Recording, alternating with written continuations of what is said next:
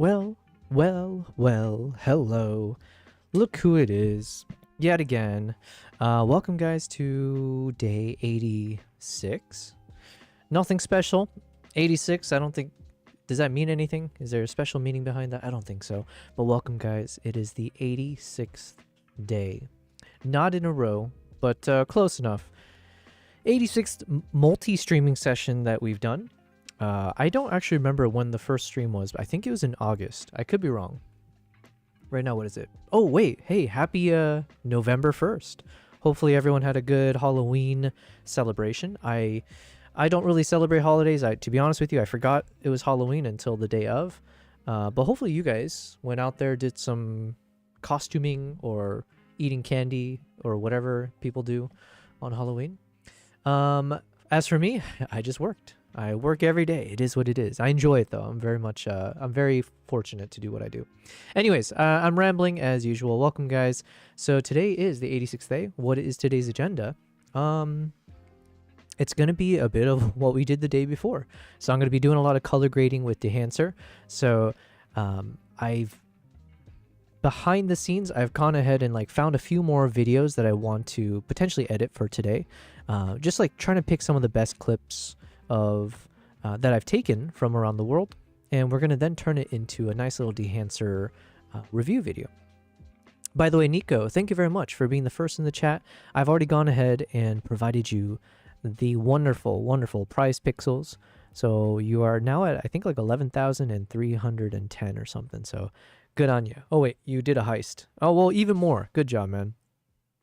Hopefully everyone's doing well. Nico, I think you said you had an exam or something come up, or maybe you're doing one today or tomorrow. But either way, hopefully you're learning in school and all that fun stuff. Yeah.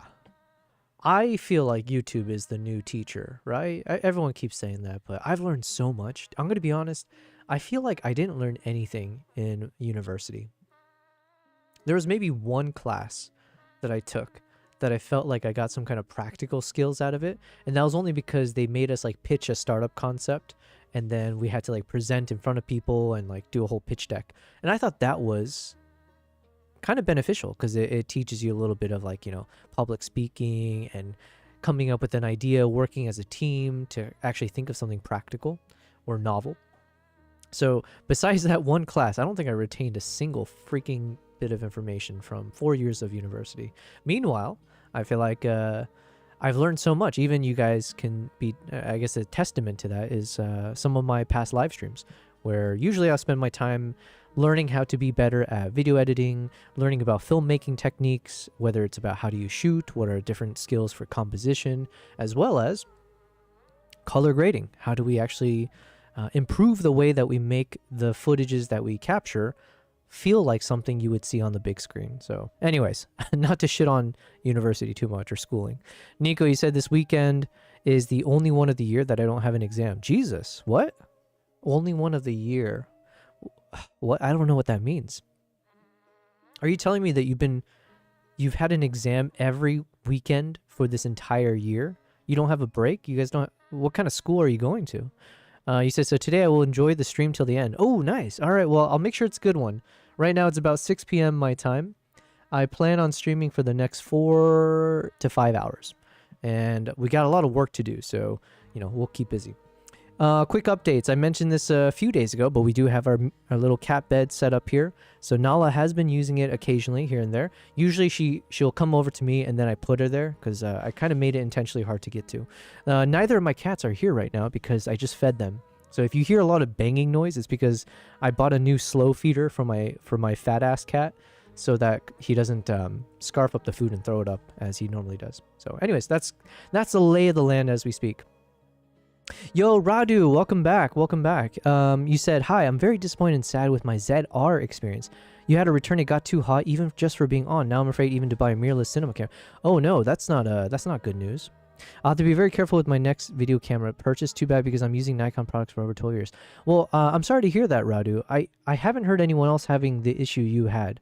So maybe there's a chance that somehow you ended up with the faulty unit. To be fair, Radu, I think I have a few like kind of clients, kind of friends, people that I've traveled with who are Nikon photographers, and some of them have had issues in the past with like some kind of big purchase. Let's say one of them, like me, they purchased the 400 2.8 lens, which is like $15,000 plus.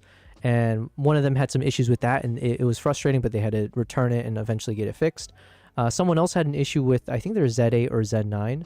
So I only bring this up to say that there is a possibility that just unfortunately you got the short end of the stick of having one of these cameras that had a bit of a faulty issue with it. I hope, I mean, obviously I'm sorry to hear that for you, right? Because like, man, that sucks. You know, you get super excited about any kind of purchase, and to have that. I remember you said even from the first day, you're mentioning that there's some issue where it was overheating, which is it's still surprising to me because I've never had that issue. And I'd be curious if other people are having that or not. The Mao Wow says, I'm back. Welcome back, Mao Wow. Thank you for being here. Welcome to day 86 of the stream. But yeah, Radu, that definitely sucks. Especially with such the hype. Oh, with all the hype. I'm sorry to hear that. I wish there was something I could... at the very least, let me... since I do have some contacts at Nikon, I am curious. I'll send them a message. I'll send them after this stream. I'll see if I can just hear like, hey, have you been hearing about this issue? I've had someone who had... Radu, can you also, if you're still here, could you tell me which country you are in? Not that I can make any promises. Actually, literally zero promises, right? But I'm always curious. Maybe if I can get some insight from them, if they've had some issues or they've heard from others in the area you're in. I think you said San Diego. I could be wrong. But yeah, anyways. But good to have you here. Mao says, question, when transitioning from your old corporate job to what you do now, was it steady or did you just go for it? It was a bit of just go for it. Rowdy, you said, I was so happy when I got it. I'm in Romania. Okay, just give me a moment. I'm going to make a note to myself to... I just cleaned my apartment, or I had someone help me clean, but I cleaned my desk and everything. Where's my freaking pen? Damn it. Okay, let me make a mental note. I'm going to make a mental note right now. Reach out to Nikon about Romanian Nikon camera situation. Rada says, I was so happy when I got it. Yeah, man, damn, I'm feeling a bit bummed already on your behalf because, yeah, I mean, it sucks. Yeah, you know what? Like I said, let me just hear back from them because honestly, I don't know because the way you described when you're having the overheating issue, it seemed like you were having it immediately. If I remember that last time we had the conversation, it sounded like you were just like, hey, have you had this issue where like I turn the camera on, I'm doing whatever, like even just setting things up and it's overheating. So, yeah, I'm not sure, man. But yes. What did you, Radu, can I ask, what were you trying to shoot, or did you end up shooting anything like in terms of going out for filming certain subjects? I'm curious. And let me know any other thoughts you had, or was it so bad that you weren't able to even like shoot anything because of the overheating? But yeah, damn. Just, you say it got too hot even just for being on. So definitely, I think you just had a faulty camera because, like I said, I literally filmed it 3 days nonstop. Like I was just draining battery after battery. I was filming in like the peak of day, you know, midday sweat and balls kind of thing. And then I did a hour-long interview in like it was like higher than room temperature, interviewing at 4K 24 frames per second in R3D codec for like about an hour. Never had any issues across any of it. Never even felt like, because clearly it sounds like you're saying there's a noticeable heat. Whereas like for me, there was never anything. That's why I'm not sure. Mao, let me answer your question in a bit more detail in a second. You said, I got the money back from the store. I really don't know what to buy now because I have an event coming up and I need a video camera. Damn. And the store, there was no option from the store. They didn't have like another unit to just see. Yeah, you're in a tough situation there. Sorry to hear that, man. Man, that's something. Unfortunately, I have no ideas. You're the first one to give that feedback, so hopefully it is. I say hopefully. It sounds weird because obviously it sucks to be you regardless, right? In the situation that you were in.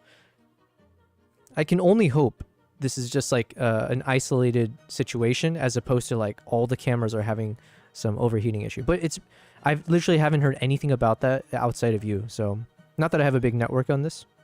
Used it inside the house and outside at maximum 20 degrees Celsius. That's like nothing.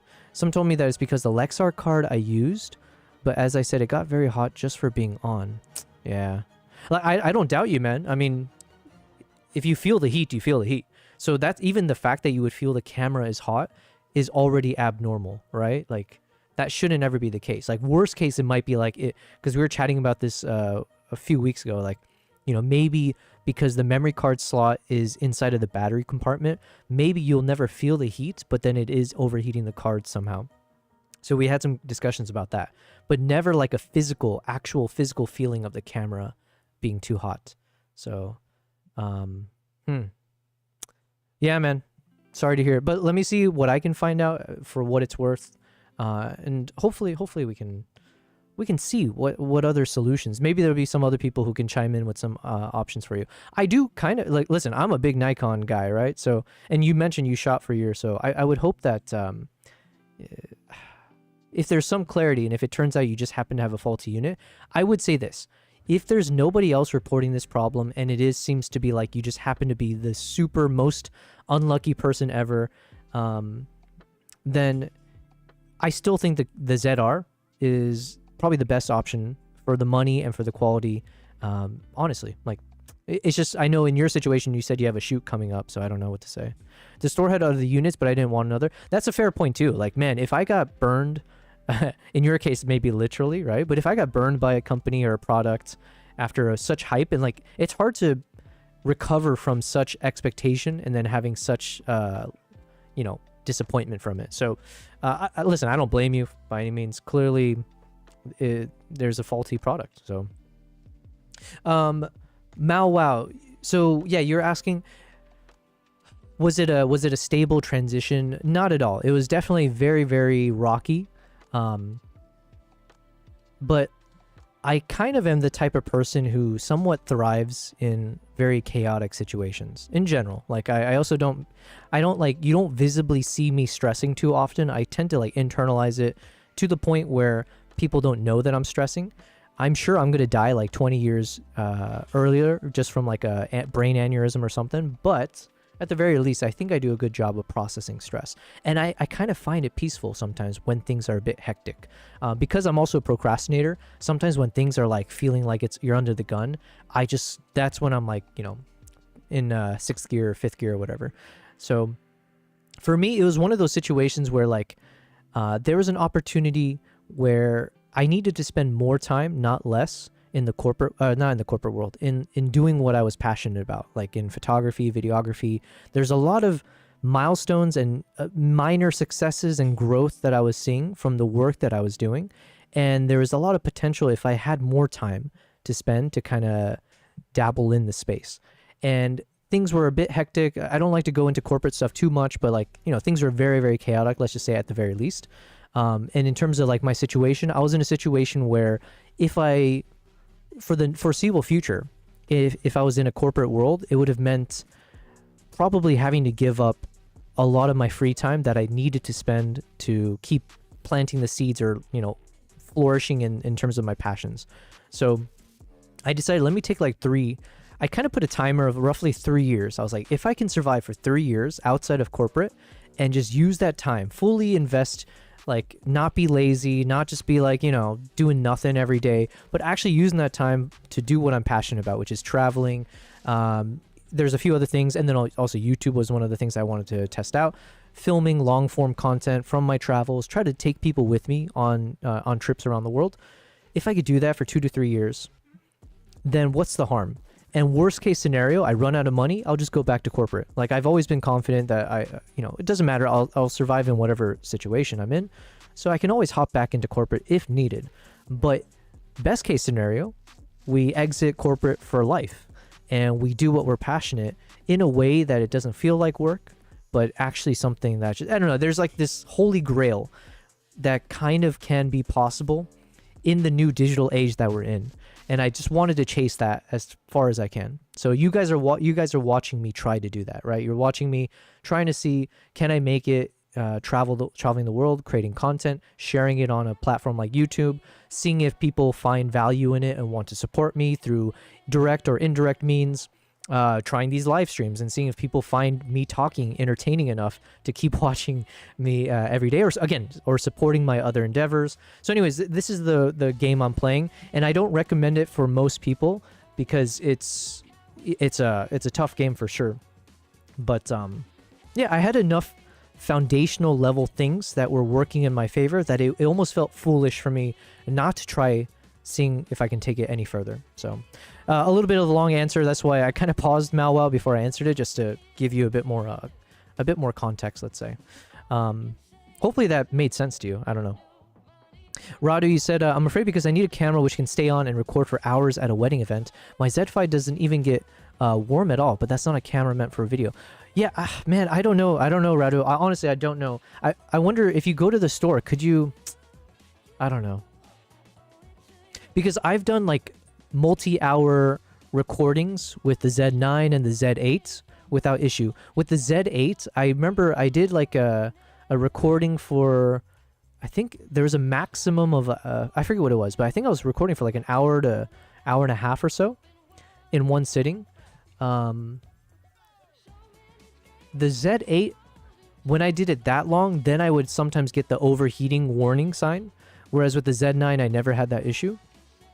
But I was also filming a lot outside in the heat, probably in like 25, 26 degrees or higher, so it wasn't like the coolest of temperatures. Oh, what's up, Photo Elites? Photo, whoa, you're on the YouTube side. Interesting. I wasn't expecting that. Photo, you said, what you're describing is a cinema camera. All those mirrorless are not meant for that, and they have a time limit for how long they can continuously record internally. Although, Photo, can you clarify? Just because obviously I'm not familiar with cinema as well. Does Nikon... I felt like I heard something about Nikon has some limitation of how long you can record in one sitting, and I didn't know if that was the same limitation other cameras have, where, like, you know, I don't know, make up a number, maybe it's like 2 hours or something. I don't know. I've never had to push it to that limit. But thanks for being here, Photo. Thanks for being on the YouTube side. Hopefully everything's working. You're everywhere. Thanks for being on the Twitch side. Hells yeah, thanks for the support.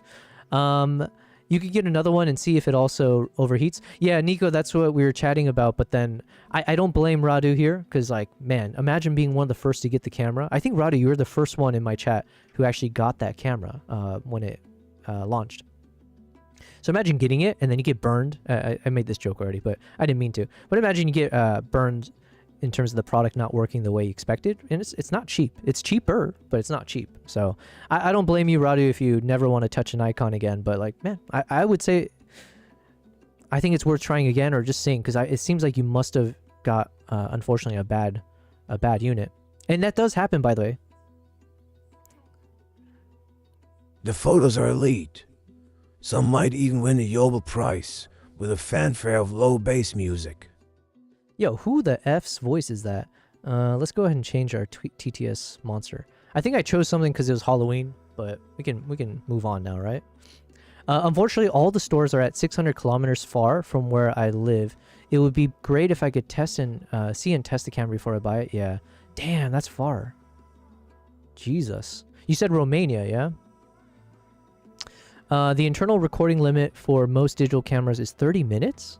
Really? For some reason, huh, okay. If he's, yeah, I mean, but then for the ZR, I know for a fact with the Z9, Z8, and the ZR, I had the ability to film over an hour and something minutes without issues. It was just like, as long as your memory card was big enough. So I'm just going to pick a random Master Chief voice. Our duty as soldiers is... No. Make sure to buy my water bottle from lttstore.com. Okay, we'll choose that one. Why not? Or, you know what? I'm just going to pick a random one.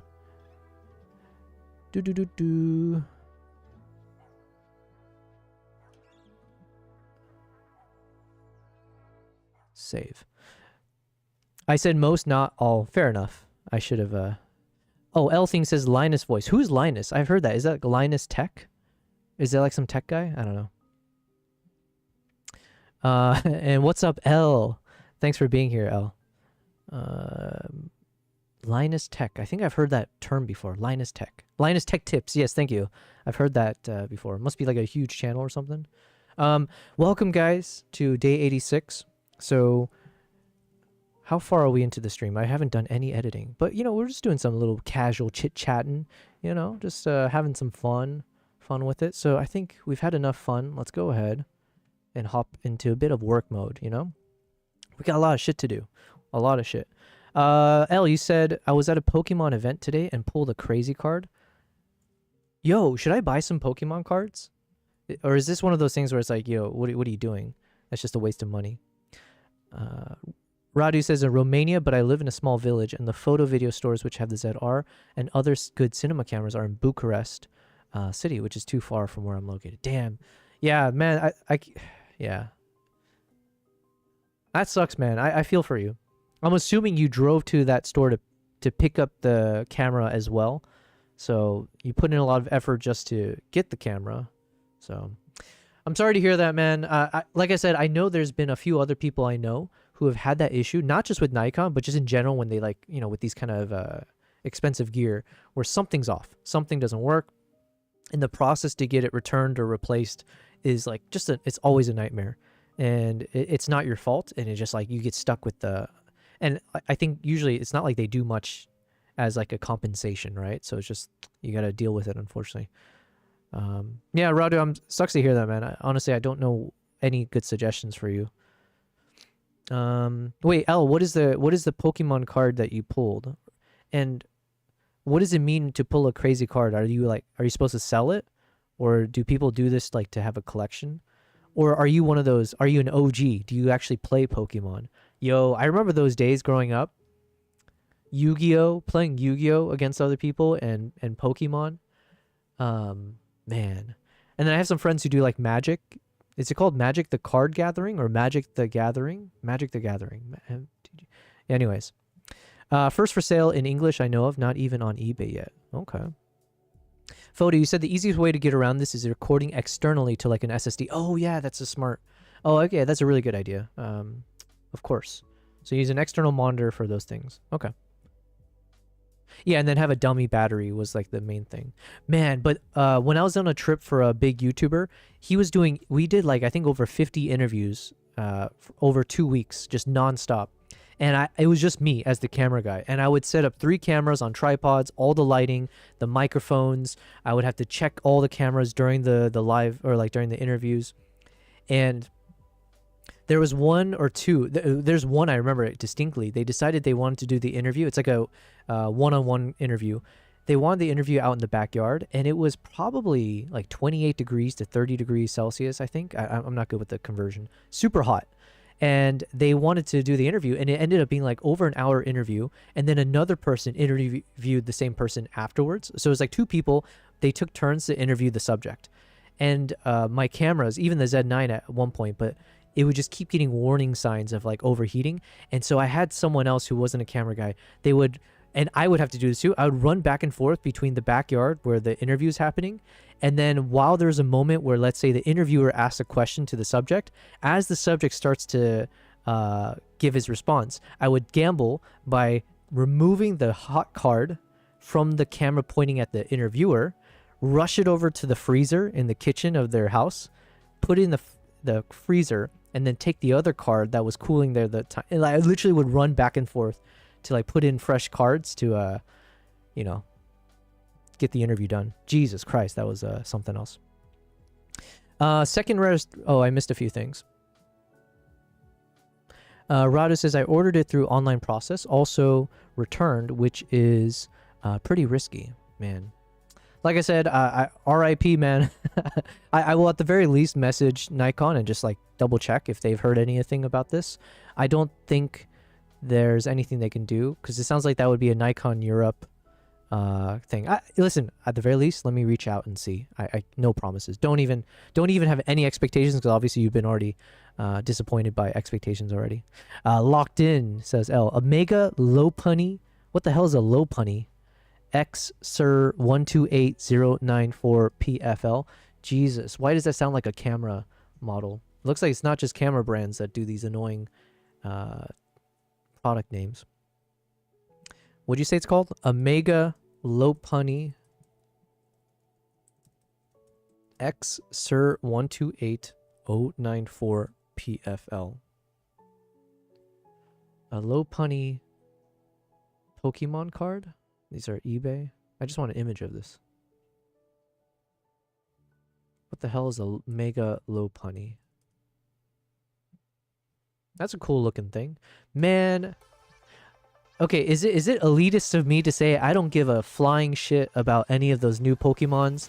It's all about the Pokemon Red, you know, like Pokemon Red, Pokemon Blue, the Yellow, the OGs. And that should be it. That should be like the only Pokemons that ever exist in ever, you know?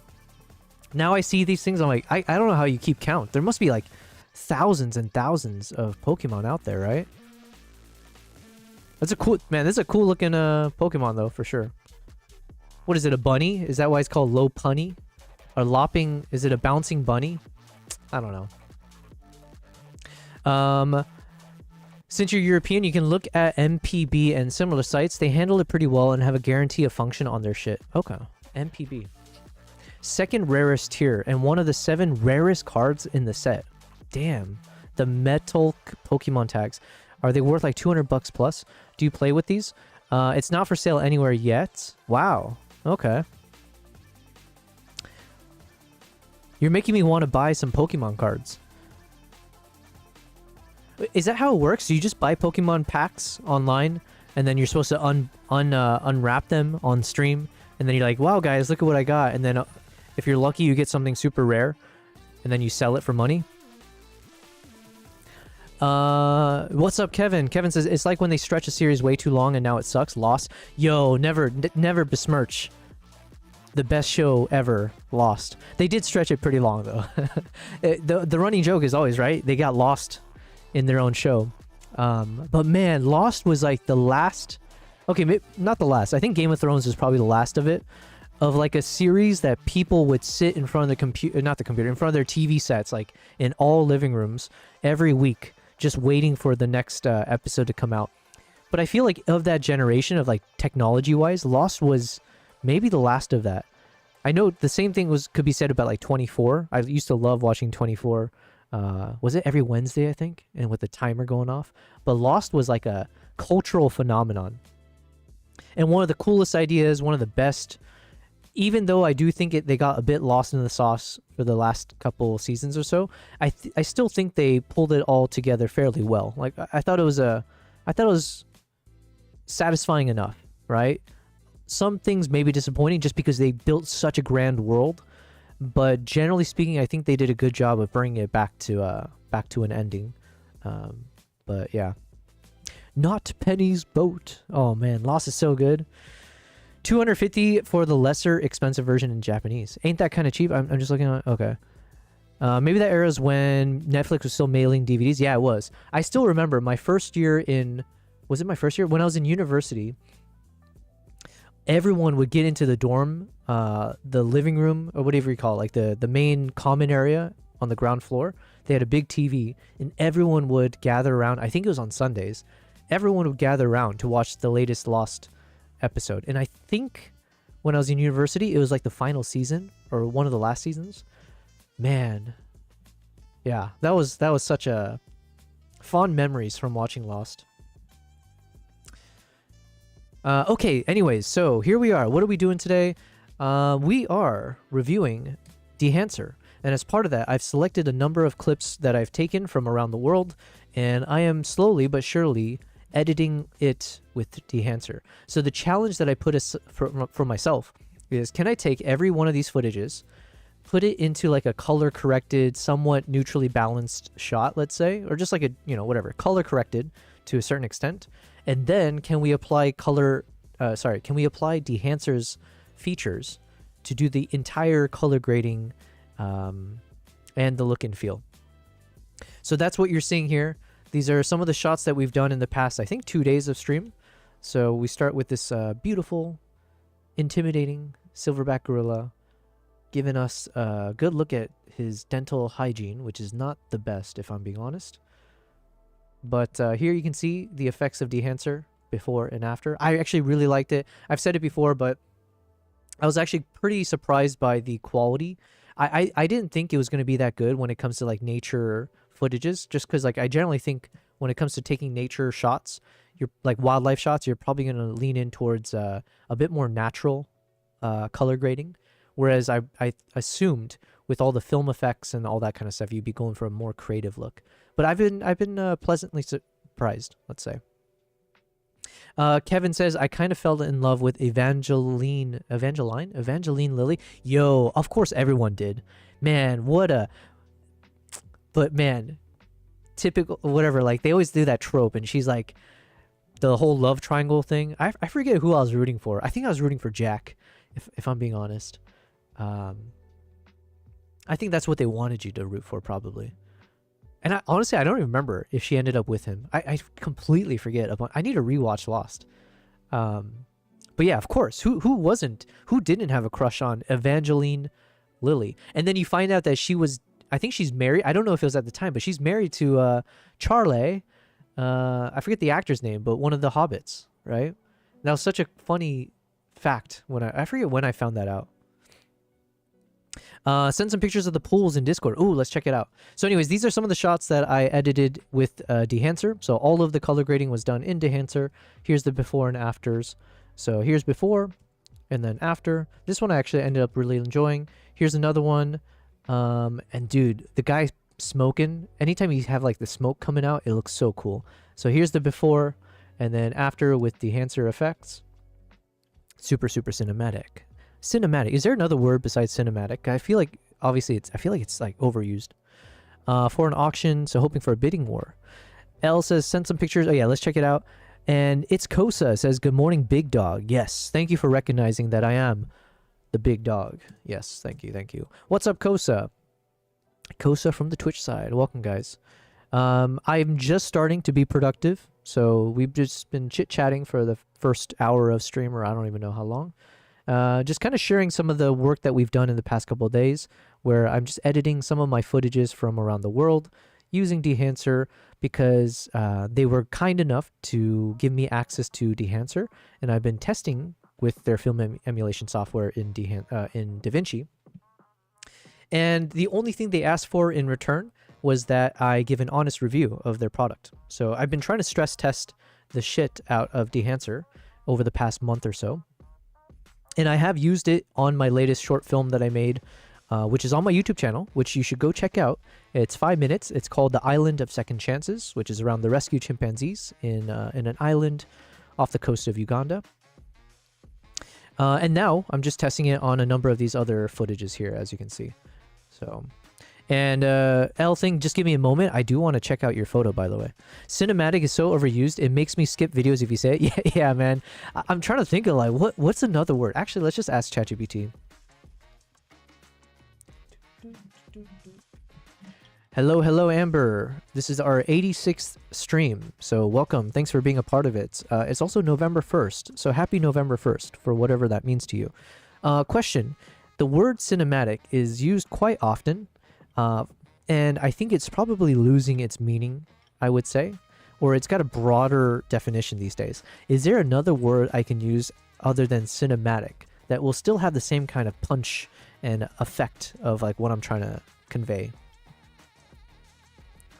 Yeah, absolutely. And happy November 1st to you too.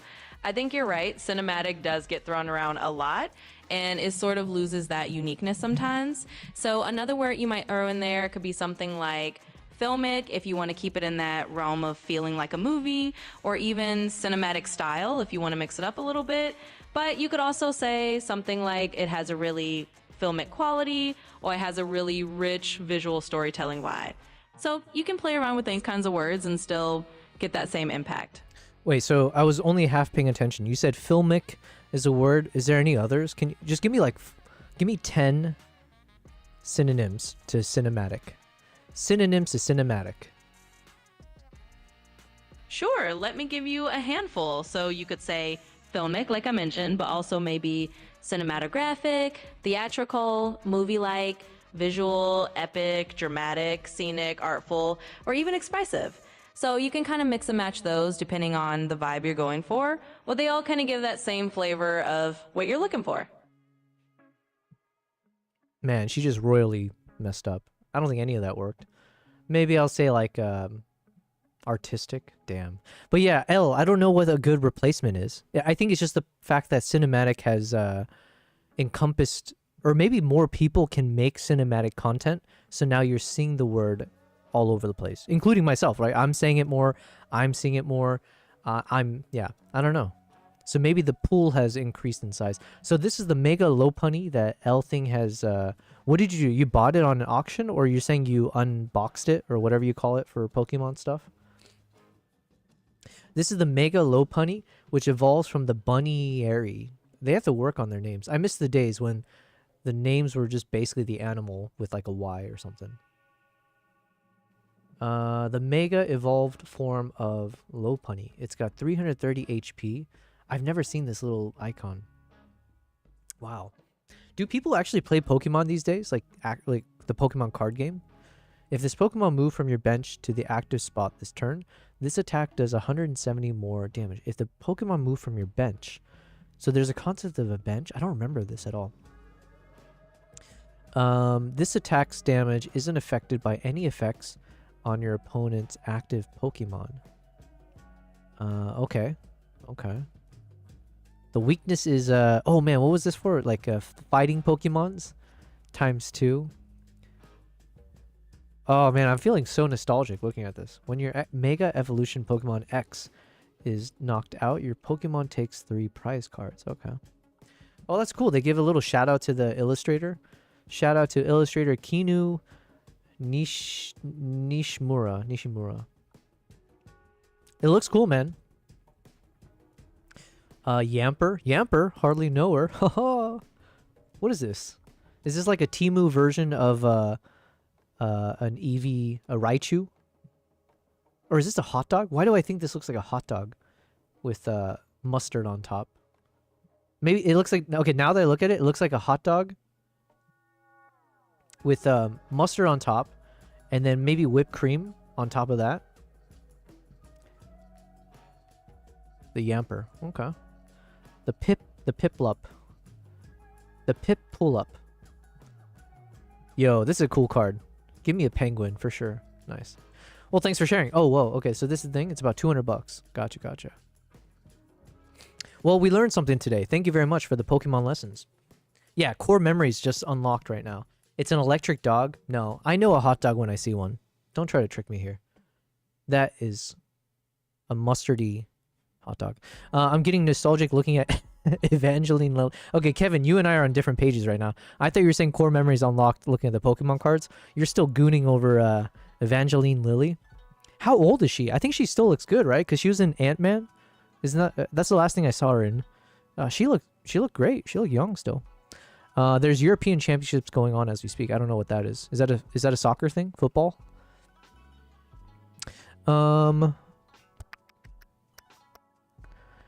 Cinematic. Oh yeah, but can you define cinematic? I have no idea. I don't even know how would you describe cinematic? It's just I guess like cinematic to me probably in the most like basic form is just, or like the best, not the best definition, but it's just like something that feels very Hollywood like, you know, just something you expect to see in a big budget film. There's something about it, whether it's in the colors or the composition or just how they do it. It's like very immersive, you know? So maybe we'll use the word immersive a little bit. We'll interchange immersive and artistic. This was one of my favorite, but I was mentioning this shot was really good without any color grading. So this is what it looked like before, but then I did have some fun with Dehancer to try to create a slightly different look while maintaining the colors on the eyes. And we have like 4 of these shots, just different angles here. Let's let it play out. European Championship in Pokemon Trading Card Game. Oh, okay. Something you'd see at the cinema. Nice, Kevin. I like that one. Yeah, I think cinematic. Yeah, is there like a better way to describe it? I guess generally speaking, it just feels like something that will more easily transport you into the scene. So, yeah. That's why I feel like immersive could be like a somewhat of a. It doesn't give the same meaning, but it has the same feeling, if that makes sense. So if something's cinematic, usually it's because it's very immersive, but I could be wrong. I don't know. It's Kosa. You asked, do you do reviews on videos, photos? I'm just starting to get into short films and creating my own, and would love your opinion if that's something you do. I've never had anyone ask. You know what? No, I take that back. I have offered, and I've had a few people in the past send photos to the Discord, and then I wouldn't necessarily do a review. We would just kind of, yeah. So I wouldn't do like an actual critique. It was just more like we get to share it on stream, and I would give my opinions for sure. So yeah, I'm happy to do that. I haven't really done it on videos though, but I don't think you want my opinion on the video side. We're very far removed from being a pro in that sense. But yeah, oh yeah, it's Kosa. If you'd like, let me hop in to the chat. Let's put in the link. If you'd like to join my Discord channel, from that Discord channel, there's a few threads or whatever you call the little sub channels. So you can see one for photos and videos. Feel free to pop something in there and we can check it out. If it's a video, I just have to be careful. Just if it's got audio in it, that can get me copyright struck. I'm trying my best to avoid those. Photo Elite said, oh, let me just play this out as I'm reading. I wrote a whole ass guide a while back on how to do cinematic portraiture. But then some people get annoyed when you say cinematic for like photos, right? Or when you're saying portraiture, I guess you could mean for video. So I don't know. Listen, I don't care. I genuinely don't care. But I feel like I do feel that I'm overusing the word cinematic myself, and I see that word everywhere. So it is just out of curiosity. It's like, I wonder if it's being overused, or is there like a new word that can take its place? These are some shots from Zimbabwe. Also done with Dehancer. So everything's done with Dehancer. Just some nice slow motion, then it pops into a close-up shot. Same thing before and after. Sometimes I feel like the grainy effect is like a hit or miss. I feel like more often than not, I don't actually like when there's a lot of grain. Oh yeah, so I haven't edited that one yet. We did edit these 3 as well. So before and after. Before and after. Alright, this is after and then before. Same thing. Before, after. So yeah, point is, I think Dehancer has already proven itself to me personally that, if I wanted to, it seems like I could use Dehancer for all of my color grading if I wanted to, right? So it's like, you could literally survive with one node on DaVinci that's doing all your color grading and still end up with really nice results, if that's what you wish to do. This was one of my favorites that we edited yesterday, where we have like this, I don't know, it's just like a normal shot, I guess. But there was something cool because I was just walking towards this temple. And so then with the Dehancer effect, I tried to go with one that felt a bit more abnormal. And then playing with the halation and the bloom to make it a little bit more like halo-fied, if that's a word. And then here's a close-up as I was walking towards it. What's up, Kavaitsu says WSG. I don't know my acronyms, or what does that mean? What's up, gang? Is that what WSG stands for? What's up, gang? What's up, Kavai? Thanks for being here. Dator, hey, Guten Abend. Teach me another German word, please. This was also cool. So now we have like 3 versions. We have the far away. So that's one film technique that I did learn as I was doing research for my own short film. I think a lot of people, they'll do a wide angle shot first to set the scene for the audience, and then they punch into like a closer shot. Now that they have the context, then you're a little bit more able to do like a close-up punched in shot because they understand the context. So I forget what the terminology, there's like a phrase for that, but I think you do like a wide angle setting the scene shot first, and then you zoom in. Hello, Yobel Land chat. I'm lurking a little bit. No worries, Dator. Thanks for being here. Markman asked, did you get your ZR? I have not gotten mine. I know a few people have. We started today's stream, Mark, actually. Radu in the chat. I don't know if Radu's still here, but Radu was mentioned because he got his, I feel like a couple weeks ago. But unfortunately for him, he had some issues with his camera. It seems like it would like constantly overheat. So we were having a long discussion about like, well, that number one, that sucks. So he's returned the camera, and we don't know what we can do for Radu, but yeah. Hopefully that is an isolated issue. I haven't heard anyone else saying they had some like overheating problems with the camera. So yeah, we'll see. This is the last one I think we edited yesterday. I could be wrong, but just some shots of a cat, you know, why not? So here's the before, and then here's the after. A lot of graininess, but you know, it's a style.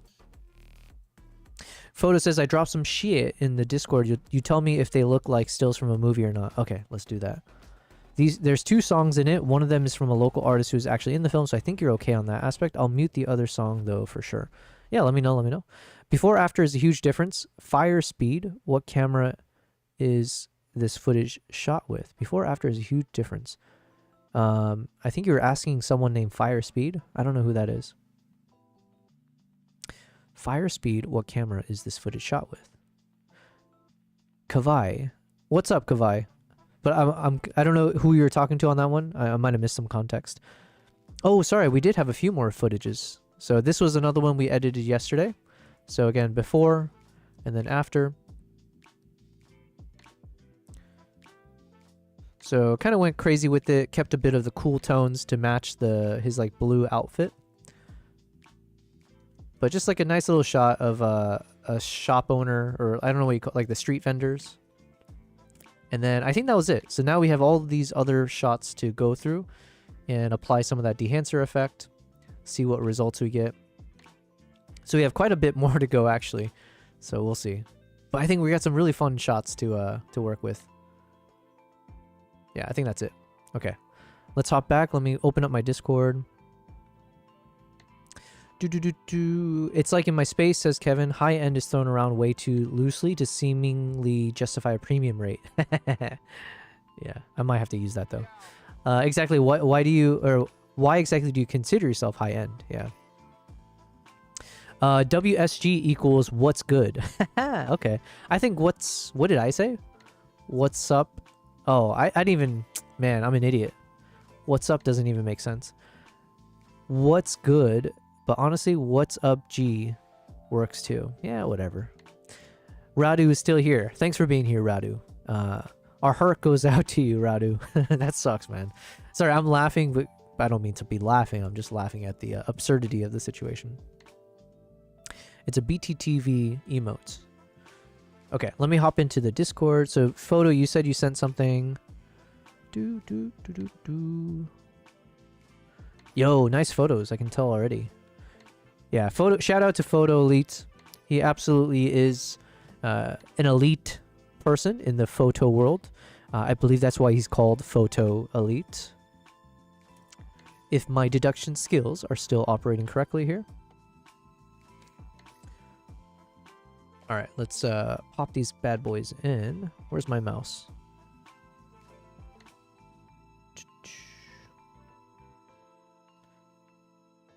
And happy November 1st, guys. Do people do anything after Halloween? Halloween's what? Always the 31st. What are the holidays in November in the US? Is it just Thanksgiving and Black Friday? I think so. Yo, I like this a lot. Nice. And then you had a question for us, right? What did you say, Photo? You asked... I dropped some shit in the Discord. You tell me if they look like stills from a movie or not. Okay, let's keep that in mind. Radu says, but must go. Have a nice evening. Don't worry, it happens. Much health to all. Yes, thanks for being here, Radu. I'll try to do my best to follow up and see if there's anything I can find out. But obviously, that's not going to help you much now. But yeah, have a good evening. Thanks for being here. Photo, you said... Oh, Mark, you said, I haven't had mine overheat, but I haven't put it in situations that could make it overheat. Fair enough, fair enough. Fire speed is a BTTV emote and will just appear as regular text unless you have BTTV, which means he was asking what camera it was shot on. I see. Okay, let me reread what... So Kavai had asked, before or after is a huge difference. What camera is this footage shot with? I see. My apologies, Kavai, because I didn't know what you're talking about. So I'm assuming you're talking about one of my previous footages. I can't really recall when you asked. But generally speaking, most of these shots were in 60 frames per second or 120 frames per second, generally speaking. Actually, you can quickly see here. So, for example, these were 50 frames per second. I think I had to do it at 50 frames. The only times I use 50 or 100 frames is if there's some issue with like if there's like LED lights or something flickering, then I'll try to use that and sometimes it fixes it. Otherwise, I was shooting in 60 frames for the cats, these statue stuff, temple stuff, 60 frames. The Vietnamese ladies were 120 frames. The horses were 120 frames.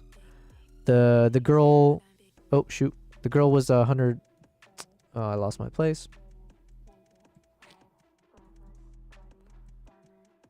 Girl was 60 frames. Leopard was 24 frames. And this one I could do 24 because like the leopard wasn't moving. So it was just one of those like, okay, let's just get some clean, lowest ISO or like, you know, the best for the ISO. And then I was shooting at 8K for this one. 60 frames. 60, 100 frames for the train just because there's a lot of flickering lights. Which, by the way, DaVinci has done a really good job because there is some flickering on these ones too. But I did apply the deflicker effect and it took care of it pretty well. 120 frames. All of these are 120 frames. And then the Gorilla Silverback is 60 frames. The zoom on your browser is off. What do you mean zoom? Was I supposed to be zooming? I don't know. Oh, no. I'm kind of in a zoomed out mode right here. Maybe I'll pop over to this view. Barkman says Veterans Day. Oh, okay. Fair enough. Yo hablo español en mi coche. I talk Spanish in my car. Nice. We're learning. Oh, wait. I was looking at photos. Yeah. I mean, this definitely looks like it could have been from some kind of a movie scene. I think photo, the way you color grade your photos, it absolutely feels very cinematic. But yeah, no, I like the way you edit. Like the colors always pop. It feels, it fits my style as well. Where I do like when shots are a bit more in the dark, or it's like when people aren't afraid to play in shadows essentially, and just have like areas where light cuts through, but then like there's a story in the darkness as well. So yeah, I like this a lot. Man, those eyes. I'm assuming she was wearing some kind of contacts, or did you have you just photoshopped this yourself? Nice, nice. Oh, I've seen this one. Yeah, so I remember you shared this one before. It's from Chainsaw Man, right? Because I couldn't recognize it last time. This is like Chainsaw Man, which by the way, I need to go watch it in theaters. I heard I actually haven't heard anything. I think I got good reviews though. I think you sent me a different photo from the same shoot, but not this pose. But I remember looking at this like garage setting or something with the smoke, and I thought it was really epic. Nice. Man, you must have so much fun just doing these like cool ass cosplay style shoots. Now, do you get a lot of guys requesting like a photo shoot, or is it always like women usually? Yeah, but I would agree with you, Photo, or I don't know if you were saying this, but your shots definitely feel like it was part of a film, and we just happened to get a still frame from the film. In which case, I would say, yeah, you know, if cinematic is supposed to be for like video only, not saying it is, but then I can totally see how your shots definitely convey that. So, epic stuff, man. I'll definitely take lessons from you, if I ever do some Photoshop stuff. The guys he don't show, yeah, that's the guy stuff. It's a NSFW stuff that he does. I got you. Photo says, okay, one Kava. What is Kavai was asking what camera you shoot with. Oh, did I misread that? What camera you shoot with? Not the frame rate. You're zoomed in too much on the browser. Oh, and when I was showing the photos. Gotcha. Oh, well, I think I exited out of it, didn't I? All right, so it's fine. Man, I completely misread that then. Kavai, what camera is this footage shot with? Well, when I read it out loud, it's like, how could I have confused that with what frame rate did you shoot with that camera? All of this was shot, 99% was shot with the Nikon Z9. Some of it was shot with the Z6 III. So the way, yeah, you can actually see it in the naming convention here. So let's see. This was I'm pretty sure this is the Z9 or the Z6 III. No, this is Z9 because I shot this in 8K. The 6 III can't do that. I'm assuming Z9. Then some of these. So this one was with the Z8. But generally speaking, Z9, Z8, Z6 III. Those are the ones. And then most recently would be the ZR for those chimpanzee shots. So like, let's say these ones. What did I shoot this with?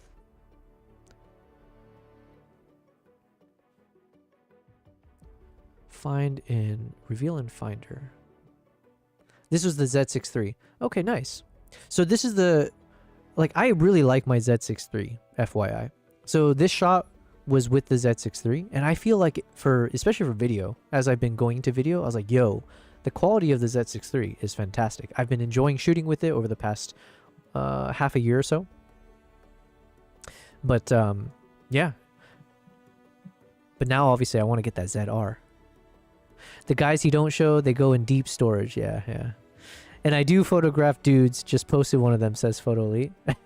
We believe you, man. I'm sure it took a while to sift through all the 18 plus photos to get to this one. But listen, you do you, dog. Nice. Oh, is this from like an anime thing as well? Is this from Hunter x Hunter? Which, by the way, I think is a garbage show. I don't know why people think it's like a top tier. Is this like a Hunter x Hunter thing? What am I thinking of? Hunter x Hunter Butler? Or like suited character? That's probably not going to help. Oh, maybe I was thinking of this guy.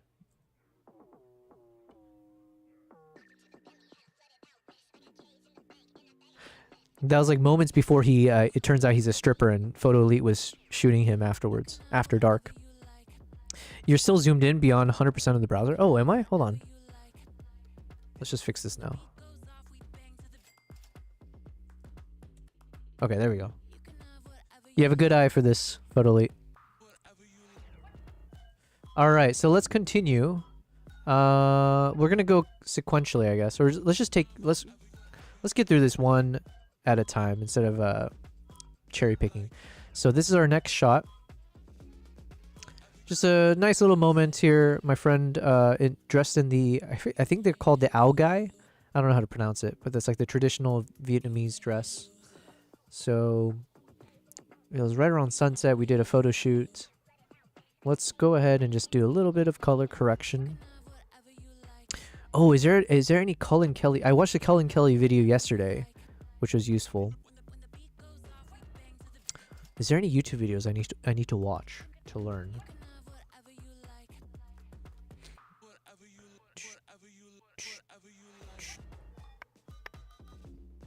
But I think the main thing from Cullen Kelly's video was he was saying stop using the lift. Basically, don't use the lift gamma gain. You can use them, but generally speaking, when you use the lift gamma gain to like lift the shadows or you know, drop the highlights or whatever, like whatever adjustments you do on one will affect the others. So you have to play this game of like adjusting one and then readjusting the other, which then you have to adjust the other. So it's a little bit longer to get to the final result. Whereas the recommendations were using like the HDR global exposure wheel as one thing if you want to adjust, as well as doing the middle gray point and then adjusting the curves around that middle gray point. So those things we have already applied as a principle. So it was good to watch that video to like reinforce some of the learnings. So hopefully I won't forget them. Okay, so let's say, I mean, it's not the best color correction, but I have to be a bit faster with things. So let's just say, like, generally speaking, we're happy with this as like a baseline.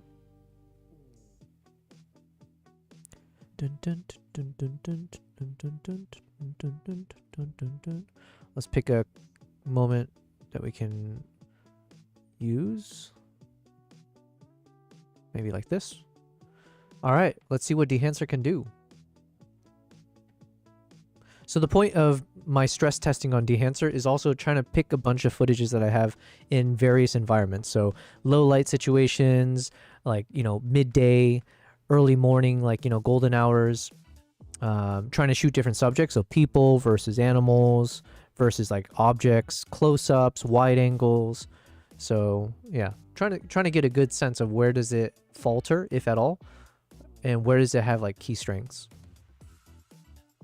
And thankfully I discovered a shortcut, because it was super annoying having to browse through all of these film stock profiles. So now if you just click on the box, but then don't use your mouse, then you just use the up and down arrows and enter, and then you can do this quickly. This one has an interesting look, slightly unnatural. Obviously the whites have turned a bit blue, but interesting. Oh, maybe I should do a bit of a color correction first. Hold on. Or like white balance. I haven't had anyone teach me the proper way to do like a white balance correction. So generally I just kind of do what I do in Lightroom as well, where I just take the little eyedropper and I just pick something that's supposed to be white and then see what the results look like. And if it looks nice, I keep it. If it looks weird, I adjust from it or undo it. So like if I take the little eyedropper and assuming that this dress originally was white, and then say, okay, here we go. Let's say this is the new neutral level. Photo says, I know my shots. You were cutting off a third of the frame on the shots. Nice, nice. I was testing you, okay? Come on. You passed. Good job. Okay, so let's say this is the new color corrected version. And now let's go ahead and start with step 1. Testing out Dehancer. And this is honestly a godsend. I would not be editing so many of these with Dehancer if I didn't discover the shortcut. So I will absolutely put this in my YouTube video, because I'm sure other Dehancer users could find some value out of this, just out of this one freaking tip or trick, I guess. Otherwise, I'm going to criticize Dehancer and ask them to make an adjustment to this. Oh, I think there is a firmware update. Hold on one second. Not a firmware update. Check profiles. I think I got an email saying that they have new film stock profiles. I should have, damn it, I should have done this earlier.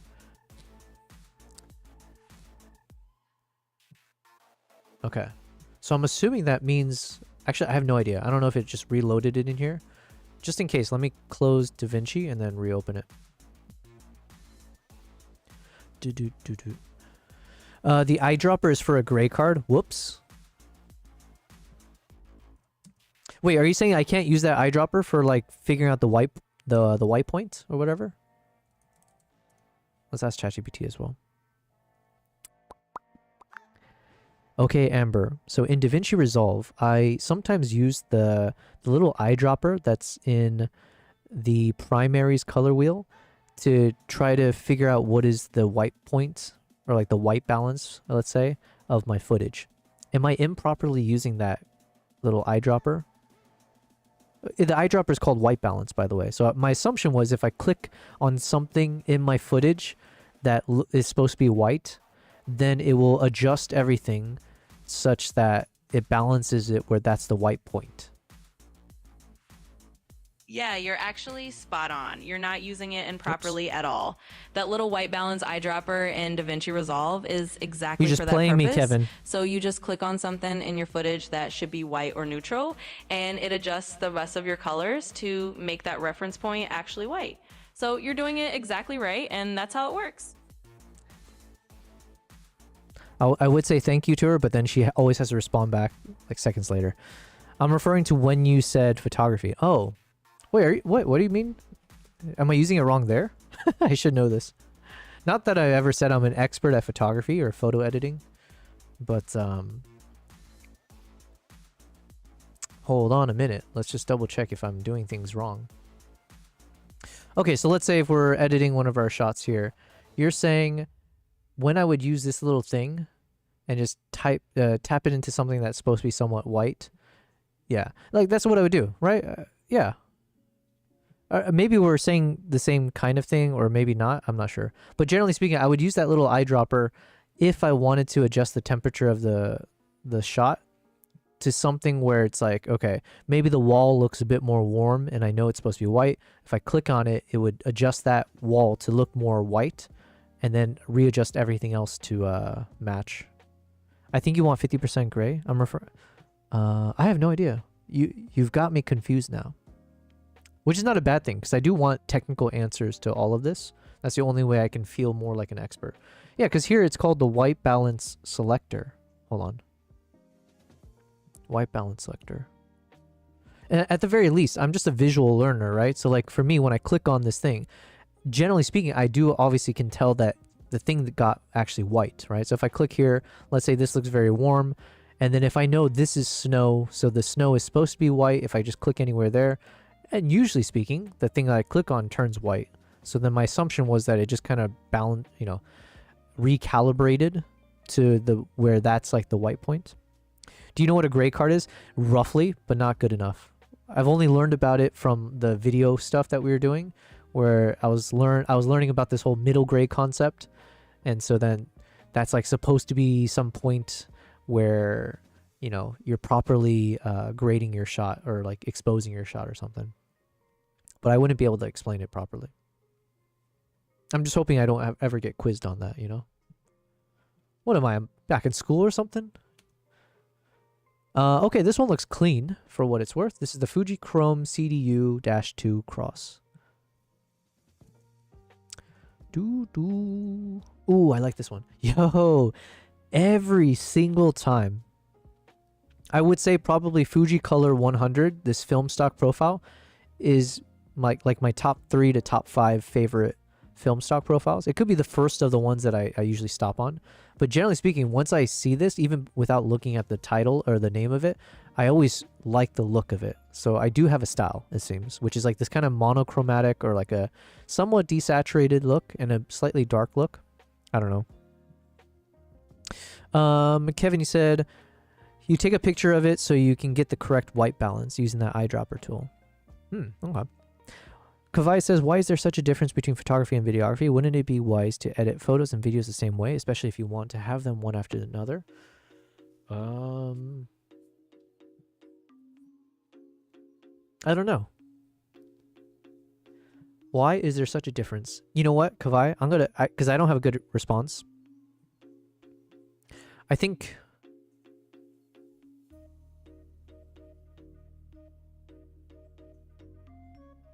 Yeah, I don't actually have a good answer for that. Wouldn't it be wise to edit photos and videos the same way?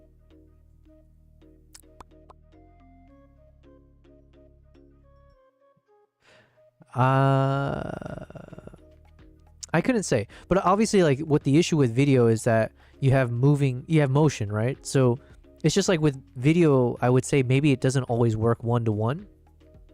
Where, like, if you had the same frame, same composition, and you filmed it and you took a photo of it, I'm assuming maybe it would be much easier to kind of edit it the same way and get the same look and feel, depending on how you shot, maybe like in the raw formats and whatever.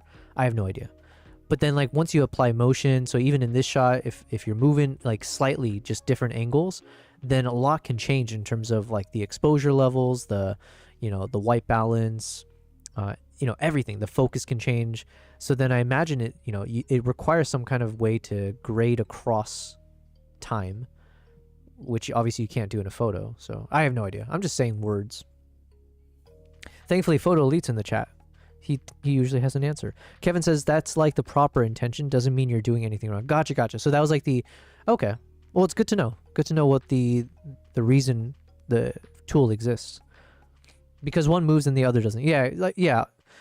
In the most like commonsensical way, you would just say like, yeah, I mean, it's hard to, you can edit one still frame in a video.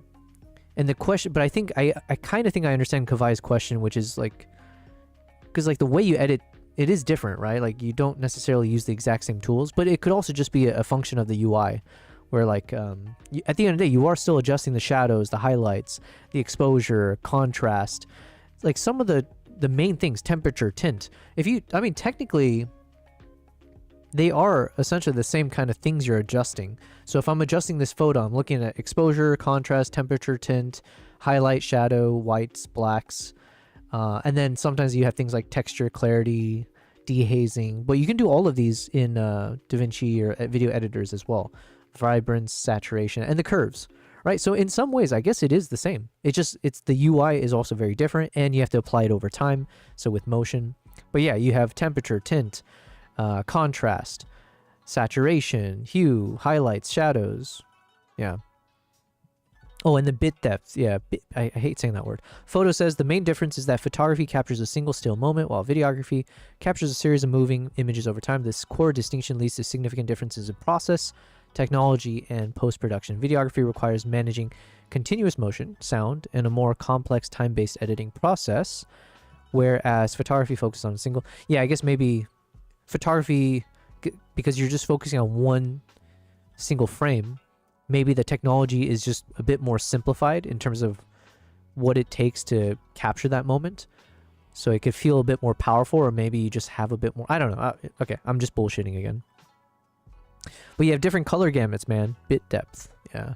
But I don't really know what that means. Like, okay, so they say, for instance, this NRAW footage is a 12-bit color depth. I do understand that, like, that turns into this math of, like, how much different color distinctions you can essentially have in your shot. So you have a bit more, like, range of adjusting colors. But, like, how different is that from the language of when you're talking about photography? Because, like, obviously you have a big range of editing colors in photos as well, like if you're shooting in RAW. But is it just calling it by a different name? Is it more powerful in photos in terms of adjusting colors? Let's say if I'm shooting with my Nikon ZR and I'm shooting a RAW photo versus filming at the highest resolution possible with that same camera, I'm assuming the RAW photo would end up having a lot more dynamic range or like color adjustments than the video would. But that's just a guess. You're really integrating two completely different engines. Actually, you can pull up a video in Photoshop and edit the photo at the same time. Oh yeah, I guess you could do that, right? Or you can edit a video in Lightroom too, technically, right? Not that I've done that, but... Okay, anyways, this Fuji color tends to be one of the ones that I always pause on. So it's definitely one of my favorite, but let's keep checking what else we got. And I don't really know what direction I want to go with this shot. Because, like, do we want to keep the greens in the grass? Do we want to keep the warm tones from the sunset? Do we want to just keep it a bit cool with the sky at the top, the dramatic clouds? I couldn't really say what approach I'm leaning towards. So, honestly, just like with most of these things, I just have to visually see and see if anything sticks. Like, this one sticks for me. Kodak Aero Color 4125. That's another one that I seem to pause on quite a bit. This one's poppy, but I think a little bit saturated in the yellows there. This one's like muted, but soft, which can work. So this one could potentially work for like a vintagey look. Imagine how intuitive that is. To edit a video in Photoshop, yeah.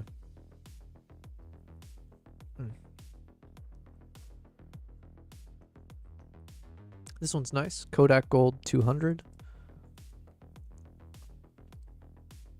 Slightly on the blue side. This one I like the darkness on it. Kodak Portra 160 VC.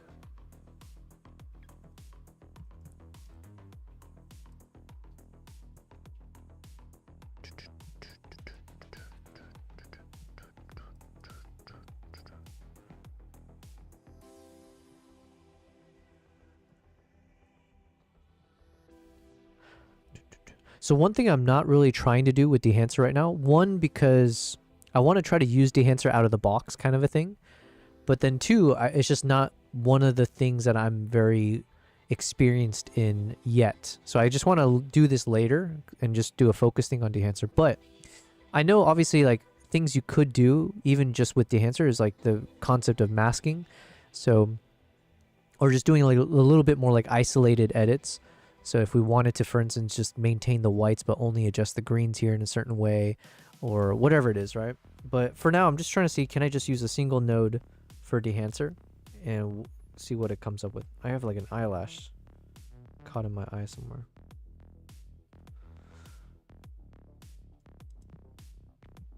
This one's nice. Rolei CN200. This one has a good look. So I'm leaning towards either going with something like the Rolei CN200 and playing with that, or we go all the way to the beginning, the Fuji Color 100. This one's slightly too dark, maybe. We can adjust it, obviously, but maybe this Rolei... Let's go with this Rolei CN200. And let me think. Let's pop it up a slight tad bit. So it's like kind of warming it as we push as we push it a bit. I guess technically we pulled it a bit, but here, let's reset, see what happens. Okay, we'll just keep it as is.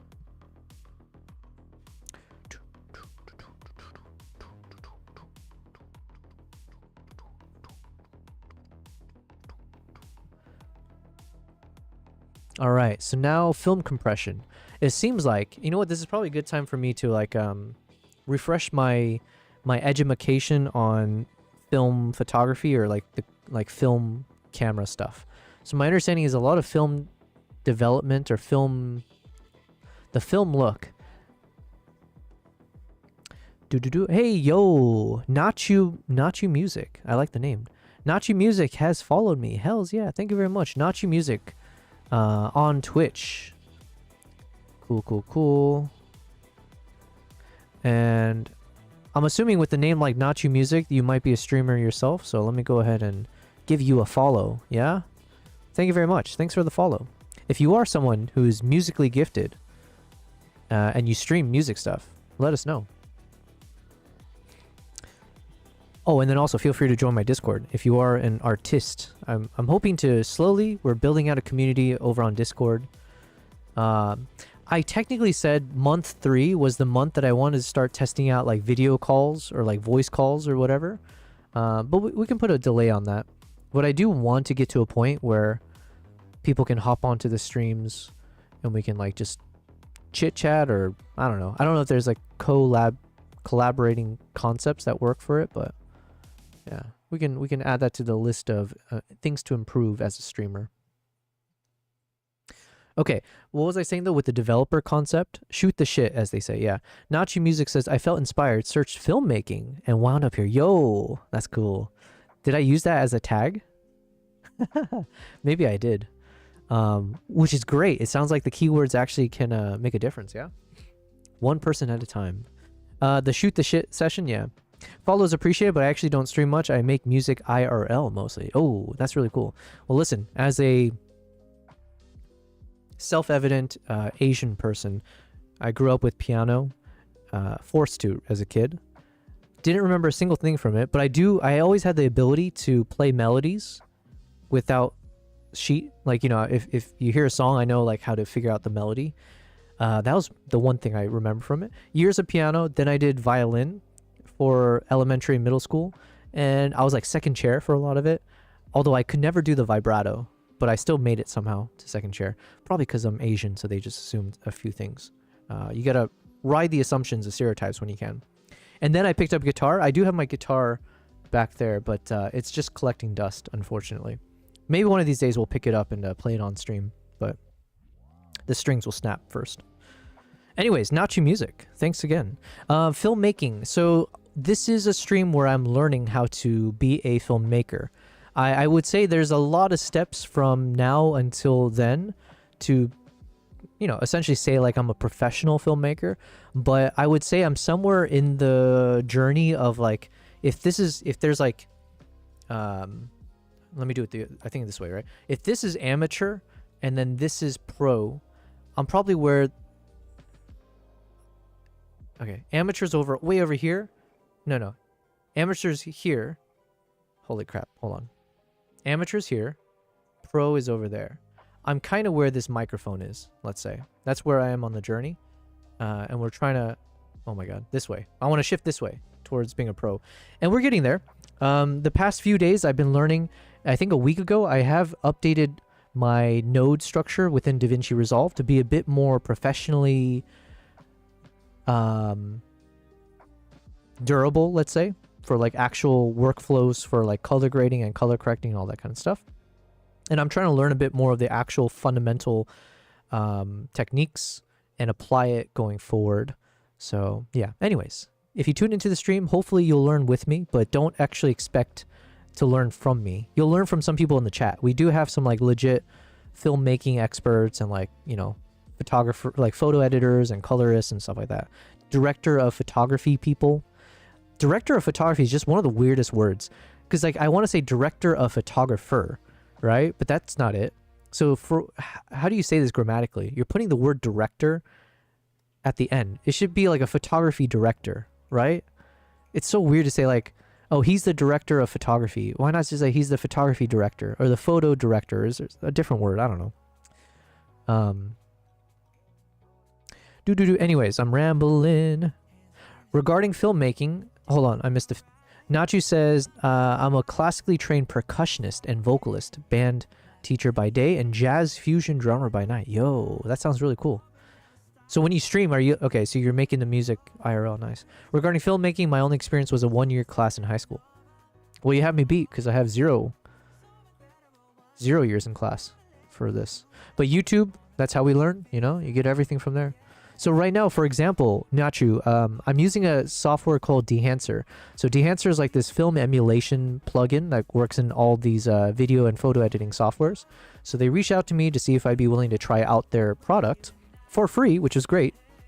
And in return, they wanted me to make an honest review.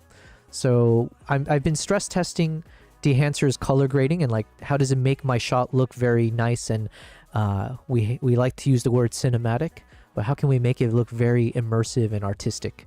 And so right now I'm trying to emulate that film technique with this one shot I have from a trip to Vietnam. And right now I'm on a feature called film compression. So my understanding is like with film technology, generally it tended to like compress the image where like the whites didn't like stand out too much. So I guess the whites and the blacks. So you didn't have as much contrast maybe in vintage film stuff. I could be wrong. I don't know. I like think I remember someone said something like that.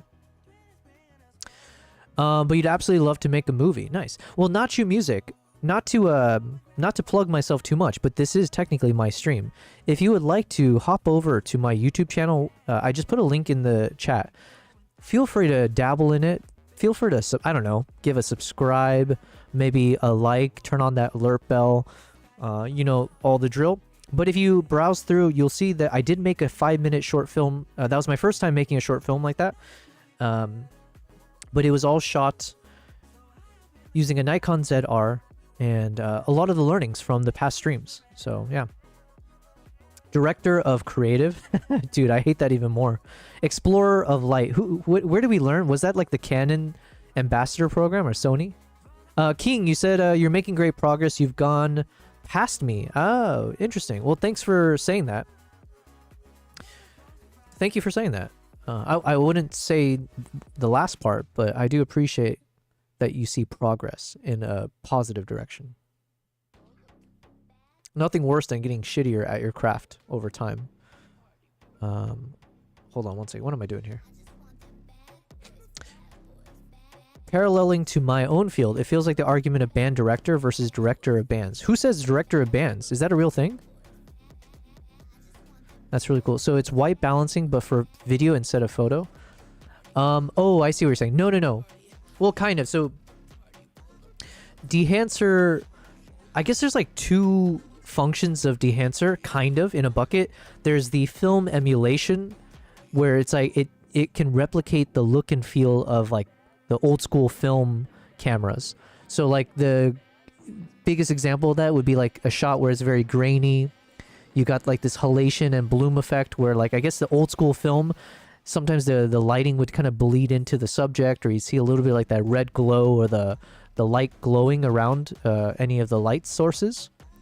And also this kind of grain that you might get when you're developing the film. So that's like one of the functions of Dehancer, is to replicate that kind of a film look in that sense. And then the second thing that I've been testing Dehancer for is like the actual color grading process. So that would be like adjusting the colors, which is I guess kind of like the white balance, but yeah, like just adjusting anything to do with colors, as well as you know, the exposure levels and like just in general like how contrasty or whatever you want, how faded your shots. It does all the creative look and feel as well. So that's what I've been testing to see like if I have a footage that's mainly color corrected, so the lighting should be somewhat balanced, The white balance should be somewhat correct. And then can I use Dehancer for everything else to get to the final result of like some kind of creative look and feel. So that's what I've been testing across a number of my shots from my travels around the world, essentially. Which has been fun for me, because obviously now I get to catch up on... We've been looking at chimpanzees for like 2 weeks, maybe actually a full month straight, at least if you've been watching my streams. So it's kind of nice to take a break from looking at chimpanzees all the time. And now we're just doing a mix of other kinds of shots here. But really, for me, it's still kind of like a look and feel approach, which I kind of wish it wasn't, because I need to understand the theory, right? So I guess if you apply it to music, I guess it would be like, maybe I'm getting to the right result if I'm trying to make my own composition or like some music, whatever. Maybe I am getting to the right result. And it could be because I have a good ear for this song, perhaps, for whatever instrument. But then I don't actually know how or why I got to that result. So I'm trying to learn the theory. I'm trying to learn the theory, because then I feel like that will set up a better foundation to help me understand why the things are the way they are, as opposed to just constantly guessing and just playing with knobs and sliders until I get some result. Kevin, you said it's Canon? Gotcha. The Explorer of Light. Nachu says it's a very real thing.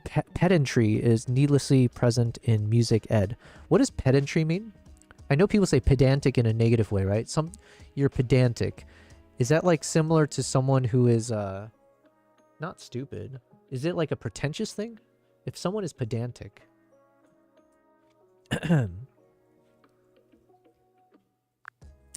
Or repetitive. Amber, what is the definition of pedantry / like pedantic? Is that someone who is pretentious, or is that someone who is repetitive, or I know it's something negative, right? Yeah, absolutely. So being pedantic or pedantry generally means someone who's kind of nitpicking over details or really focused on correcting little things in a way that can feel a bit overly fussy or maybe a bit pretentious. So it's not really about being repetitive, and it's not always about being pretentious in the sense of showing off, but more about being kind of overly concerned with minor details or rules in a way that might annoy other people. So yeah, it's got a little bit of a negative connotation that it's really music theory, but filmmaking. Got it. People being pedantic or picky about meanings and definition. Gotcha. Yeah, I was thinking the word nitpicky, but you guys won't believe me because Amber said it first. But I swear that was the next thought that I had. Oh, and then let's welcome to the stream one of my cats. Yo, there she is. Let me move my... Sorry. Let's bring you into the camera frame. Wait, I'm not moving it the right way. Ow.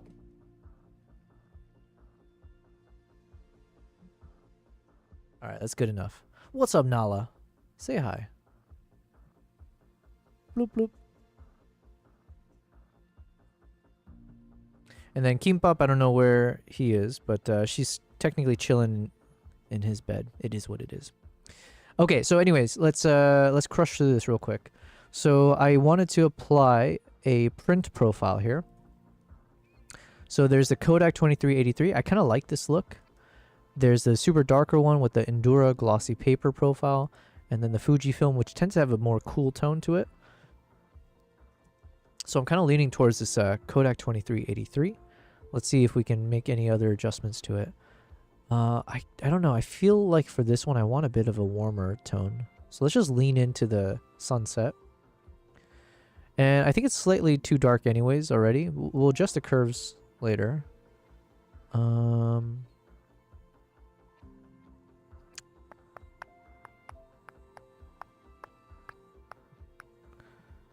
This one I might remove a bit of the color density because I think her dress is slightly too blue. Dun, dun.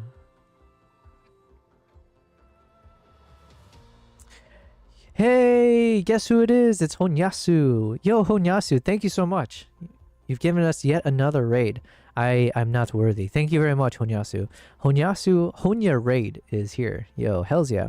I need to create a soundboard. I know that's something a lot of live streamers do. Or like I need to, because I have a stream deck and I need to like maybe create stuff with key sound stuff. What am I saying? Sound stuff and like memes or GIFs that pop up. So I can do one for the raids. Thank you, Honyasu. Well, I appreciate it very much. I think you were here. Were you raiding my stream yesterday, I think, or the day before? Man. I need to return the favor somehow. Thank you so much. We're on day 86 of the stream, I believe. And I'm just continuing with what I was doing before. We're utilizing Dehancer. I'm trying to see if I can get some nice look and feel across all of my shots. Yeah, this looks okay. Let's make it pinker. Yeah, we want a little bit more pink. Something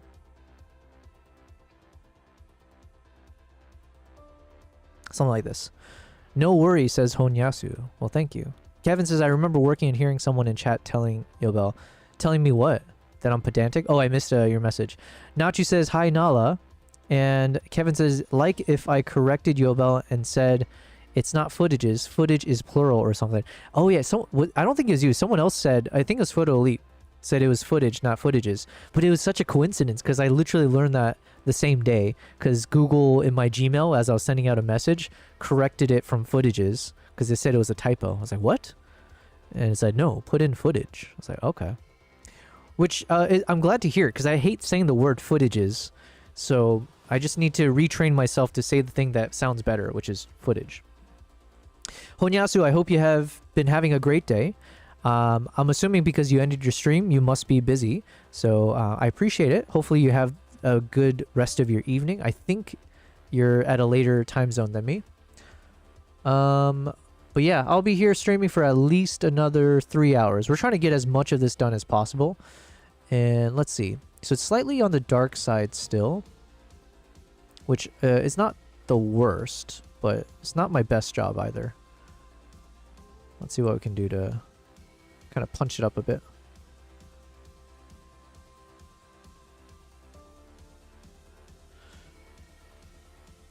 Yeah, so right now it's a super, super dark image. 1 second.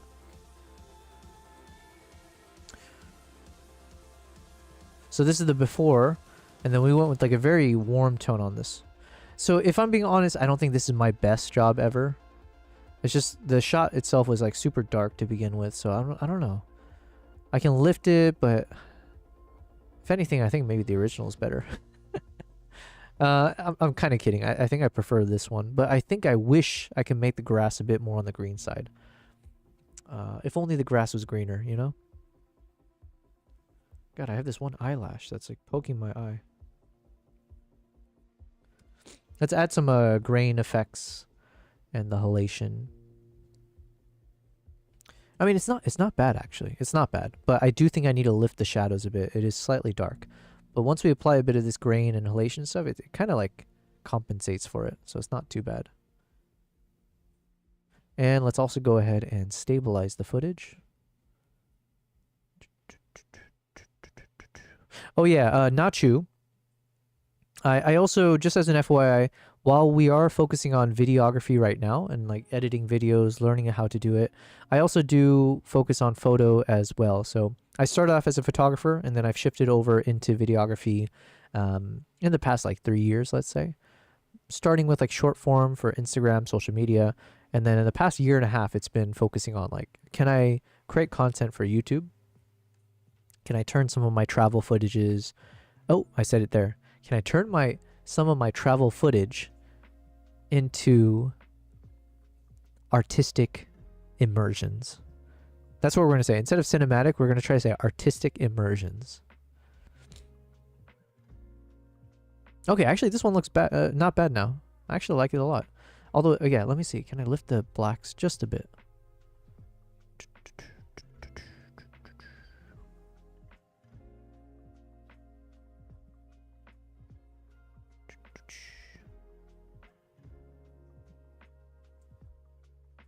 Okay, I like this.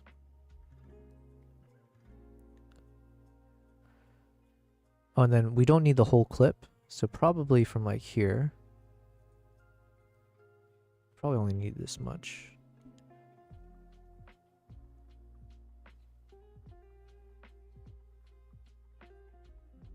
Probably from here. So just get it mid-swing as she's like turning it around, looking at the sunset, and then lifting her hand up.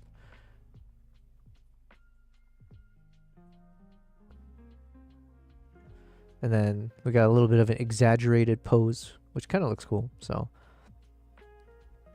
let me slow this footage down. So it's 60 frames per second. Let's go ahead and switch it to 40% of its speed. Whoops. Let me do that again, but we're going to ripple the timeline so it pushes past. So now we got a slow motion. Let's restabilize.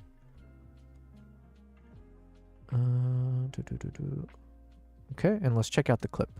So we got before, whoops, not this one. Before and after.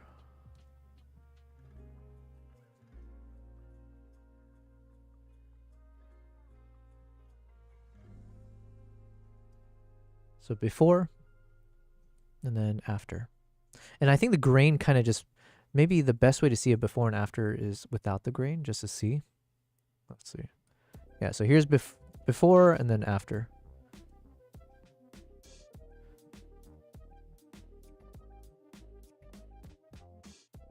And again, that grain effect is just, I think, obviously it's a subjective thing, but I think it looks good on this one.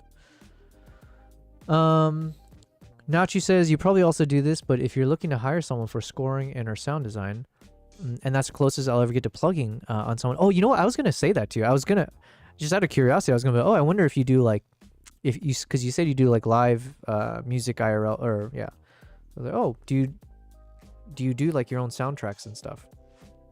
Sorry, I have like this one eyelash that keeps poking me.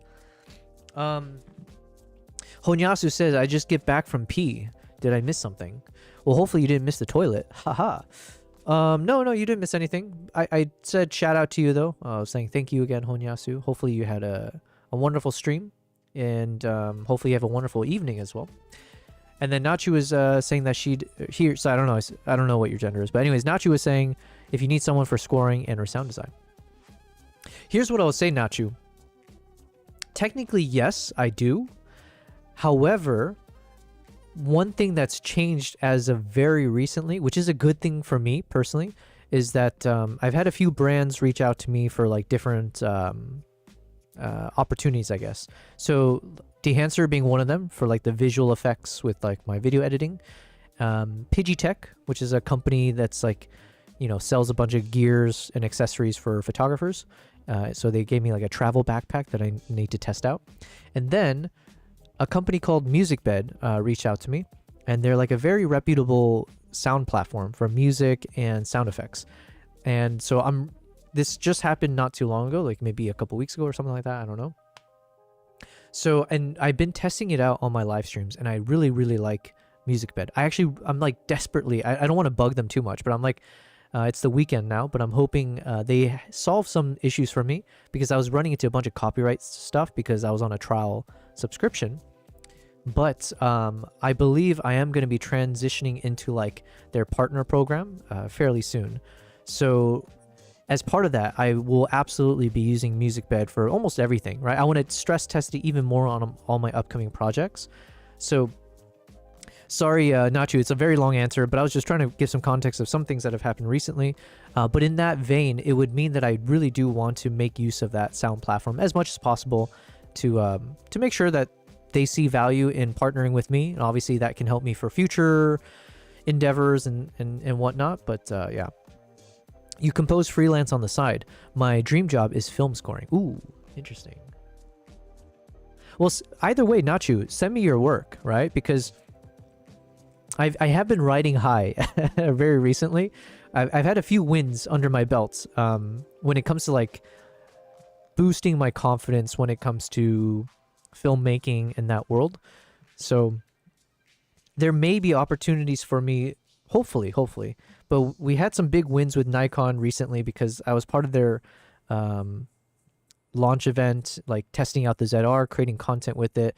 And so I was able to make a short film, as I mentioned on my YouTube channel, but as part of that, I think it bought me some goodwill with Nikon, and there's a potential opportunities where there's a bunch of execs at this launch event, and so there might be some more connections that I can make where it's really up to me, and if I have some good ideas or what I want to pitch. But I do hope, and we met a bunch of other like videographers, filmmakers, so yeah, it is up to me to kind of put myself out there a bit more to see if I can actually be a proper filmmaker, because I kind of just stumbled upon it, really, right? Like, you know, I just traveled somewhere, I filmed things, I had an idea, generally speaking, and then I put it together. But there's like a proper way to do it, obviously. Like the terms that we just mentioned, right? Was a director of photography, like having a crew and having like, you know, delineated, you know, responsibilities and stuff. And I think there would be something really cool about doing it the proper way with the film crew. Yeah, so anyways, but thanks. Never feel shy about plugging yourself. I don't care, right? I mean, I guess it depends what you're plugging. If you're plugging people to step out of my stream and go to your stream, okay, maybe I can feel a certain way about that, but otherwise, you do you, man. Okay, sorry, we've been stuck on this shot for a while. Let's move on.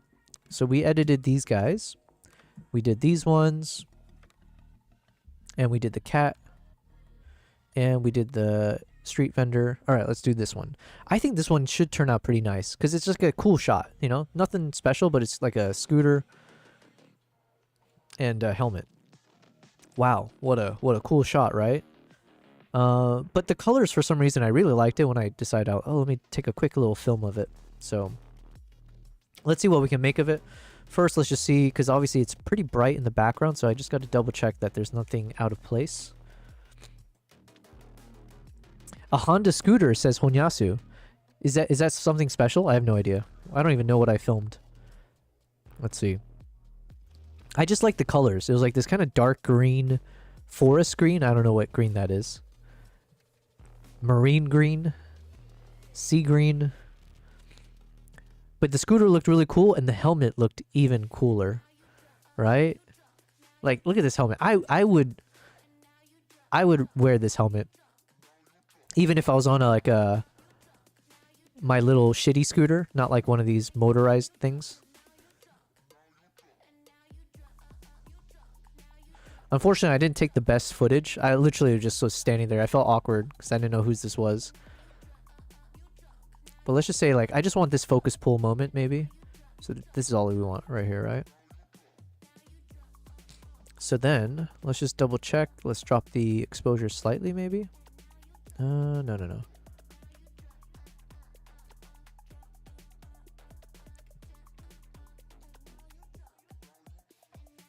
Dun, dun, dun, dun, dun, dun, dun, dun, dun, dun, dun, dun, dun, dun.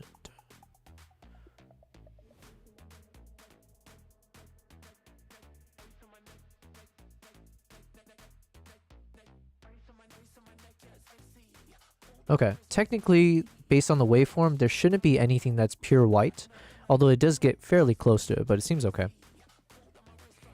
Nachu said, oh, Kevin's lurking, locking in. No worries. Good luck on your locking in, and thanks for the lurk.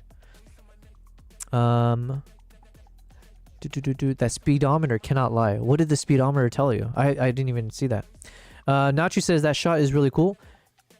This scooter shot? Thanks. Yeah, I think there's something about it that feels interesting, I guess. I don't know what it... I couldn't pinpoint what it is. But there's something like... Yeah, I don't know. I don't know how to describe it. You were saying something about the speedometer cannot lie. It's like 30 New Zealand dollars here. Is that super cheap, I'm assuming? I don't know. Unless you mean like 30,000. Oh, here we go. Here's the speedometer. Well, I couldn't tell you. I have no idea what it... Oh, I see. It says Honda there. Okay. I didn't even see that. Maybe it's a little bit too bright. You every day. Maybe we'll drop the exposure slightly then. Yeah, there we go. Okay, now let's check what can Dehancer do for us.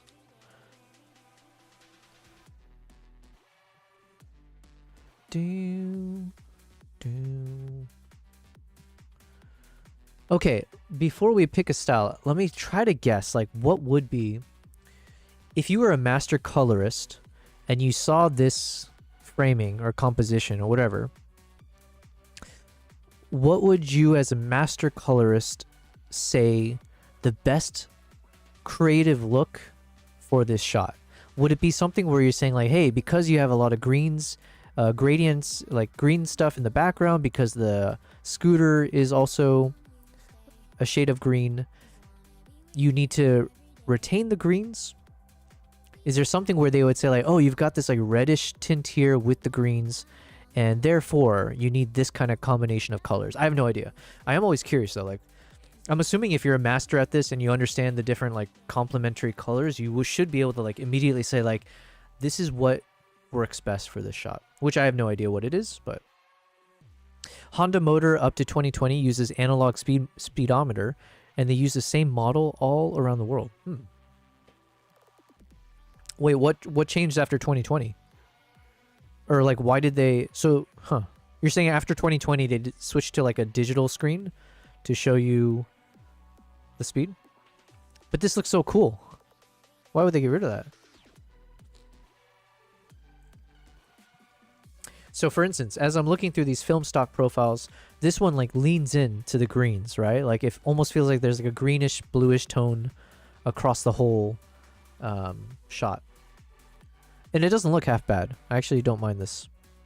I can imagine that maybe someone would say, because I know it seems like a lot of people play with like duo tones, or like, do they call it split tones or duotones? It seems like generally speaking, you either want a single tone, like a monochromatic, or no, like just a monotone, or sometimes having two coloring, like conflicting colors or complementary colors work well. The moment you have more than two, maybe it gets distracting, maybe it's too much, maybe it destroys the balance of things, perhaps. So maybe there's a world where it's like, hey, make sure that you only have these red and green tones across the image and have it balanced somehow. I don't know. Honya, so you say, if it is me for photo, I'll add some yellow, decrease the chroma, and add some midtone. Okay. Okay, let's keep that in mind then as we are looking through this. I'm always curious about what is the proper, what's the proper answer? Like, what's in theory the best thing to do? And then in practice, what turns out best? And when it comes to black and white, I barely touched that, so I wouldn't know on that one. Yo, hey, it's Nachi Music, I'm assuming, right? Who subscribed to me on YouTube as well. Thank you very much. I can only assume that is you, because there's music at the end of this one as well. Noah Gorman Music. Thank you very much. A quick aside, you mentioned time zones earlier. It's not even noon yet here. Where are you in the Pacific Coast? Are you like on West Coast then? I'm in Dubai. Dubai. Some of the people here pronounce it Dubai. Actually, you can even spell it Dubayy on some websites. Fun fact. You're welcome. I'm originally from the States, but I moved to Dubai about, I don't know, several years ago at this point. I don't keep track. Ooh, I like this one a lot. Yo, every single time, I'm not even doing this intentionally. I always pause, it seems, on this film stock profile called Fuji Color 100. Oh, like almost always, like every single clip, I take a pause. Even if I don't end up choosing it, it always gives me pause in a good way because I like the look. So generally speaking, it seems like Fuji Color 100, it tends to like do a bit more like a desaturated, slightly darker type of look and feel. And yeah, for whatever reason, I generally like this a lot. So we'll keep this one in mind, Fuji Color 100. Let's keep looking. Nachi said, yes, that's me. EST, Michigan, USA. Ooh, nice. I don't know anyone from Michigan, do I? I went to school near Michigan. Oh, this one's nice too. Fuji Color Natra 1600. Where did we have Lake Michigan? Yeah. I went to school in the Chicago area. I do like the winters. I know everyone hates it, but I grew up in a desert, so I love when you're freezing your ass off. My rule of thumb is, and I stand by this, I will argue anyone about this. I always prefer cold areas versus warm, because look, if it gets too cold, you can just put more layers on. If it gets too hot, you can only take so much off before you go to jail, right? So how do you argue against that? Plus, if you end up dying because it's too extreme cold versus extreme heat, wouldn't you rather die in your sleep? Is supposedly that's what happens in the cold, versus can you imagine dying from the heat? People die every year. I grew up in the Southwest. People would die every year from the extreme heat. And it's like miserable, right? The way it's described of just like, ooh, this one I also end up picking quite a bit. Kodak Aero Color 4125. Because you'll get like dehydrated, nauseous, fevers, hallucinating. Yeah. Feeling like you're burning up. Oof. Not for me, dog. Kodak Gold 200 is another one that I seem to choose quite often. Nachi says, I have a lot of family in Chicago. Nice, nice. Funnily enough, I hate winter. It's my one major gripe with where I live. Well, you live in a place that I'm assuming the winters are freaking cold, so I don't know what to tell you, man.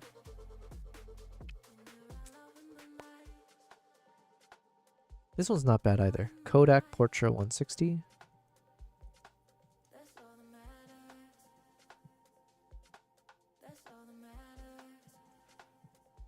Dun, dun, dun, dun, dun, dun.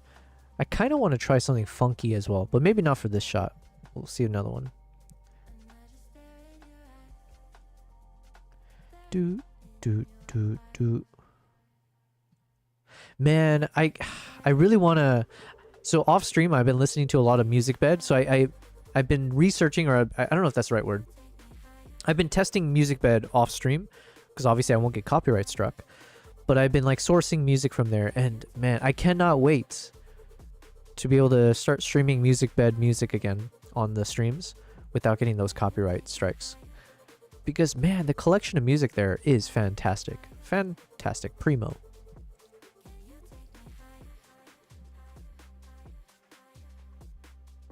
Oh, let me plug myself. Oh, I see you prefer a dark, desaturated vignette-ish color. I think so. I think, yeah.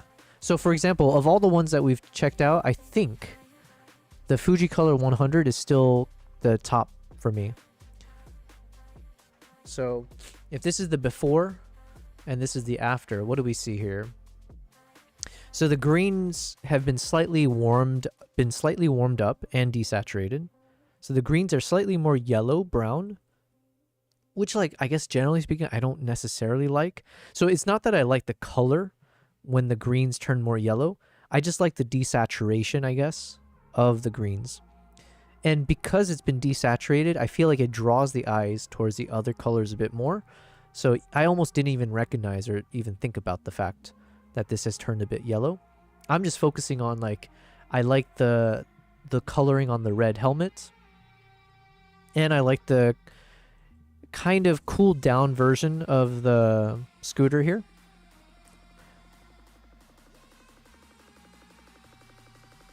And then, I feel like it just desaturates a lot of it. So, yeah.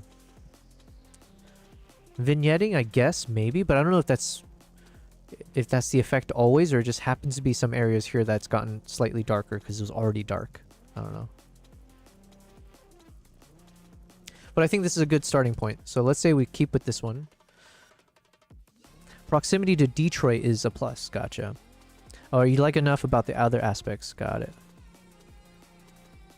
Oh, yeah. So I was going to say, I'll take a moment to plug myself. Although I guess my little chatbot things are doing it already. But if you are liking Dehancer, if you like the effects, and you want to purchase Dehancer, and you can use it for Lightroom photo editing as well as video stuff, feel free to use my promo code YOBELPRIZE at checkout, and it gives you 10% off. Wow. Wow, wow, wow. That's a great way to support me. Yeah. Yeah, I like this one. Let's keep going. Let's go to this film compression step. So I was mentioning, okay, so the film compression, generally speaking, it seems to compress, based on the name, the high end and the low end, aka the highlights and the shadows.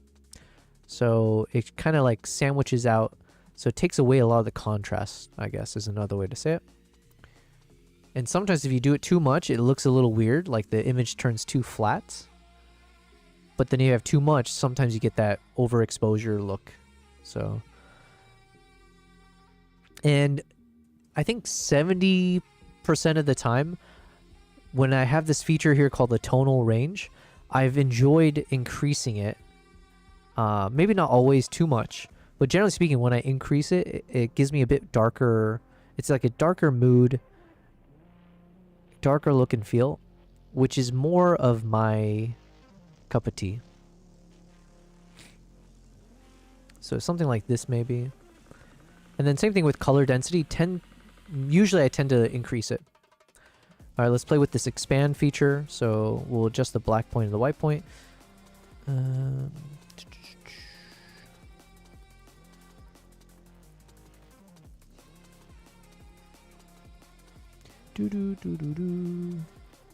And let's choose our print profile.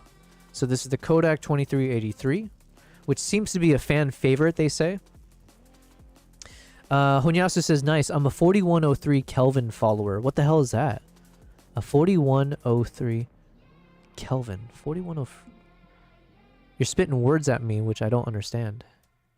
4103 Kelvin Kelvin.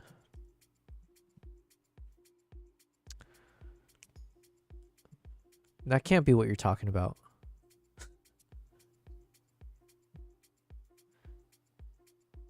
What is 4103? Am I missing something? Are you actually talking? Oh, okay, like in terms of the temperature of the photo or the footage. Sorry. I was thinking back to the conversation we were just having recently about, like, I prefer the cold versus the heat. And I was like, what are you talking about? Because it's saying 3,830 degrees Celsius. What are you talking about? Yeah, obviously, of course, I'm an idiot. You're talking about the photo temperature.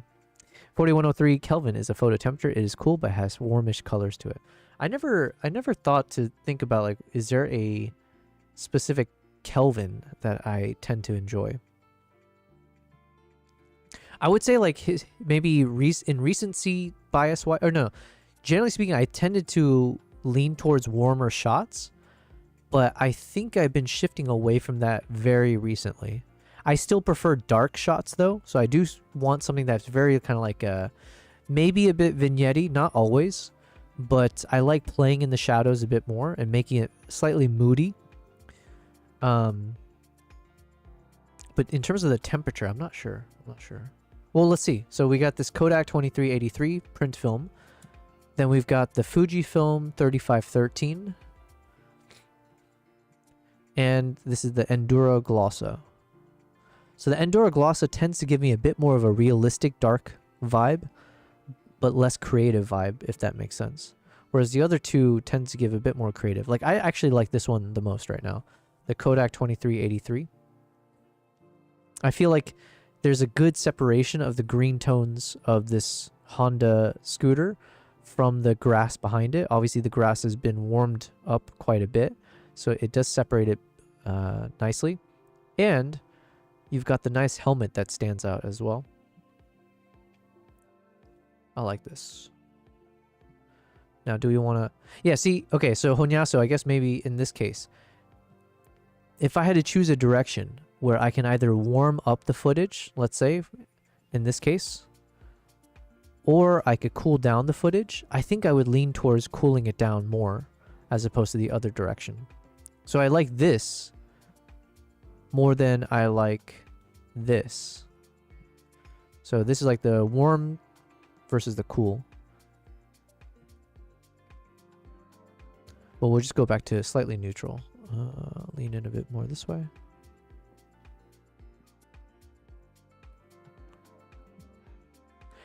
And then this would be an example where, like, I think the color density looks good on the helmet, but then it makes the speedometer or whatever you call these little the little needle thing. Obviously, it looks really bad here. And then here's where you could do some masking, so you just only have the effect touch this thing. But like I said, I'm just trying to see, you know, keep it basic essentially of like just using the typical Dehancer sliders as opposed to doing some custom stuff. So let's undo the color density.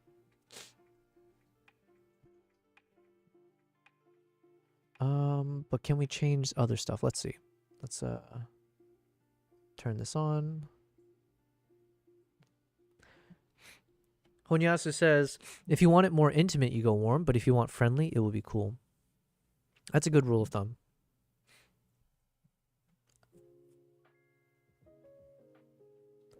I don't know though. I feel like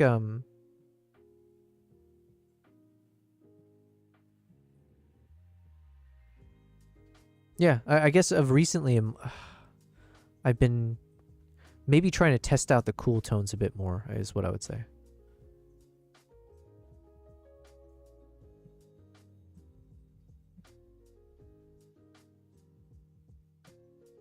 I think what it is I feel like in my own style of editing, I think I play a lot in warm temperatures.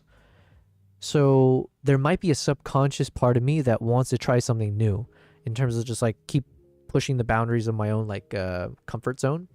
So maybe that's what it is. Because like generally speaking, I look at something, if it's got a warm and dark tone to it, I probably will also agree that it's really nice. But since I feel like I've been doing that so often, at least with my photo editing, I'm not sure with video, I think I'm trying to lean towards a new creative look subconsciously.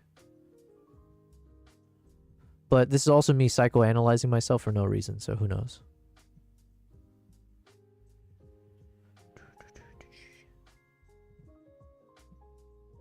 Okay, I like this.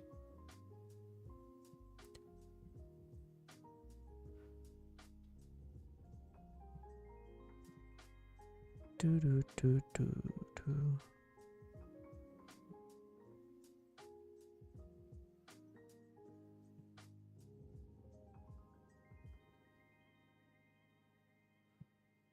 Okay, we're going to leave that one alone.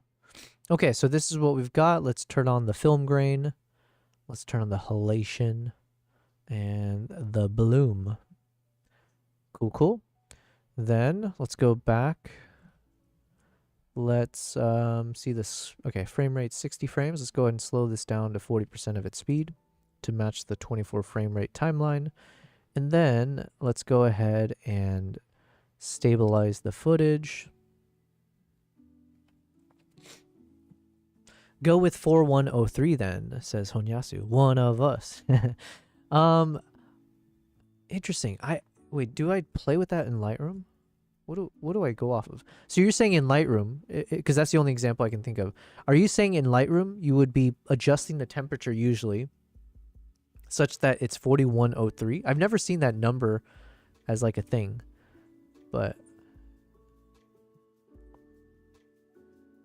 is that what you're saying? You're a 4103 on the temperature side of things? Like, I don't actually know. I'm assuming, I always assumed this had to do with kelvins, but I guess I didn't really think about it. It's just a number to me.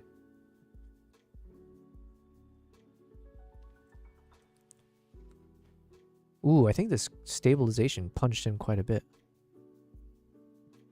Oh, actually, no. Okay, let's check it out. So here's our before, and here's our after. Let's go ahead and play it and see what it looks like.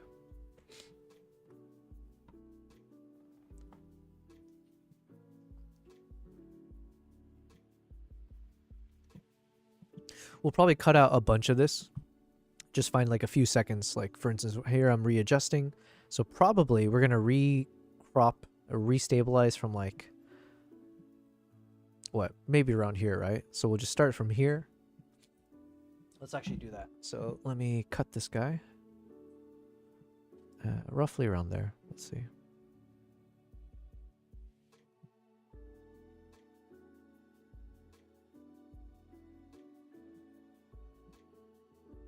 Okay, so now let's restabilize the footage. All right, we saved a little bit of crop. Honyasu, you said yep. Okay. All right, let's play this.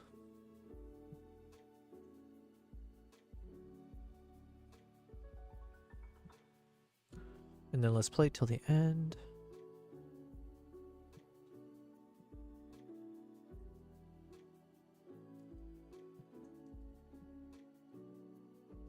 Hold on, let's go back.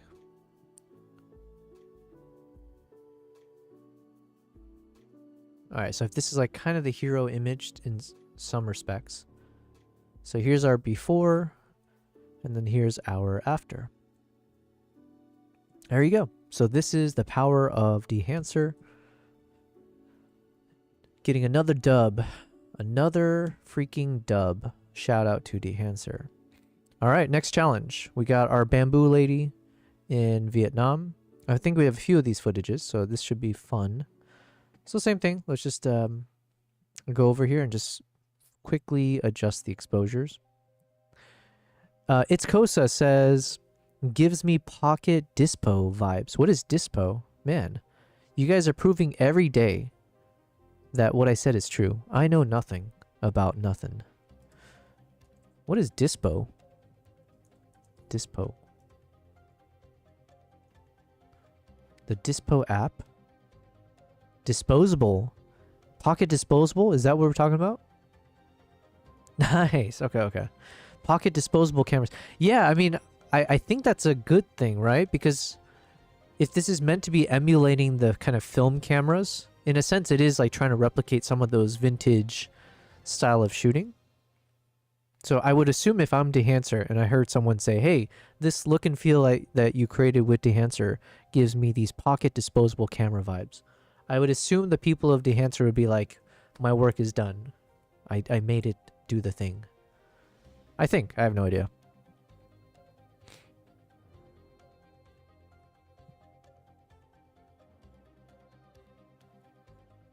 Okay, let's drop this a bit. Or I think there's a bit of some highlights maybe to drop a bit. Okay. Alright, let's say this is, for what it's worth, okay. Okay to work with. Although I think I kind of removed the highlights too much there. There's a bit of flatness to the shot. So I think I need to rework something real quick. Let's redo that.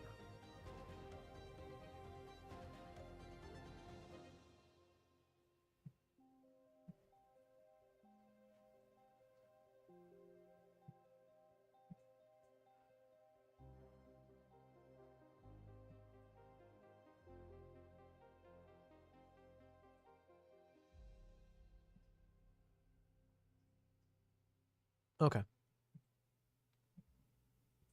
So let's say this is the kind of the neutral balance point. Now let's find a keyframe. Just work off of. Maybe just this. Okay. Let's go over to Dehancer and do our magic. Starting at the top. Disposable camera. Honyasa says Nokia N91 has a good vintage effect. The Nokia N91.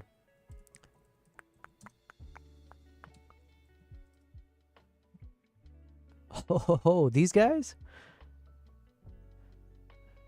Wait, you could take photos with these these cameras, these phones?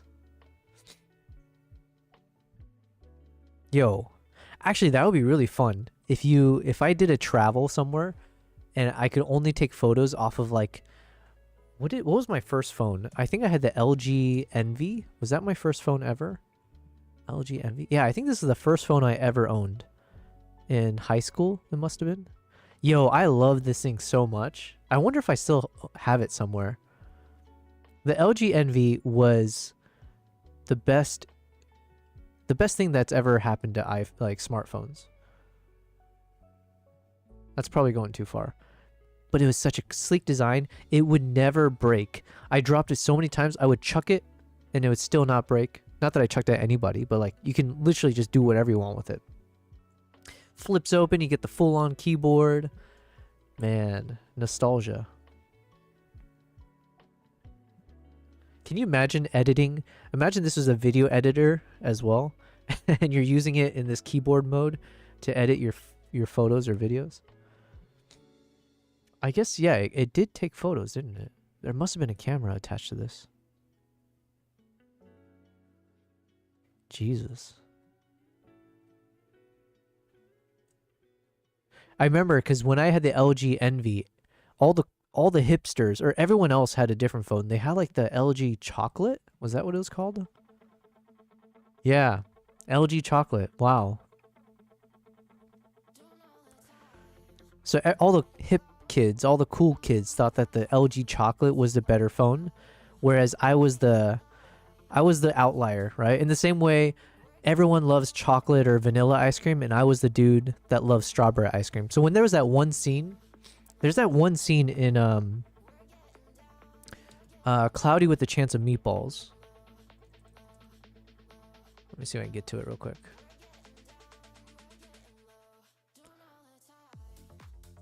Cloudy with a Chance of Meatballs. Strawberry ice. Strawberry is my favorite. Oh my god, this thing was the best. Okay, will I get copyright struck for this? We'll find out. Strawberry's my favorite. Oh yeah. Strawberry's my favorite. So there's that one scene in the movie Cloudy with a Chance of Meatballs where it's snowing ice cream, and then they had that shot where you see that Neapolitan effect or whatever, where it's raining or it's snowing vanilla ice cream, chocolate, and then strawberry. And of course, all the kids are playing around in the vanilla and chocolate because who doesn't love that?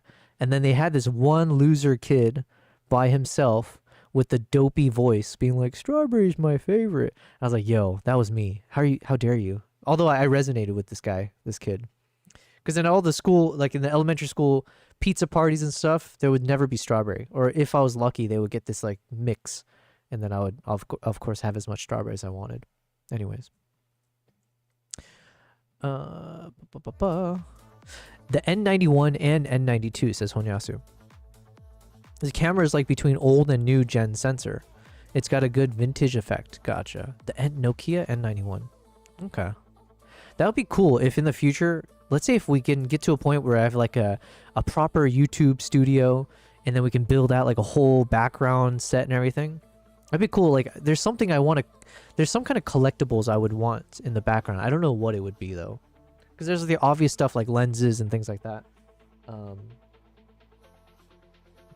Yeah, I'll have to think about that. It's Kosa says, I just finished up a few things on the short film mock-up. Ooh. Both audios are now from the local artist that is in the film. This is my first short film, so the acting is a bit off. This short film is for a clothing brand. The film is about 4 minutes long, if and whenever you want to review it. Okay.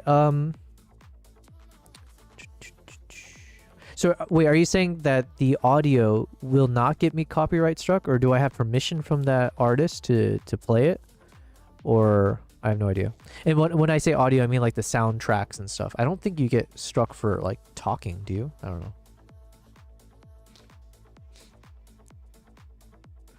know. There's something wrong with this shot though. Now that I look at it again, it feels very, very... something's weird. What is weird?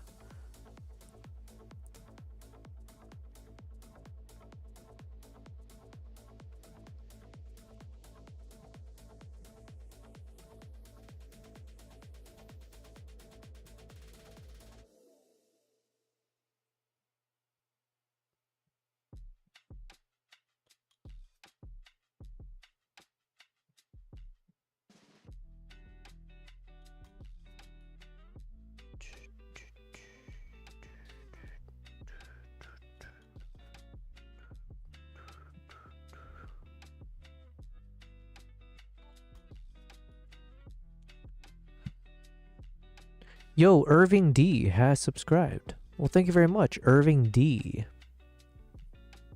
Thanks for the sub on YouTube side. Honyasu says, I'll go to sleep. Have fun streaming. Thank you, and bye-bye. Thank you, Honyasu. Again, shout out to Honyasu on the Twitch side for the epic raid. You should definitely check out Honyasu's content and support them in their endeavors as well. Thank you very much, Honyasu. It's Kosa says, the artist is my friend, and I'm almost certain he wouldn't copyright you nor me. Gotcha. He's not as big yet. Gotcha. Well, yeah, feel free to shoot it on over in the Discord, and we can check it out. As long as we don't get in trouble, that's all that I care about. Okay. I don't know what it is, but there's something off about the colors to me. We haven't even done anything yet, but there's something about it that just... I can't figure out what it is, though. Well, you know what? Let's just move on. Let's just see... Oh, that's why. It's because we had Dehancer on, and I just didn't like... It's because I didn't like the actual freaking effect. Damn it. That means I ruined something. So hold on. Let's go back.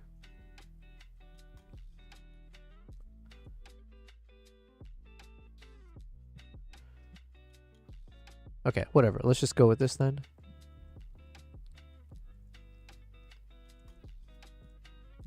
Do.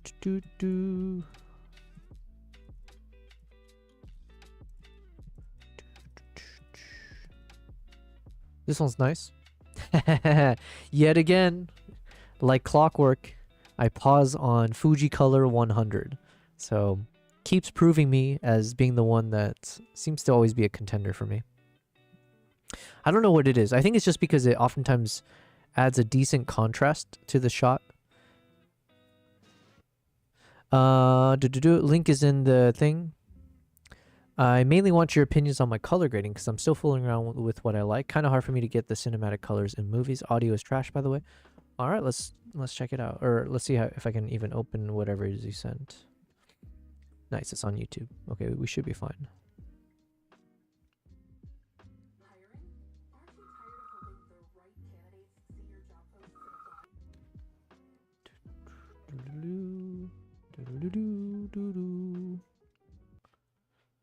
Okay, let's check this out.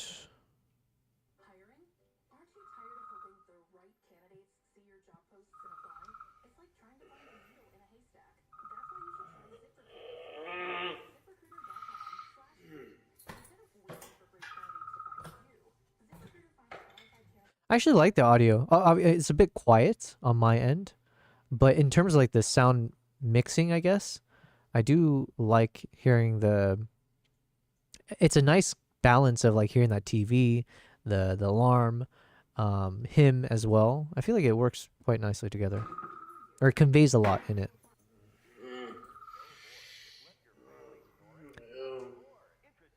But yeah, the colors here, I will say, it could just be the resolution of like the footage that you sent across, but it looks like maybe... I'm not sure what resolution you imported into YouTube, but you can see here it's like quite grainy, or it's like, what's the word for this? It looks like it's been upscaled quite a bit.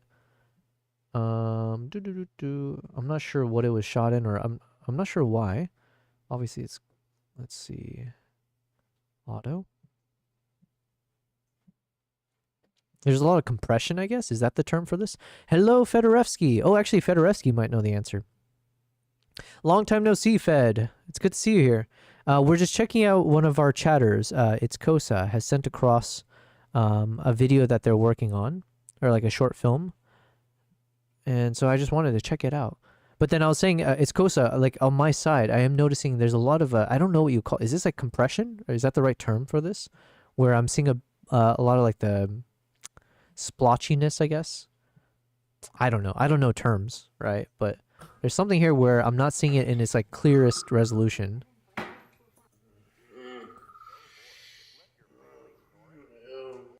Unless that's part of, unless that is the artistic choice.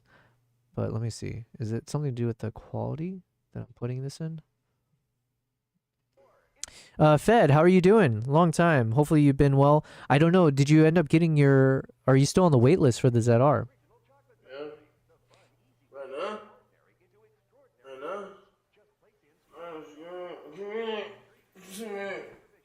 Or maybe I just need to watch it on a smaller... Yeah, so...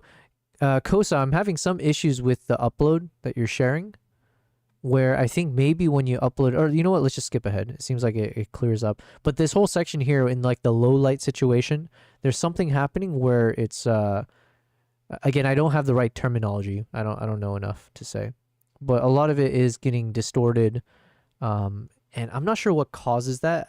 I'm guessing it has something to do with like maybe the resolution that you uploaded it with, but I don't have a good answer. Just give me my five. Give me my five. No. Give it to me. Do I have everything?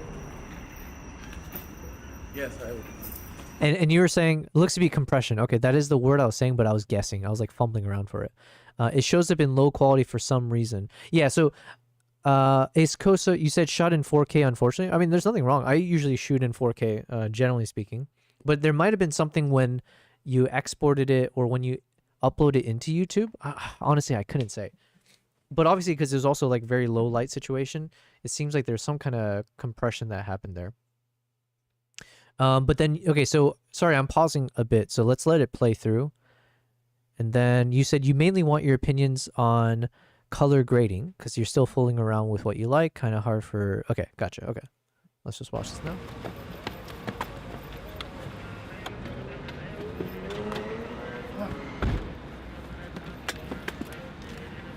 Drive. What are we doing, bro? Your ass always late, gang. Like, we don't know how to keep up with time or something, bro. That shit is irritating as fuck, gang. What are you doing, bro? Alright, bro. Just drive. Just drive.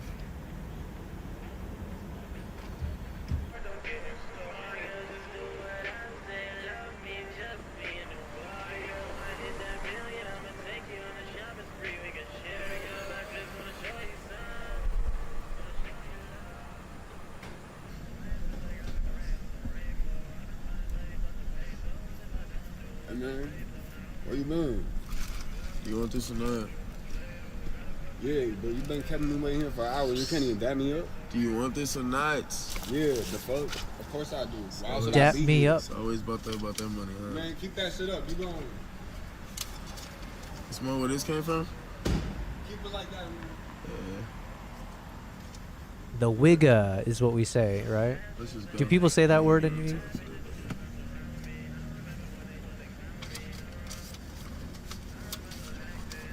Really good, though.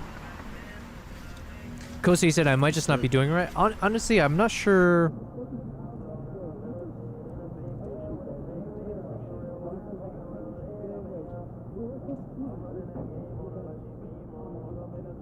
Boy, this is some weird shit, gang. It's about the money. It's not about you. It's not about me. It's not about nobody. It's about the money. Because this shit gonna get us out of there. Oh wait, by the way, Kosa, did you say you're one of the actors or you were editing it? I'm trying to get the fuck out this city. You not. I'm trying to get the fuck out this city. This will get us out the city. So with that being said, we gonna get out.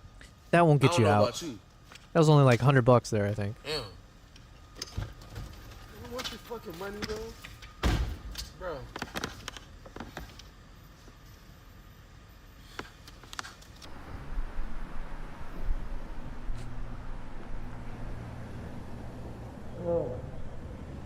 Man, this is so, by the way, this is super cool that you did this.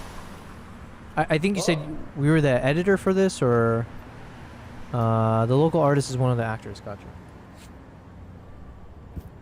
Man, this is like 1,000 times better than anything I could have done. Like, Trying to get out the city, man. Just trying to get out the city.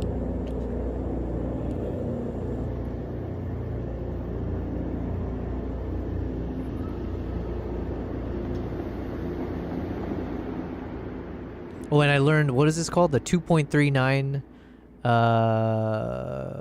overlay output blanking, or the 2.39 aspect ratio. Awesome, man. Well, listen, obviously there's some, like, I think in the very low light situations, we're seeing a bunch of the compression, so it's kind of hard to say for those areas. I can't give any good, recommendations or any feedback on that. Cameraman and editor, gotcha. Fed says it's impossible for you to know if this is an issue in the video as shot or just an issue with compression from watching it here on YouTube. Well, I'm seeing it on my end as well. So I'm assuming it's Kosa. You don't see it when you're editing, right? So I'm assuming it has something to do with, or like once you export with whatever software you're using, And when you're playing it from your computer, are you seeing this kind of compression, or is the compression only showing up once it's uploaded into YouTube?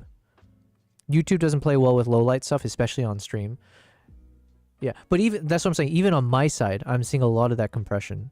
So regardless of how it then eventually gets to you guys watching it, I see it on my monitor right now that a lot of these like very, very low light situation has the, it's like super compressed, or almost like in this case, you don't see anything, right? So might be too low of a bit rate on export then. Okay. Kosa says only on YouTube, you're editing on Premiere. So yeah, okay. So I think what Fed says, I think I've seen that issue as well. Or like, yeah, if you increase the bit rate in your exporting file, that might help. And I think you can have it as high as like 5,000, 6,000. Oh yeah, maybe I'm just making up numbers right now. I forget what my bit rate is. Let's see real quick. If I'm exporting... Oh yeah, so I sometimes I set it to 80,000 kbps, kilobits per second, kilobits per second. So I believe sometimes I'll export at H.265 or H.264, 4K, maybe like do a 30 frames per second or 24. Usually I'll upload at 24 without issues. And then if you set it up to like something like 80,000 maybe, I don't know, 60 to 80,000 maybe?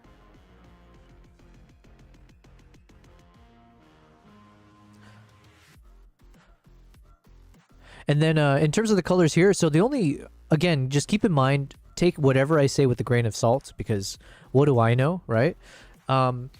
If I would say my current style of color grading, I think I like a little bit more contrast. So like some of these shots, and again, it could have been the compression, right? So it could just be whatever the issue we've already identified in some of the low light shots. So maybe on your side, it actually looks much more contrasty.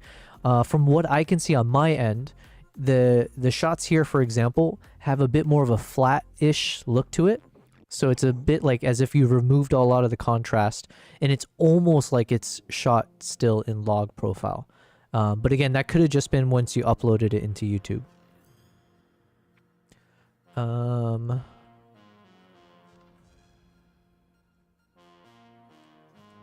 then yeah, these are just hard for me to tell, obviously, because it's too dark to say on this one currently. Same thing here. So there's like a little bit of like it's slightly too flat for like what I generally would prefer. So if there's something either with the compression, or if you're editing, and if you could maybe increase the contrast a bit, and then maybe see if you can play with the colors here, because at least from my side, it looks like the color of the car is matching the wall color. So if there's a way that you could adjust this, especially because I think it should be more doable because the car doesn't drive off, right? So it's just kind of like in a fixed location. If you can kind of mask it, or see if there's a way to make the color of the car different from the color of the wall, just to provide a bit more of that separation and a bit more depth maybe. Because right now it almost kind of flattens out the image or the frames here. That would be maybe one suggestion. But yeah, I don't know. All my videos are... Oh wait, Kosa says max bitrate is 240 for Premiere, but I have set it to 46, so that's probably what's wrong. Yeah, I don't know Premiere, so yeah. All my videos are exported in DNHR SQ to keep the... Wait, Fed, when you say you export in DNHR, is that for when you upload to YouTube? Or you're talking about like your like film stuff? Because usually the reason I do it my way, I just ask ChatGPT. So like, who knows what the right answer is. Yeah,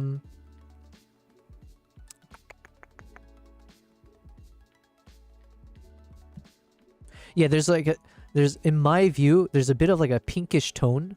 It's like a flat and a pinkish tone across everything.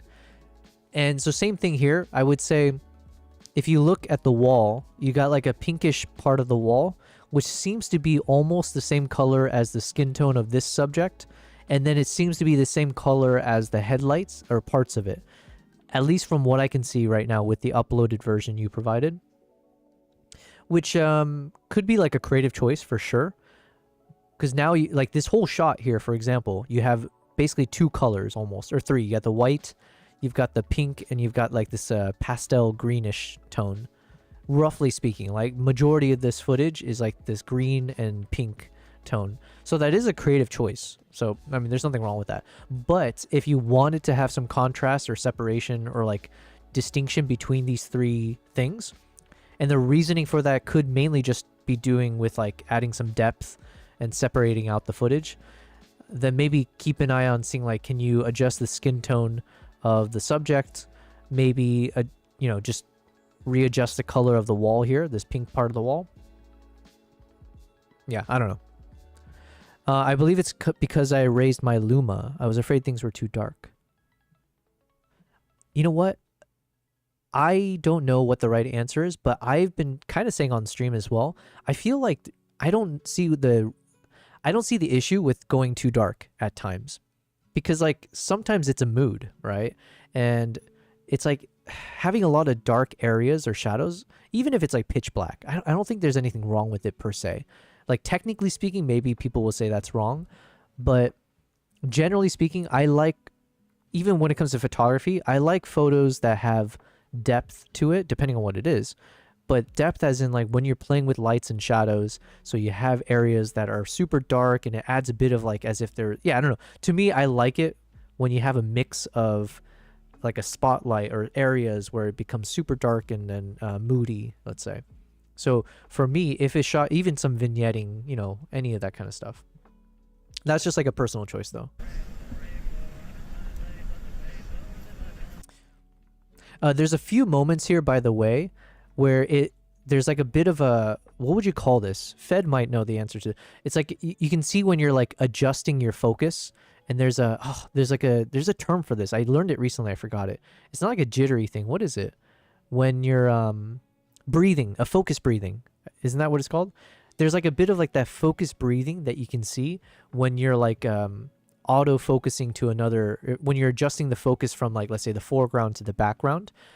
You're basically, it seems like what you're doing is you have your little focus box, let's say set to somewhere in the distance or in the foreground. And then when you're ready, as you, for instance, when you're lifting up the camera there, let's slow it down.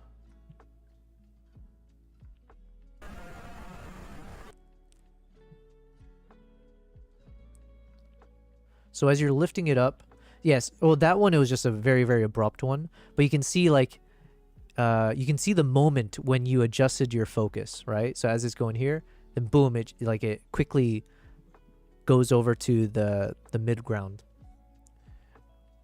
And so I think this is where like those professionals, they do like a manual focus. Yeah, Fed says this is why I prefer manual focus. Kosa said color grade is supposed to mimic like the Gotham vibes, maybe the Joker vibes. Oh, okay. Gotham vibes.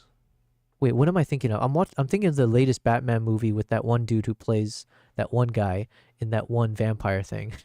And that was like a very warm, fiery tone, if I remember. Not my best take, but taking things with a grain of salt. Yo, Kosa, I mean, always, I think it's a really good skill set, and it's a good way to go through life, being able to take criticism, regardless of how severe the criticism is or light. Like, yeah, always take it with a grain of salt, for sure.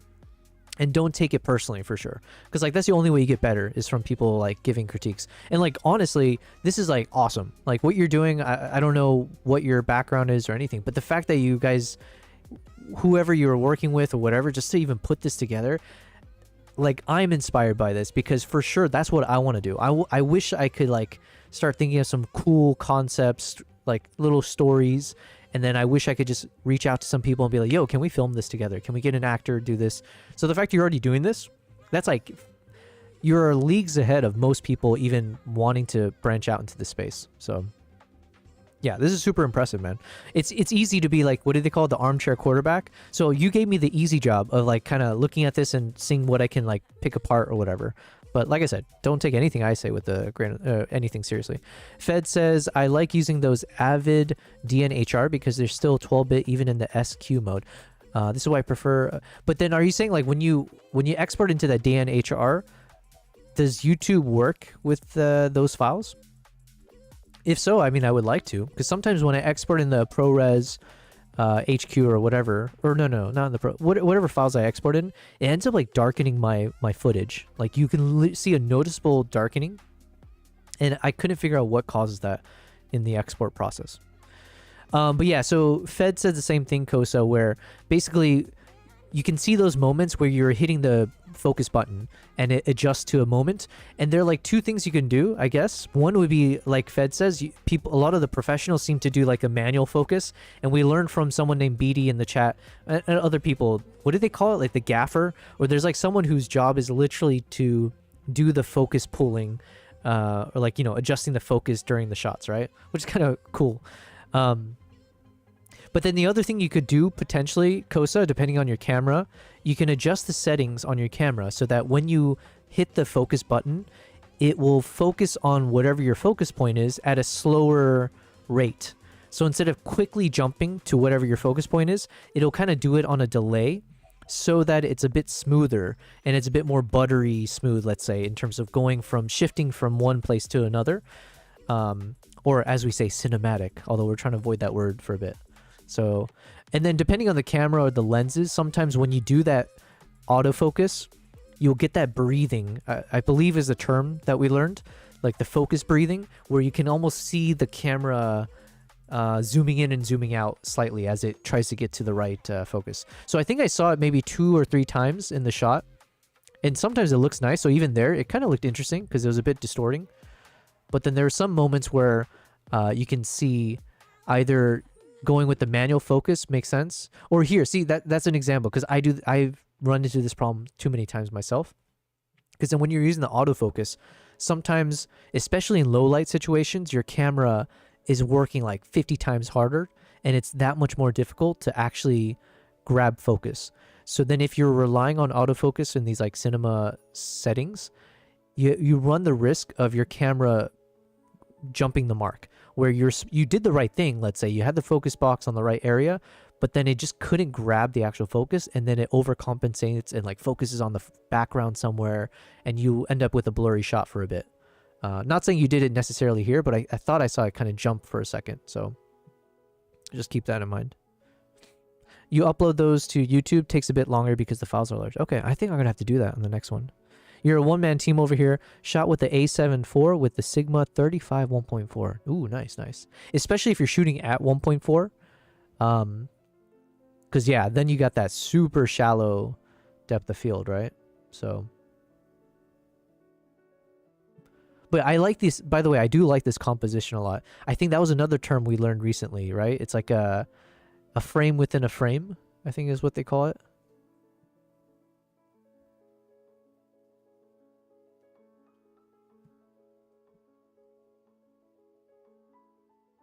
I like the stylistic choice to not have the volume here and just have it in like this kind of subtitle mode.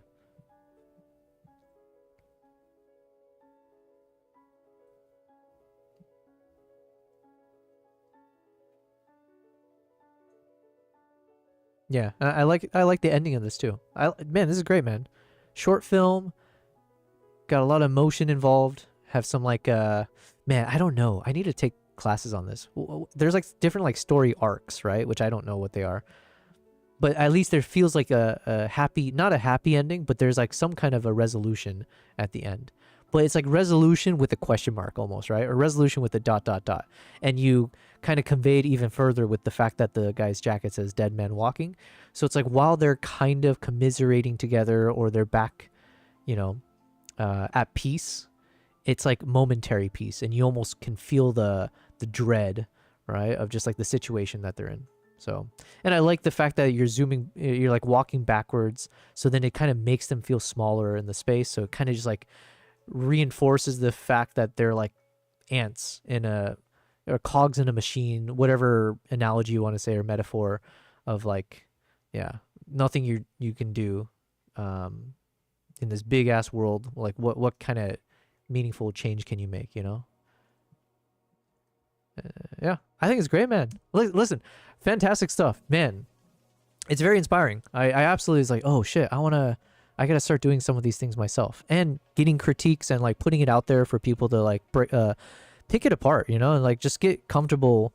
Don't take yeah, I think that's one of the best things. I pride myself on the fact that I generally speaking, 85% of the time, I don't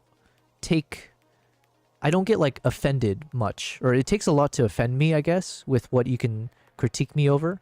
I have my limits for sure, but like generally speaking, like if your heart's in the right place when you give me any kind of feedback, I don't take it personally. And I do welcome it. So I think that's one of the best things anyone in this space can kind of embody, is just like, yo, lay it on me thick. Okay. Fed says focus breathing is a quality of the lens itself. Yeah, that's what I thought. It was something to do with the lens, because I know sometimes I would see lens reviews and then talk about like the focus breathing capabilities of the lens. So I assumed it wasn't as much to do with the camera. Focus breathing is the quality of the lens itself. Photography lenses are usually not made to not focus breathe, because it doesn't matter. Exactly, yeah. That one you just want, yeah, it doesn't really matter as long as you get to the focus. The overcompensating where it jumps a bit back and forth when autofocusing is called pulsing. Okay, I didn't know that term. Yeah, so that pulsing effect, which, yeah. Kosa says, I actually lost the audio for that scene, so I just muffled it to mimic dissociation. Yeah, listen, you don't have to tell the audience that, right? It's an artistic choice. I feel like half the times I do the same thing, you know, in different ways, but it's like, you just kind of, what's the word? You improvise and you pretend, the art of the bullshit, right? You just say like, yeah, that was an artistic choice. And watch when people, it's like when you take a shit in the middle of an art gallery, and people then dissect it thinking like it means something more than what it was, which was, yo, I really had to go, and so I just went right here. Story of the film is a drug dealer point of view. Eventually the guy is going to get killed off, and it's supposed to foreshadow his death. Gotcha. Yeah, exactly. I think there's that, you kind of get that feeling of like, even though he's saying like, hey, everything's going to be good, it's like, you kind of know it's not. He's the only one that walks away from the frame, hence a dead man walking. Nice. Yeah, keep up the good work, says Fed. You learn so much just by filming. Yeah, man, you're already like 50 steps ahead of, like, most people don't even take that first step, right? And I feel this way in everything I'm trying to do as well. Even like when I decided to, let's just try doing live streams and see what happens. I feel like most people wouldn't even take that first step.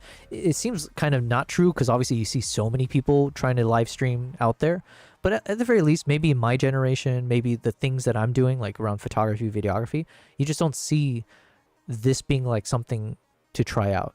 But I'm really happy I did, right? Not to say that we succeeded, but like we're far from it. But the fact that you just put yourself out there to do these new endeavors and see what happens, it's like, that's the only way you can actually either get better or learn. I think what's the thing? It's like sometimes it's better to learn what you don't want to do in life, or what you're not good at. Like sometimes that's how you get to the right answer, right? Or by discovering the things you don't want to do in life, and then you narrow into the things you want to do. So, and the only way to know if you don't want to do something is if you've tried it. Kosa says, dropping a dookie in an art museum is a crazy work. Yeah, it can sell for a lot, you know? Just depends. All you got to do is take that dookie and then immediately drag one of those like signs next to it, so it seems like it was officially done, and then watch people gather around, be like, "Oh, who did this? Who is this artist? Is this a Banksy? Could this be?" Thank you for the feedback, and if you could tell Fed, I said thank you as well. Oh yeah, oh, sorry, because you're on the different chat stuff. Yeah. Yes. So Fed, Kosa says thank you to Fed. And thank you for sharing, man. That was awesome. Man, we got to do stuff like that.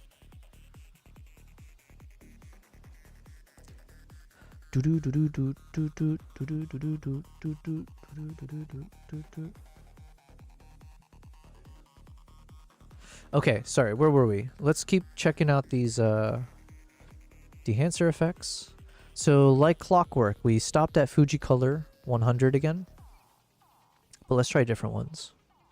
And again, I'm trying to see, before I choose this, what would if I was a master colorist, and I saw this composition, I saw these colors, what would a true colorist, what would their thought process be like? Would they be like, okay, I see a lot of warm, brown, pottery, or whatever you call those things. I see the like the brown bamboo hat, the table, the wooden stuff. And then you have a bit of like cool silvery tones of that pillar. But generally speaking, you're getting a lot of browns and yellows. So what does a colorist say is the right steps? Which way do you lean as a baseline if you see these colors on your screen? Pink, browns, and yellows. Fed says, in most cameras, turning the autofocus speed down to about mid-level will make it look more like manual focusing if you're a one-man shooting stuff and need to rely on autofocus. One-man crew. Yeah, exactly. I do that with my... So Kosa, I don't know, because I don't have a Sony. I'm assuming Sony has the same function where you're able to adjust the speed of your autofocus. And one of the things that I do on my Nikon cameras for film, sometimes I have it so the natural autofocus speed is set to slightly slower than neutral. So yeah, to Fed's point, it will take a little bit longer for it to then lock onto focus on wherever your focus box is, but it makes it feel a bit more like that manual focus slow adjustment as opposed to that quick thing that kind of is jarring to most people. But then the other thing I do is, because sometimes I do need the fast autofocus speed, especially for like wildlife, right? Because I'm usually filming wildlife. So then I have a shortcut button that's set to just do like the quick speed. So it overrides the slow speed. So if I hit that focus, the other shortcut button, then it will still maintain the very fast focusing that I need for other situations. Otherwise, I can get the slow effect. So Fed says, yeah, it focuses a bit slower, but it looks better that way. Ko says, yeah, my speed is all the way up, Lamau, and the sensitivity is pretty high up there too. Sony 2 looks really good at a bit slower speed. Yeah. Yeah, that was one of the first learnings I had, I guess. As I was trying to get into more film stuff, it was like realizing, oh shoot, I have to actually drop that focus speed quite a bit to get that Hollywood style focus pulling. But yeah, what did they call this? The frame within a frame. I was doing this a bit more on some of my more recent travels, and it definitely made it more fun, trying to figure out like slightly bizarre angles to film things. So here I was trying to film from inside the house, and they were outside, trying to see if I can do a little bit of like motion panning from like right to left, left to right. Oh wait, I missed. What am I doing? We're still on this one.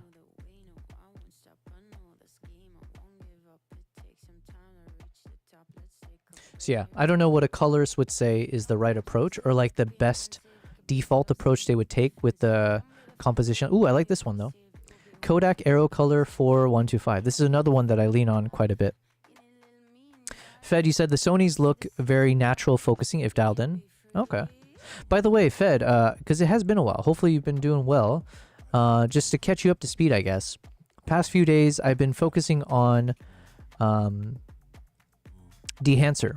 So I've been going through a number of my past travels, and I pulled a bunch of footages from them. Some are like not necessarily the best shots, but things that I feel like could be interesting to test Dehancer with. So different kinds of compositions, different like low light or like golden hour shots, or human subjects versus animal subjects. And I've been going through each one and seeing, can I use Dehancer for the entire color grading process?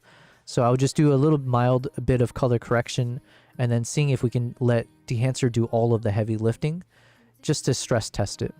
And honestly, I think it's so far, the results have been quite exciting. Like I've actually enjoyed almost all of them in terms of the final output. And I can absolutely see where instead of using just one node with Dehancer, obviously if I use my other color grading nodes, we can then take it to the next level, potentially. But I see a world where in my Dehancer review video, I could absolutely see how if you use Dehancer, you don't necessarily need to do any other color grading steps. You could just use Dehancer for everything, which is kind of cool. I guess that shows the power of it. But yeah.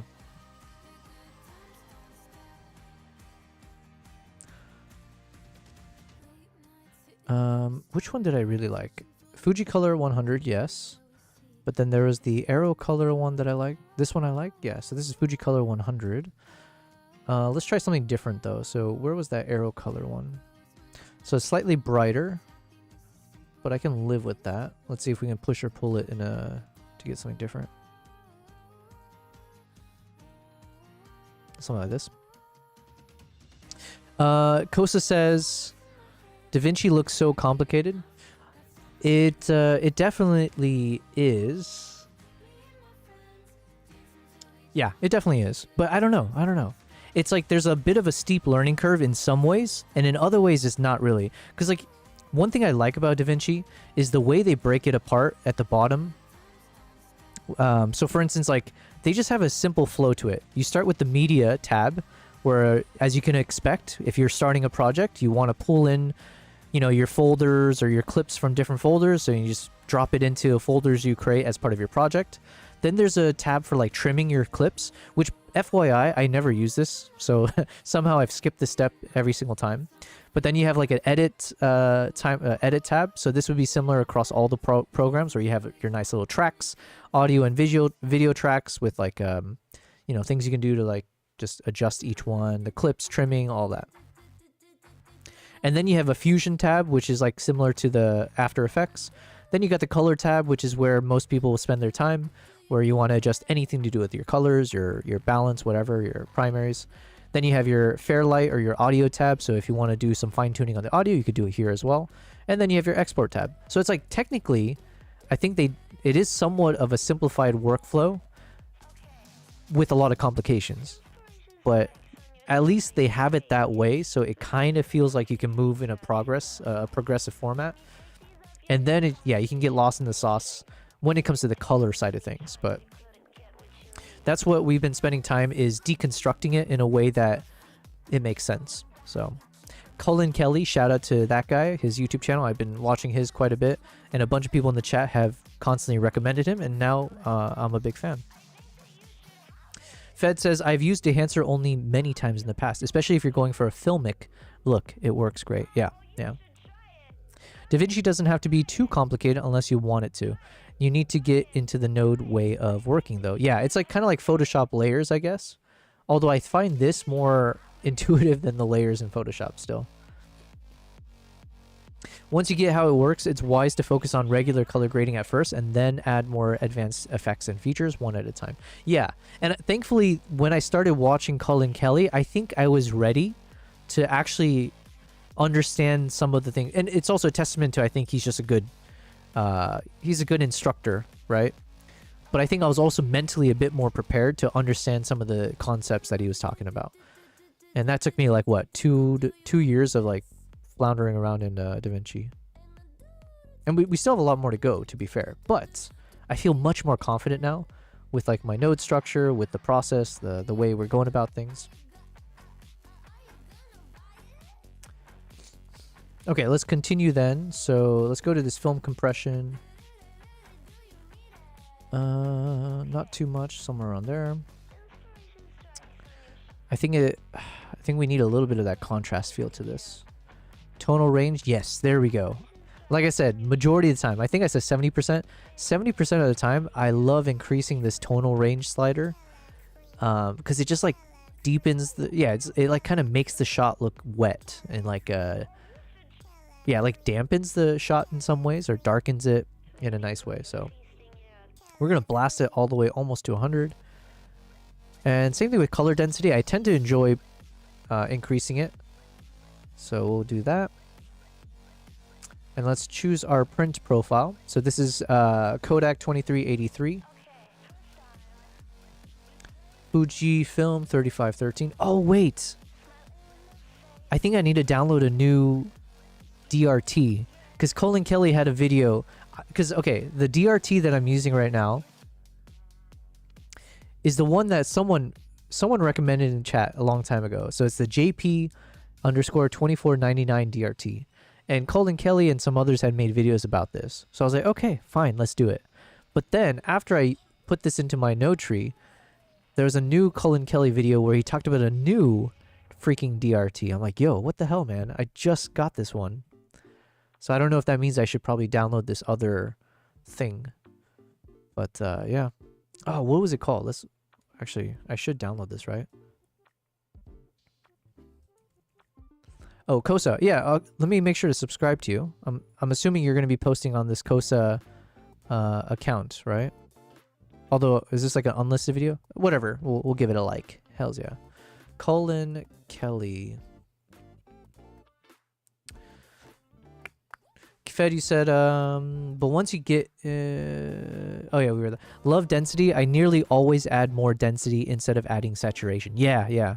I love it. I love it. So that's what I was saying. Like, technically, I have all these nodes with the other kind of plugins or whatever you call them, the DCTLs. But I'm trying to do everything within Dehancer. So that's the challenge for all of these clips. Okay, let me just quickly see, because I know there was a recent video from Colin Kelly where he talks about this new DRT that he's using. Stop using CSTs. Okay, maybe it's that one. No, why every colorist should have the $24.99 DCTL? It can't be that one. Because I have that, and I could have sworn there's a new video. Unless I did it already? Dude, maybe I'm just losing my mind.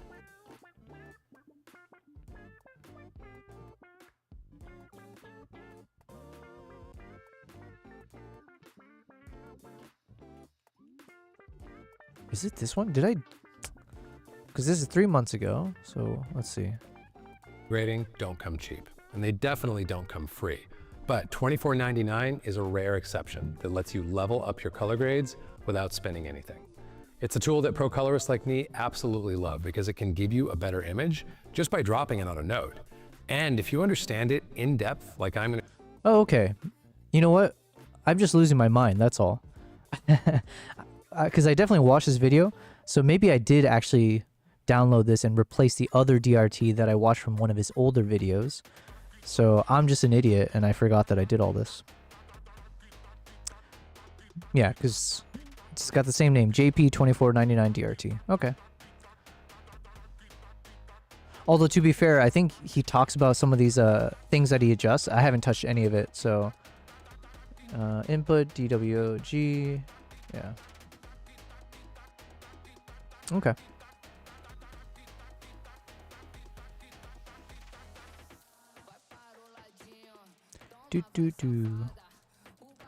Fed says, I've gone back to OpenDRT lately after using the JP. Oh, okay.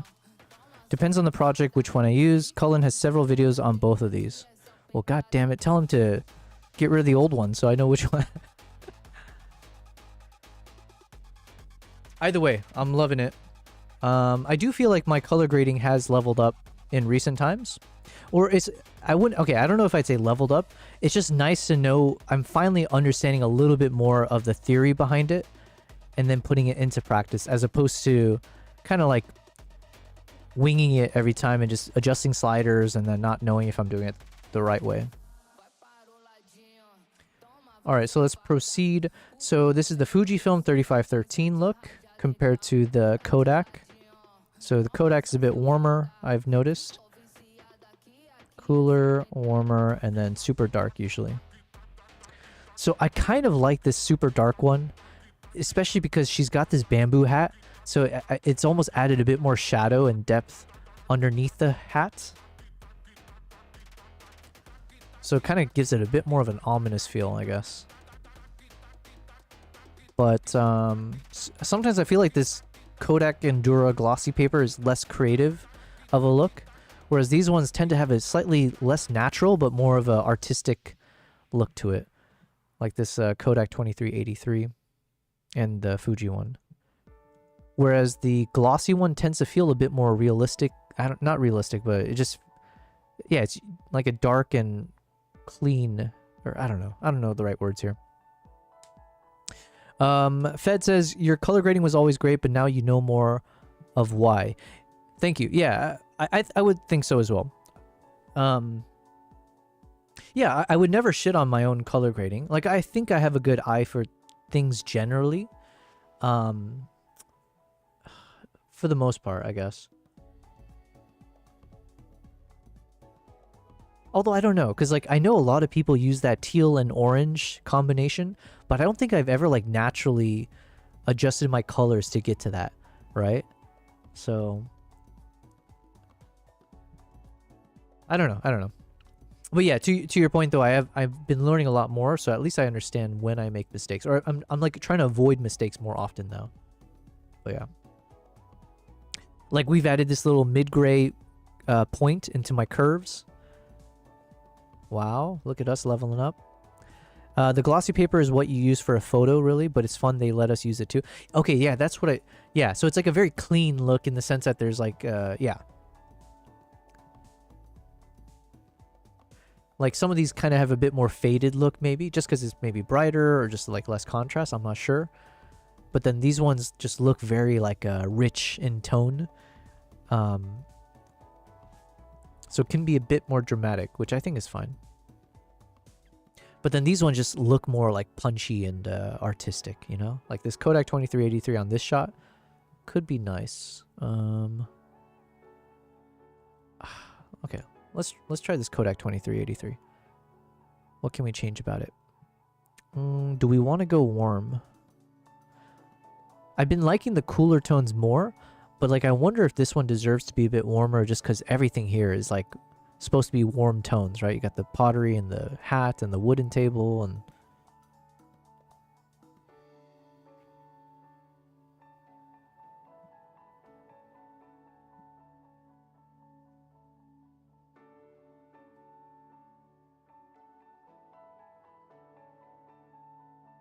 Yeah, we're going to increase that density here as well. Okay, you know what? I think I'm okay with this. I'm okay with this. Let's turn on the film grain, halation, and bloom. And then let's go ahead and stabilize the footage. Although I don't think we need the full shot. So let me think. What do we need?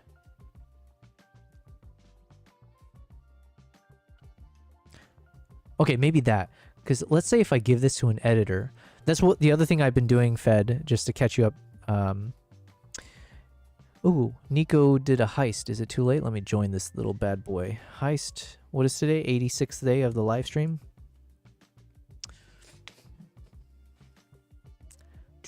The Fuji and Kodak ones are print film for motion pictures. What does that mean? Print film for motion pictures? You're saying like in the back in the day when they do they still use film? Like I'm so confused. I'm assuming in today's day and age they use some kind of digital method for the videos on like the big screens. But back in the day they used those like film projectors. So you're saying like when they printed the movies onto the film, they would either use Fuji or the Kodak? Is that what you mean? I don't know.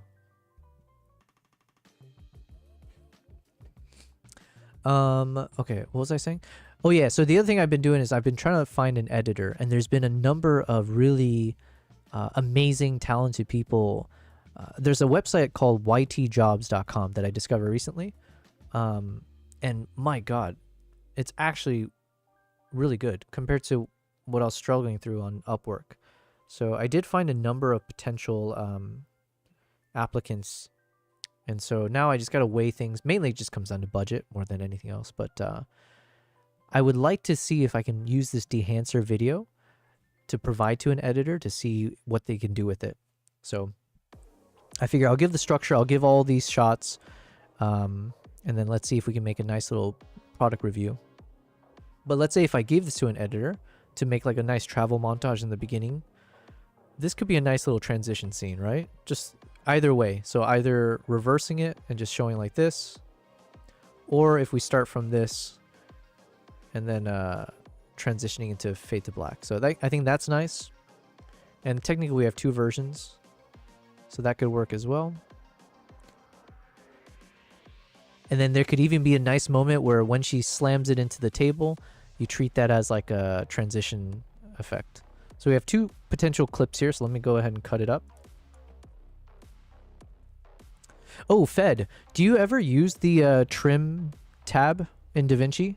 Because I swear, like, I never touched this guy, but it's there. I was like, oh, maybe I should.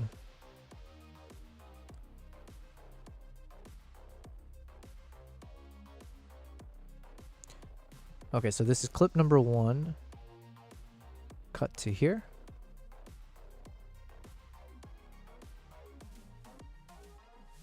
And then clip number 2.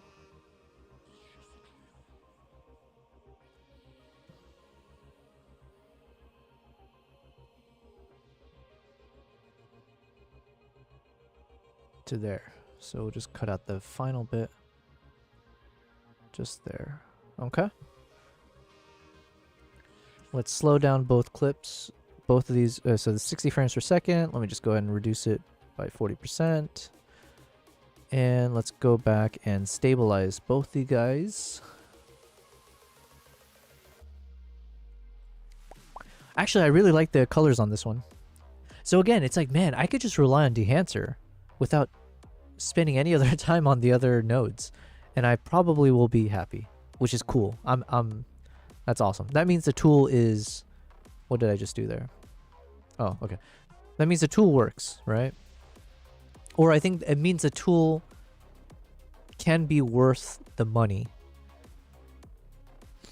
Because I guess really it's like if it speeds up your creative process and gives you results that are much better than, you know, the other way of doing it, there you go. I still have that eyelash that's bothering me. Fed says you have to print the negative. That's when they use the Fuji or Kodak you find in the print options, where the glossy paper is also there. Gotcha. And you're saying the glossy is mainly for photo, whereas the other two are mainly for video, or motion picture, I guess. Even now, today, some digitally shot films are printed using Kodak. Ooh, okay. You said, no, I never used it. It's made to be used with a console. Oh, like one of those big-ass remotes or whatever? Or like a keyboard for it or something? If I were editing with a very fast deadline, I might get into the console and use that cut page. I just edit in the regular edit page. Yeah, I just use the regular thing. Okay, let's check out both shots now. So, starting with this one. Here's the before, and then here's the after.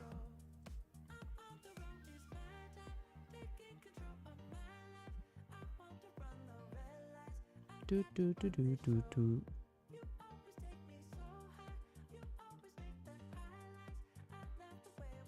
I think that looks really good.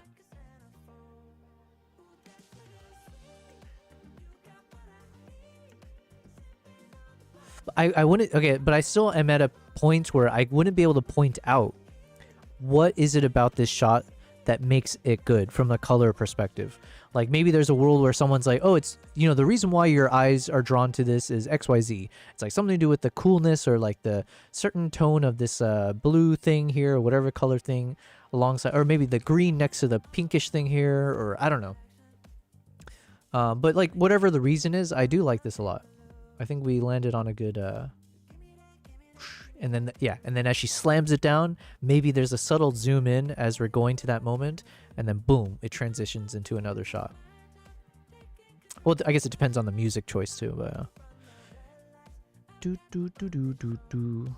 Okay, here's a test. Can we just copy and paste the previous shot's Dehancer effects onto this one, just to save me some time?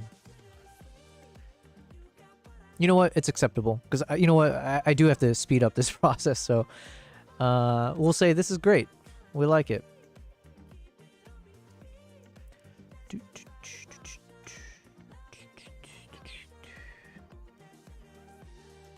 Cool. Okay, so we have two versions. Let me just cut both. And then yesterday I learned that for these like side motion stuff, that translation might not be the best stabilization tool. So we used perspective last time and it fixed this issue where it was like jittery when it tries to track the wrong thing. Okay, so let's crop from here. And then let's crop from here.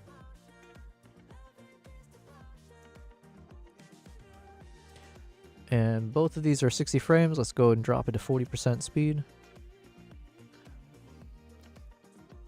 And let's stabilize it. Fed, you said there's small consoles too. I got a small one for free. but I never used it. I'm assuming Colin Kelly uses it because like I almost feel like you can see sometimes when he talks about doing adjustments, he's like you don't see his mouse moving, but all these numbers are adjusting on like the color wheels and stuff. It was a deal they ran. Buy DaVinci and get this little console. Nice.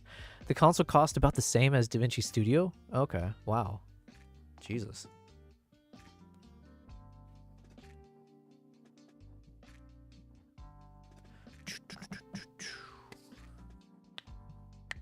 Man, we have so many more footages to go. Jesus. I have a tendency to be slow and methodical, I guess.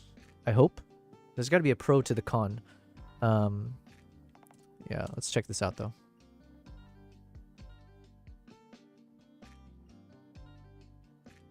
I like it.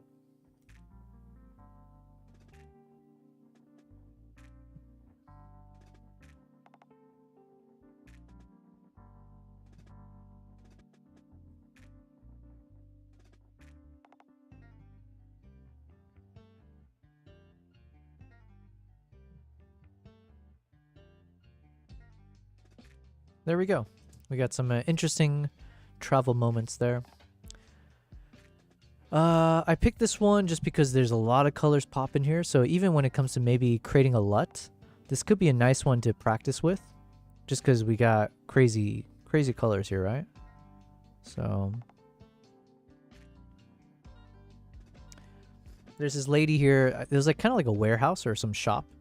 And so this is like, she does like, she models, they make some traditional lanterns and stuff, but the guide that I was with, you know, paid her money to do like a photo shoot. So it's really cool. I think I just want this moment though. Just like a little bit of like watching that slow. Hey Nala. Good girl. Ooh la la la. Check out your bed, Nala.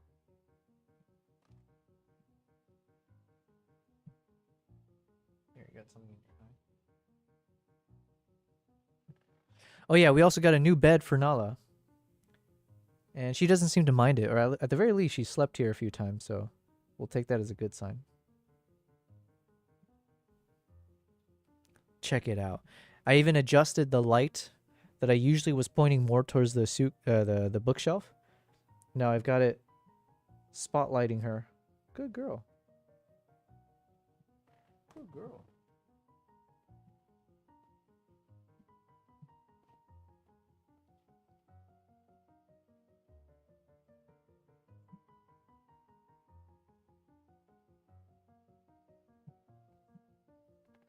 Dun, dun, dun, dun, dun, dun, dun, dun.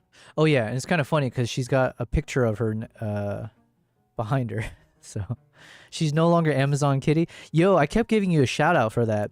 I've been doing it often. I was like, yo, shout out because we got that Amazon. I still have the Amazon box, but it's on the ground right now. Yeah, she's leveled up from the Amazon days. So what comes after that? I don't know. But look at that. It's like she has her own throne. And look how narcissistic she is. She's got a picture of herself propped up behind her. You know, cats. Transition only correct side to side, basically. Yeah, so transition only correct side to side. Similarities up and down. Perspectives both up and down and side to side. Okay. I tend to like using transition, or I tend to get better stabilization when I use transition. But the one time it doesn't work, or like some of the occasions the translation doesn't work, is a shot like this. So we noticed this earlier, when you have like something coming in from the left and right, in translation stabilization, for a second it would trick the software into following and like tracking the subject that's passing by. So you would see it kind of like shake over, like it would, you know, jerk over to the left or right to follow the motion and then jump back to the subject. So then I just randomly chose perspective instead of the other option, and it fixed it entirely. So I was like, okay, cool. Before, after, before, Dehancer.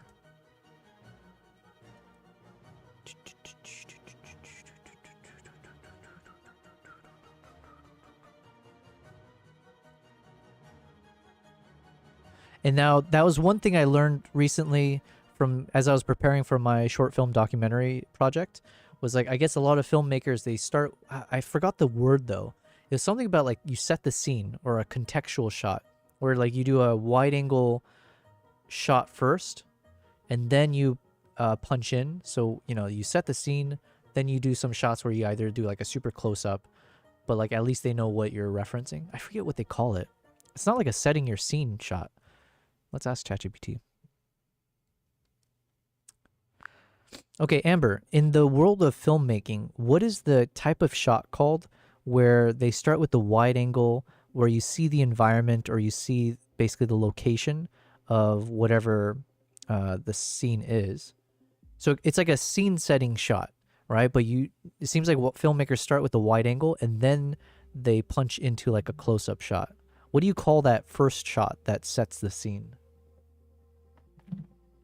Yeah, absolutely. So that kind of shot is usually called an establishing shot. And exactly like you said, it's that right angle shot that kind of sets up the scene, shows you where you are, gives you a sense of the environment or the location. And then once the audience knows where they are, you can punch in closer to the characters or the action. So yeah, that first wide shot is your establishing shot. Establishing shot. That's what it was. Damn. Well, good thing I wasn't getting quizzed on this. Oh man, my eye's bogging me. Okay, so establishing. Oh yeah, thanks, Fed. Establishing shot. Transition will make it wobbly when it moves like that. Yeah, I wish I knew that because I think there's some former clips of mine where I didn't know. So when I saw the stabilization didn't work, I just gave up and didn't stabilize it at all. So little did I know. So Fed, let me just catch you up on some of the shots that we've edited so far, because I've gotten some really fun examples. So this is the first one we edited with Dehancer. So you get the before and after. So here's just with the color correction, and then here's with the color grading in Dehancer. And then the next shot, just like a normal shot, nothing really cool about it besides just it takes off. And the effects weren't that crazy. This one was a bit crazier, so I did go a little bit wilder in terms of like the adjustments here. So we have our before and then after, and I kind of went with the decision to make a split tone almost of making the sky different from the ground. And I feel like it looked even better on this shot as opposed to the previous one. So something about this composition, I felt like the colors from Dehancer, or this exact same style, felt more filmic, let's say, with this one. Man, I think I just need to put some eye drops in. So that was another shot. This one is still one of my favorites, although we've had some new ones that I really enjoyed. But this is the before. But then when you see all the smoke coming out, and I really liked the color grading with the Dehancer, I think this looked super cool. But it's probably also the smoke kind of adds to the effect. So it might be biasing my decision a little bit. But also the color grading, I think, on this one turned out pretty good. Next one we did was a train shot. So we have two train shots as it passes right by. And so the before, and then we have our after. And technically they're like 2 moments from this as it passes. And then, yeah. You know, one thing I was mentioning looks very much like Kodak film. You know what? I've honestly been mixing between the two. I've used all three almost like evenly, I would say equally, between the 23, what is it? 23 something something. 2383, 2383. Okay, so a lot of these were 2383. This one was the Endura Glossy. This was also Endura Glossy. This was the Fujifilm 3513. So this was another train passing in Vietnam. So super cool moment.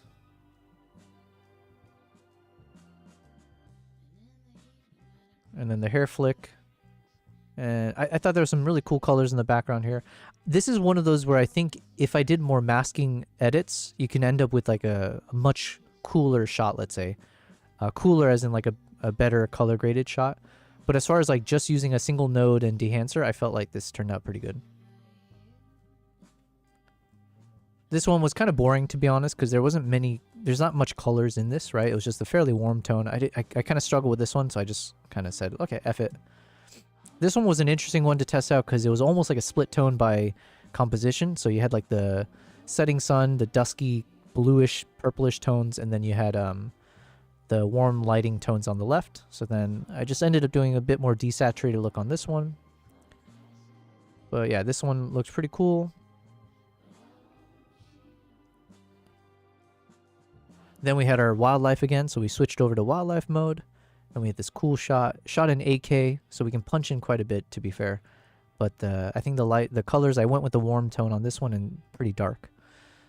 Oh man, my eye, what the hell? Fed, you said, yeah, you can see the ones that are Fuji, colder blue. Yeah, I have noticed the Fuji tends to have a bit of a cooler tone. And the greens. Japanese look you see in most Japanese movies. Oh, okay.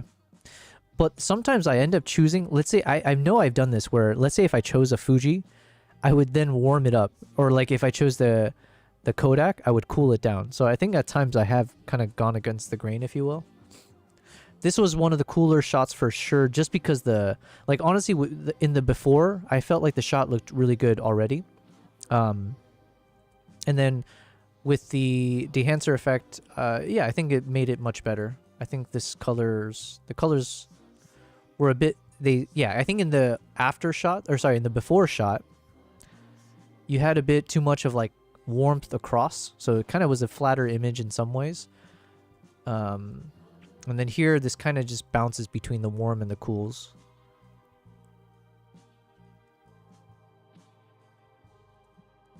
And then the smoky shot.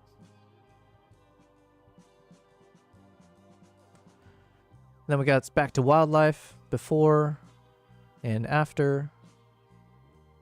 So same thing, we got our establishing shot here. And then I have another clip where it's a bit more punched in. So then we have our close-up shot. So again, an editor, hopefully, if it's an editor worth their salt or whatever that phrase is, they would see these two and realize, okay, we can put these together. This one we edited, was this today? Yeah, we edited this one today, before and then after.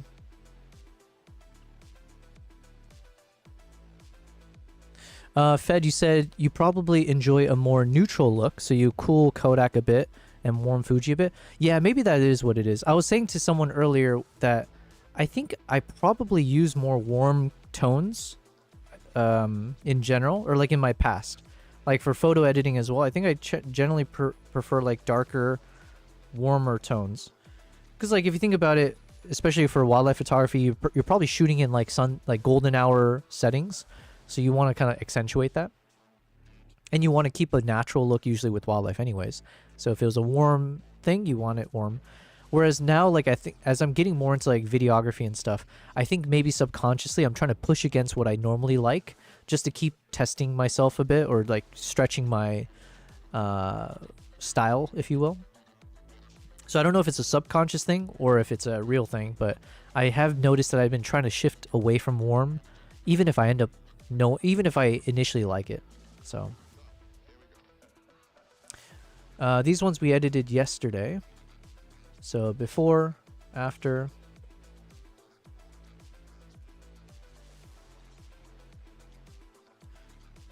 Before, after. Although to be fair, those ones I probably should have color corrected it beforehand. This one's we already looked at. Then we had our little biker cat. So we had two versions. Super grainy.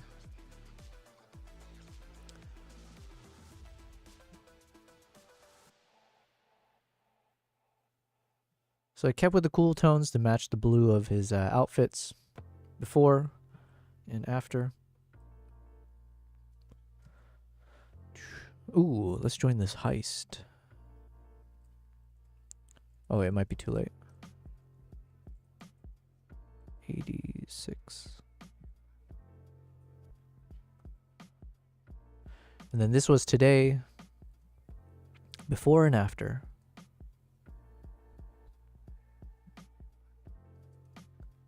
And then here we are. Wait, are we caught up now? Yeah, because then we did these. And then there we go.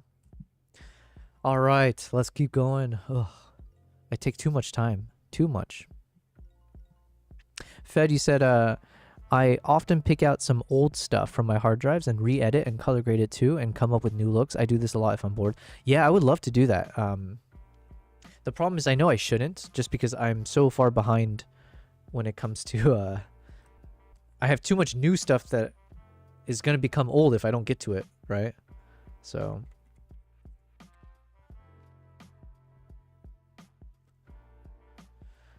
All right, here we go. I think I don't really need much of this shot. There's just one moment, probably around here, as we kind of get closer. So we're like passing through. Let's see. Yeah, probably just this part here is all we need. Just a clean moment without any shake. So maybe up until here. Let's get rid of the rest.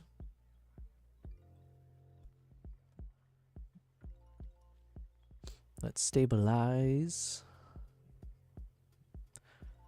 Fed says, great practice and cures boredom. Yeah. Yeah, I agree. I agree.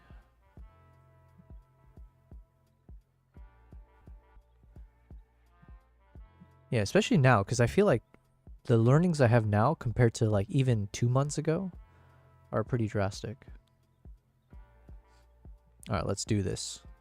So starting with our film, actually, let's go in the opposite order this time. Let me increase it. Here we go. This might be tough for me to figure out though, because there's like so many colors, right? This one looks nice. A lot of contrast, but kind of looks like it fits the mood. This is the Orwo Chrome something something. This one, I don't think it fits the vibe because it's like stripping out a lot of the colors. So this would be an example where I don't necessarily want the monochromatic style or like the desaturated style, because there's so many colors here. Why would I want to remove it? This looks nice. Konica Minolta. A bit more of a different look. Faded. Ooh, this one's nice. Oh, Fed. By the way, did you know that this shortcut existed? I don't know if you said you still use Dehancer, but I was mentioning earlier, but where it's like kind of frustrating when you're choosing between profiles. You have to keep clicking and then like mouse scrolling to the next one. And so I recently discovered if I just click on the thing and then just use the up and down arrow and then enter, I can quickly jump between each one.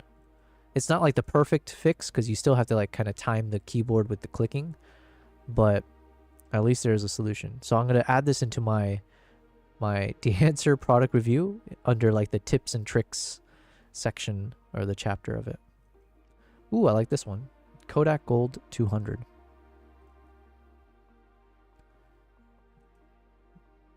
Punchy. Kodak Ektar 100.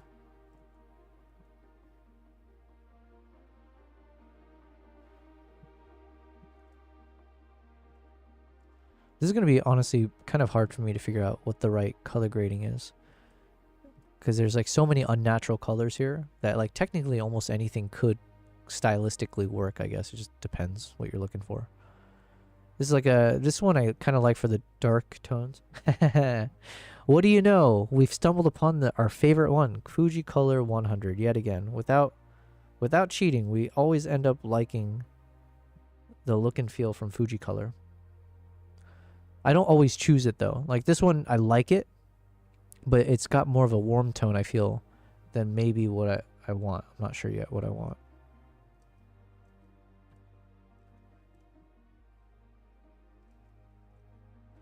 Actually, this might be a really bad one to try to figure out a style from. It just feels like one of those shots where anything could work, just because none of this is natural. So like you can literally replace any of these colors with any other color, and who cares? Right? So I'm realizing as I've selected this that this might not like... I mean, it'll still be a fun shot to share, but not necessarily one that you can learn much from. So...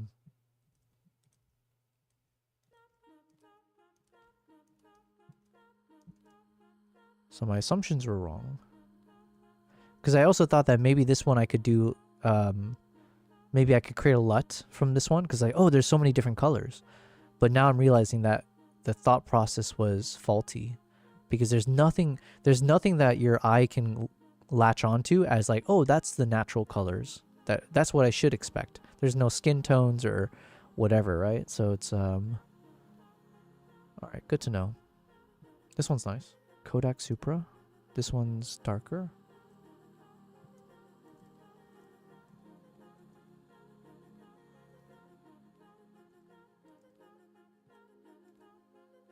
This one? Orwell. Oh yeah, that's the one we like. Okay, let's go with this one. This just looks different, right? Fed, you said, oh, you found a way to do it. Okay, I see. Nice. Yes. You're welcome. You're welcome. What can I say? People come to me for the best tips and tricks. But my God, that makes a huge difference. Because honestly, I think I would have lost my mind if I had to keep mouse clicking each time for the past however many hours, past number of days. So...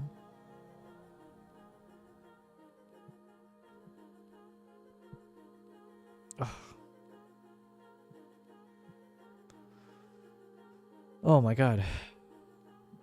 My eyelash situation is just getting worse.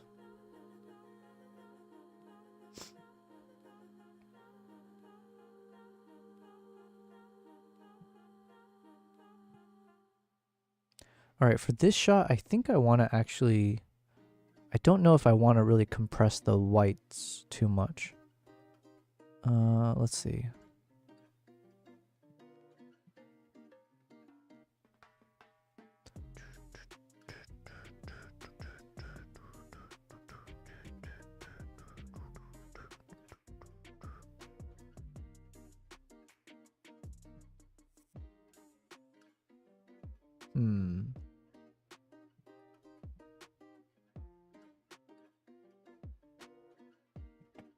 Okay.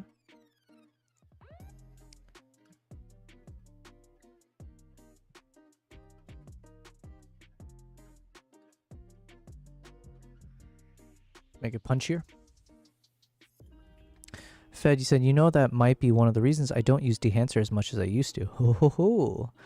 Well, listen, not that I'm going to persuade you to say one thing or the other, but if you end up using Dehancer more often after I told you that, let me know, and then I'm going to be like, in my review, I'll be like, I even convinced someone to use Dehancer after I told them this trick. Wow. And then Dehancer's going to be like, what? You got me a customer back? Or I don't know. I think is it just a one-time payment? I don't know.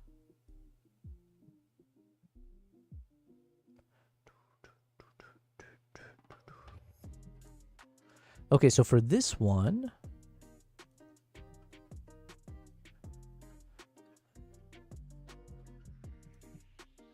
ooh, I don't know.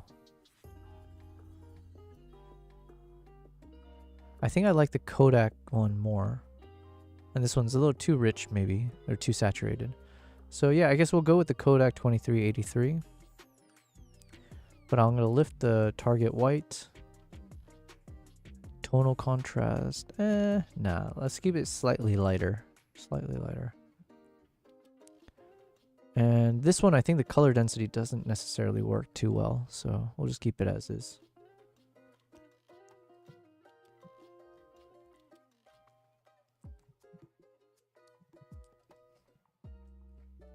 Okay. So yeah, I don't think this is like the craziest shot. Let's slow it down though. Dun, dun, dun, dun, dun, dun, dun.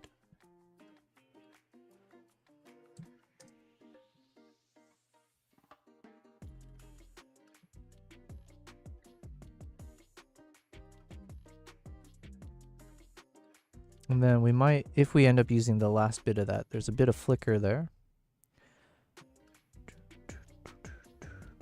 Is it a big deal? I mean, not really, but...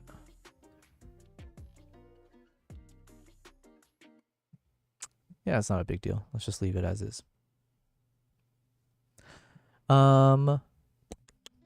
Nico, you're asking, Dehancer is only for video or for photos too?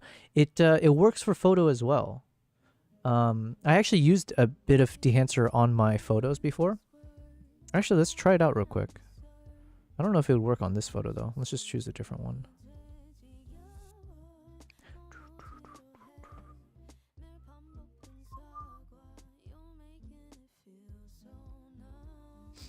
Okay, let's use this one. So let's say if I want to edit this guy. Okay, we'll try 2 different versions because this one I think I've already somewhat edited. So let's just switch this to reset. So if we had this original and edit in Dehancer.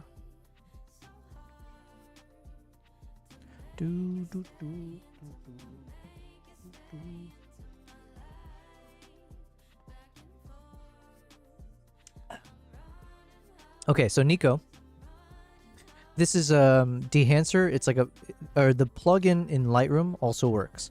So now I'm in this like Dehancer plugin mode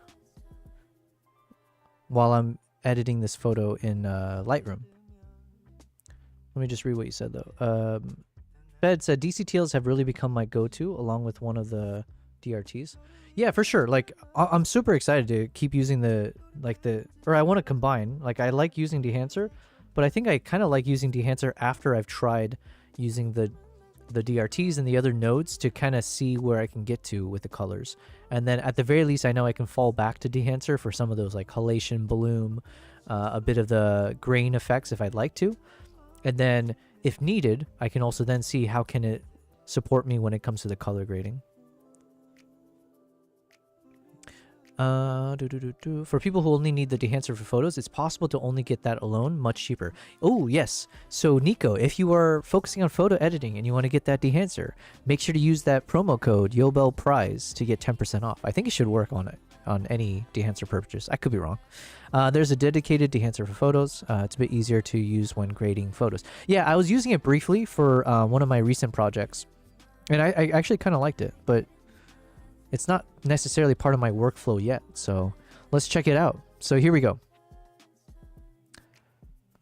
And this one, I think it's easier. Oh yeah, so hey, I do remember this. So when I was editing in Dehancer, this one you can use the up and down arrows to go between their profiles. I was like, oh, come on, do this for freaking the video mode.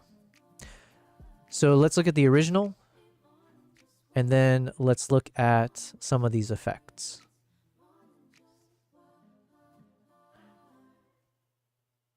And like so far, these ones I really like. I like the kind of warmish, I don't know what you would call this look, but kind of like a chocolatey brown-ish tone. I like this one as well. I like this look quite a bit as well. So these are just like straight out of the box, right? These are their kind of presets that you can play with. And to be honest, man, like I think these all can work as like a one-click edit. Yeah, generally speaking, I like these kind of faded looks in the darks. So, and for photo, I feel like having the grain effect oftentimes can look better. Like for some reason, I think I like grain in photos more than I like grain in film. I don't know why, but yeah, honestly, like there's so many of these that look nice that you end up in that kind of analysis paralysis. Is that what they call it? You just have so many things, good options to choose from, so you really can't go wrong. Now, small sample size, right? This is just one photo that we picked out to see, but you can imagine you can do all your edits from this plugin. So then on the right you can see how you can just adjust everything, your contrast, your white points, the temperatures. It's like very similar, if not exactly the same, in terms of some of those modules as what was in DaVinci.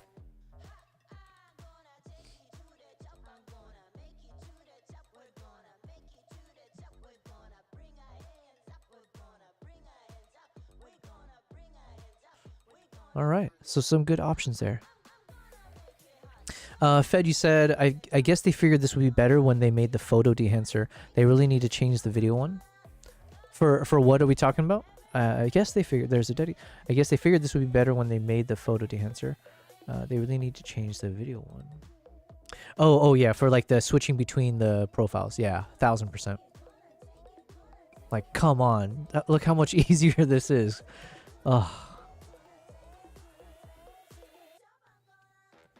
So yeah, just using this one example, I feel like so many of these work as like a one-click, and especially When it comes to photo editing, I've definitely wanted to become faster with just like how do I quickly get some clean shots and move on, right? So let's say if I look at this, I'm like, you know what? I like this one a lot. This one's the Kodak Aero Color 4125. Nice. That's the one I like on DaVinci as well. So then I'm not going to really change much. I just want to quickly see the grain effect. So let's choose the 35mm 250. Okay.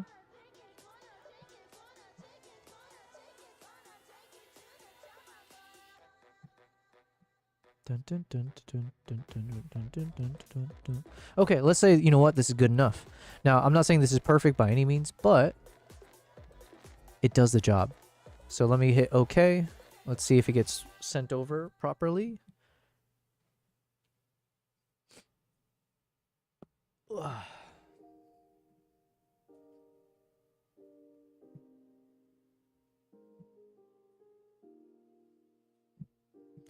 All right, Nala and Kimbap are just chilling and sleeping.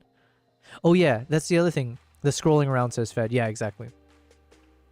So one little quick update. I haven't done it yet. I just need to see if I need to buy another Camlink 4K thing. But I want to set up one of my cameras to basically point at this cat bed. So then imagine I'll update my scene, my Twitch scene or whatever, over the live stream scene. So then we'll have 3 cameras, me and my 2 cats. So one will point at this cat bed where Kimbap is, and one this one. And then I think I want to switch out the camera. So instead of using this like cheaper Logitech 4K webcam, imagine whenever I get that ZR, then I can have one camera, probably my Z9 because it's heavier. So I can just set it on the table even and just point it at this cat bed. And then I'll switch out this Logitech with like the ZR, or I'll use the Z6 III, which I'm currently using for the webcam. And then I'll use the ZR as the main face cam. I don't know. It's a little overkill, but can you imagine? I think I have the right lenses. Let me think. Because, so this one is the 20mm 1.8 lens that I'm using. I have a 24-70 lens, so I imagine I can just use that for one of these guys. And then I only have a, then I have a 50mm, so that might be too much. I don't know. Yeah, I guess I could use a 50 for this one. Just put it all the way against the wall and then point at this bed. And then the 24-70, I could just set on my table here, pointing at this guy over there. I think so. And then maybe I can put a camera at the very top, pointing down to get like a full-on wide-angle shot of my setup just from behind me, and like pointing at the screens, so you guys can get like a little bit of a cool wide-angle shot of like. Actually, there's nothing cool going on, but I don't know. Just trying to have fun with it, you know? You need both cats. Yeah, exactly. It feels a little bit weird just to highlight one of them, right? So that's why I bought this little cat bed, because it seems like it's pretty low profile. When I'm not using it, you can push it down so they can't hop on and get to my desk and stuff like that. So we'll see. Look, we're trying to make improvements to the stream. We always want to be punchy with it, you know? Okay, sorry. So this is a long deviation to Nico's question, but yes, Dehancer works on photo as well. And personally, I think it does an excellent job. Yeah. And, you know, we just did one test. Can we see the before and after?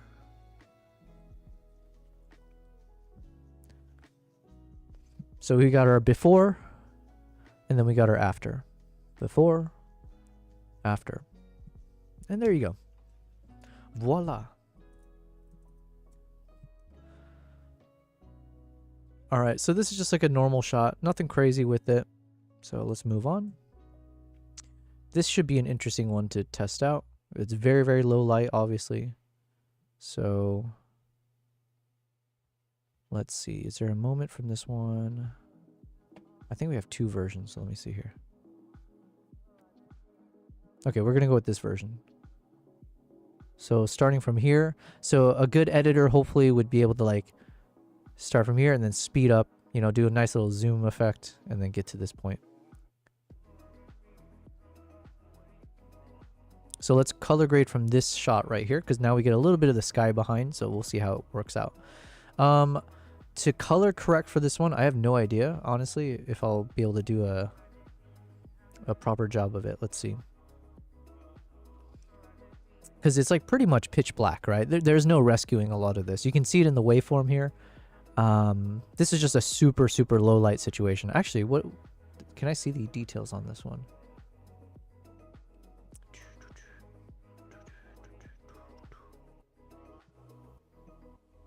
I thought there was a way to see like the metadata. Is that it?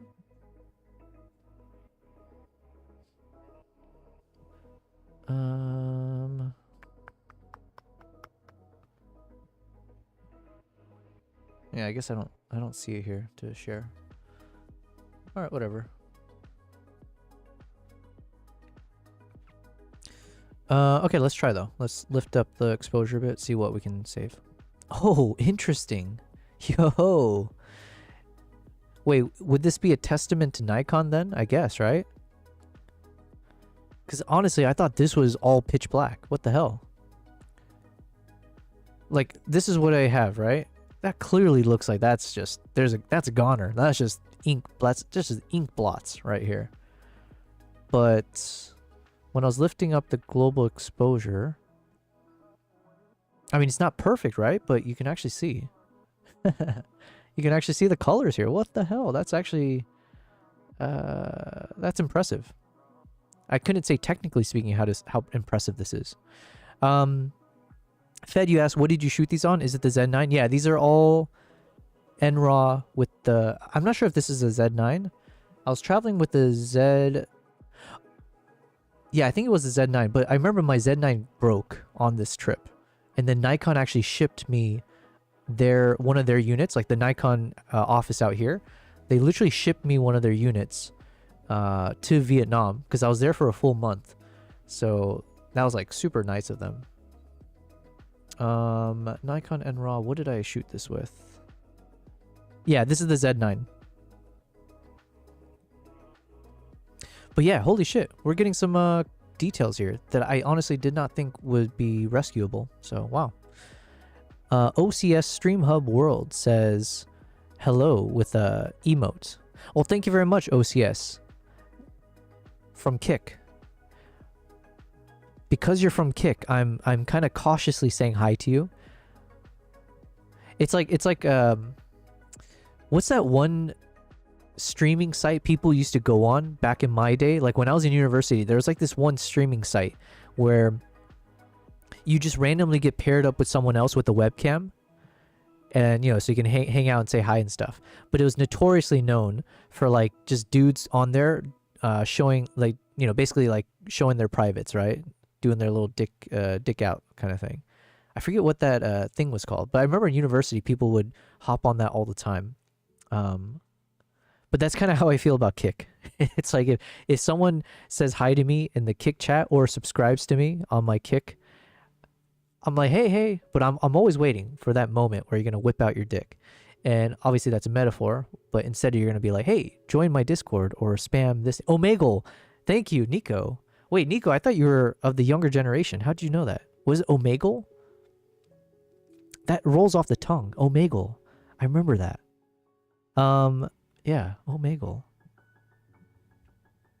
Yeah, and then like, so then people would like, you just randomly get paired up with someone around the world.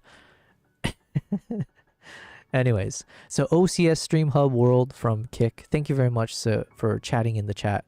I hope you have a good day.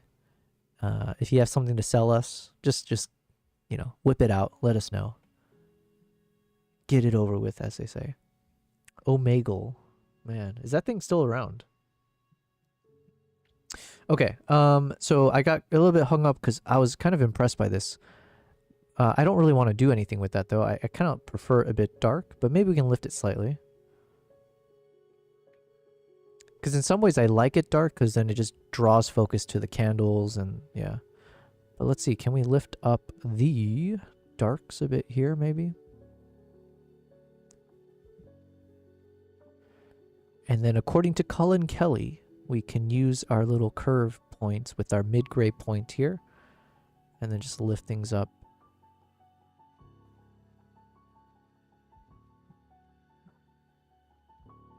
Okay, so now we're rescuing a little bit more of the shadows without overly doing any adjustments to the highlights or the other areas.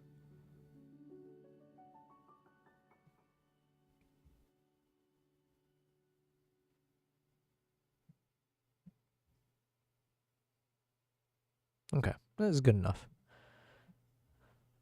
I don't think there's anything else to really change in terms of the white balance. I think it is what it is. So let's move on to the Dehancer side of things. Hop on over and start selecting. The beauty of shooting raw. Yeah, my good. This is an excellent one to. Honestly, I didn't know. I didn't really think. Yeah, I didn't think it would do that. Oh, you know what? Someone in the chat was mentioning that if you change the file name from like NEV of the NRAWs to R3D, that you essentially can mimic the R3D codec. I have no understanding if there's any truth to that, but I don't even know what that would mean. I don't feel like it should be that simple. Nico says it still existed some years ago, but it shut down because of this. Wait, it lasted that long? I felt like that was a rampant problem from day one of the site. Fed says I remember watching some dude who was on Omegle playing guitar and piano for people, tricking them by playing a Hello Kitty guitar and other stuff. Okay, but he was really good. Yo, there's like a really cool Instagram account that I saw. I'm assuming maybe the guy's on TikTok as well, but I don't know if it's Omegle, but that same kind of concept where you just get paired up with someone randomly, and he would wait for the person to say something, and then he would be like secretly recording whatever they say, and then he would play back whatever sound, and then, you know, distort it, turn it into some trippy like electric music and stuff. And it was so good. Like, he would create beats off of whatever they said out loud. I thought that was so creative. This could work for black and white technically.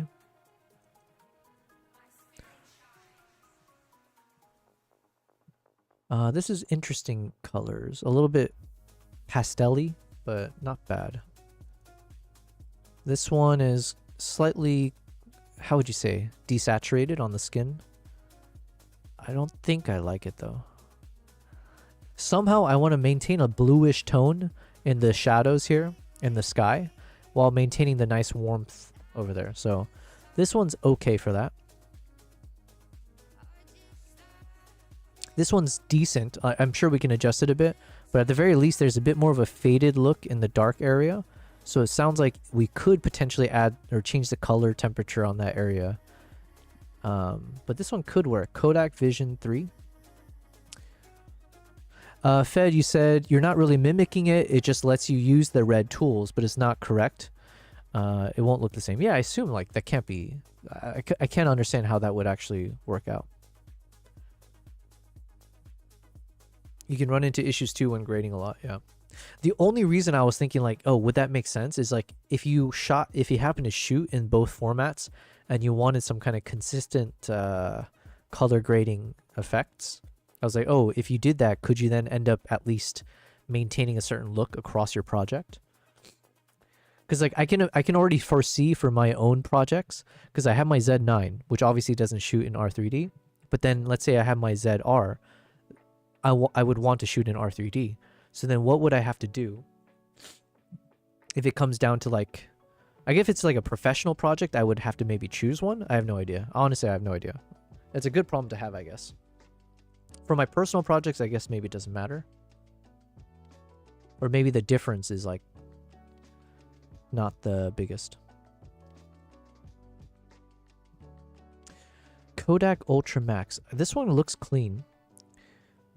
The light, the candle, like the flame sources look super white, however, but I almost don't mind the fact that the flames are white because there's so much warmth surrounding him, right? So you end up with like a little bit of white, a lot of orange, and then you got the cool tones behind. So for some reason, I actually think this one's okay.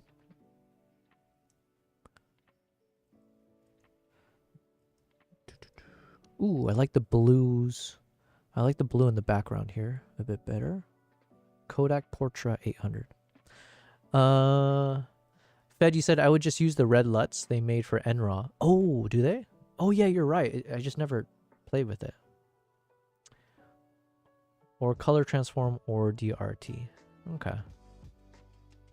Yeah, I figured there must be some simple, quote-unquote simple ways to get around it. But I haven't necessarily needed to test that just yet, so.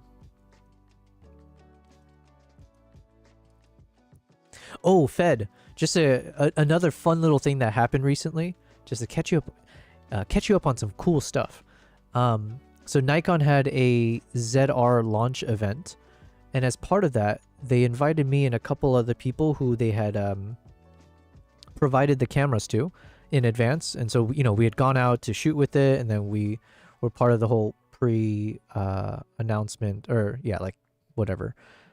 And so I think you were here when I was mentioning that they were wanting me to export my short film into like a DCP, DCI scope something. And because they wanted to show it on the big screen. So the event happened at like an IMAX theater, and it was so cool. And so I actually got to see my 5-minute short film on the biggest of screens ever. And it was like, honestly, like maybe saying a top 10 moment could be overkill, but it definitely felt like one of the most memorable experiences ever.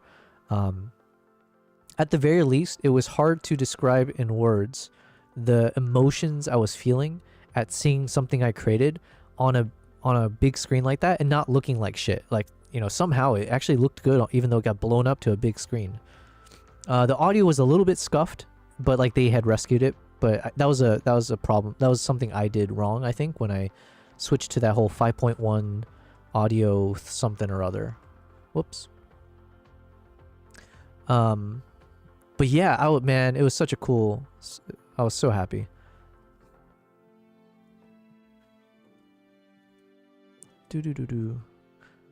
Oh, interesting. This one, I wasn't expecting this kind of a. Wow. So now, technically, this is more realistic, I guess you would say, right? Because you get the whites. So now you're retaining the actual true white color of their uniform.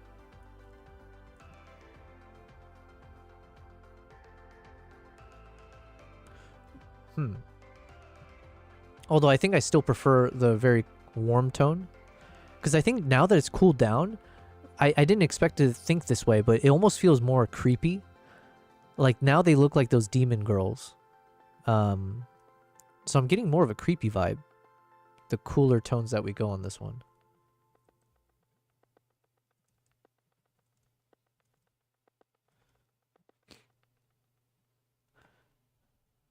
Fed, you said, if you use Dehancer, for example, you just pick NRAW for those files and Red for the others, and the different cameras from their camera, it would match. Okay, I see. When you do the transformation. Yeah, you were there helping with the 5.1 audio. Yeah, I thought I remembered you were one of those that were helping. It looks like a horror movie. Yeah, I don't know why. Like, there must be some... I don't know why. But it definitely that cooler tone, which is weird, because I almost feel like the warm tone would do that, right? Because it's like blood, the color of blood or whatever. I like this Fuji Color 100 yet again. Shout out to Fuji Color 100.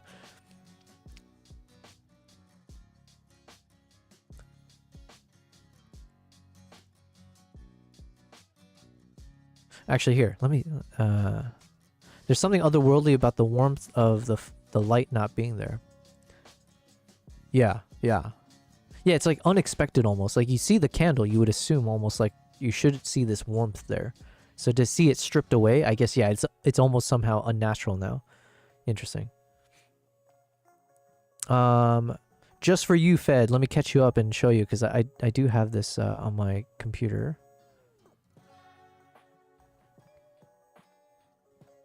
Yeah, here it is.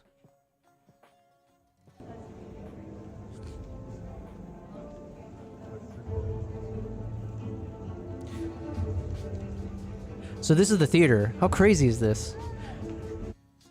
And they were playing on the screen. It was like a montage of a bunch of like Nikon organized tours. And the video starts off, it's like several minutes. But the video starts off with the trip that I organized to Vietnam earlier this year. So like you can see some of the footages on the screen there. This is from the group that I essentially I led them. And these are some of the models when we were doing some of the shooting. And you'll see me pop up in a second. Where am I? There I am. Look at me. All of like 1 second I was there. But yeah, we were doing some photo shoots. I was like teaching them how to do those like shots across the street when you get the bikers and the cars passing your subject. And if you do like a slow shutter or like a longer exposure, getting that nice blurred effect while the models are still nice and sharp. So yeah, it was a fun photo shoot. Just out in the wild, if you will, of a city. And then this is what it looked like. Hold on, let me pause this. This is really cool. Man, I cannot, words cannot express. It was just that cool. So there's 3 of us, right? So I was the third and final act. And then they freaking brought everyone up, like me and the other, the creators. And there's a whole Q&A session. And then just people in the crowd would ask questions. And they threw a bunch of questions my way, which is flattering because like they didn't say any shitty things. But the second person who asked a question asked me, what is one, what would you want to improve about the ZR? Something like that. Like put me on the spot. And I didn't know I was going to be speaking at this thing. They didn't tell me shit. So in front of all these Nikon execs, I had to give an answer. So I kind of like fumbled my way through it.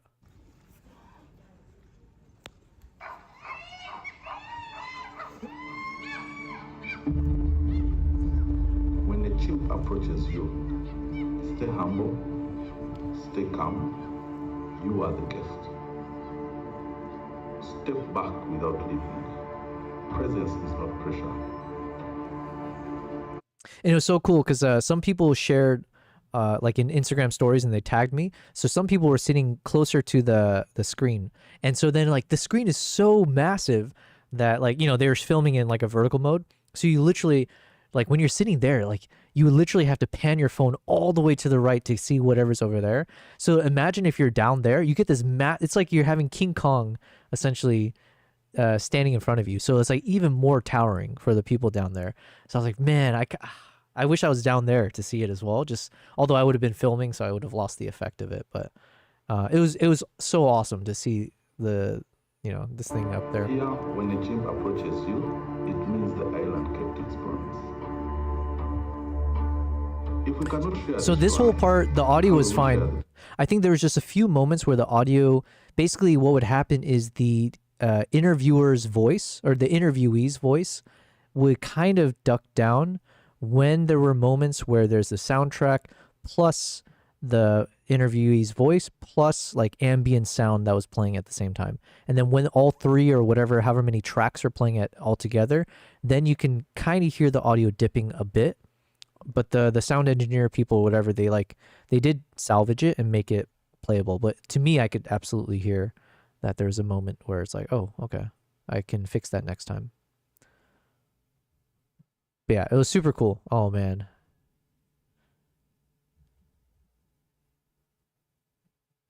So yeah.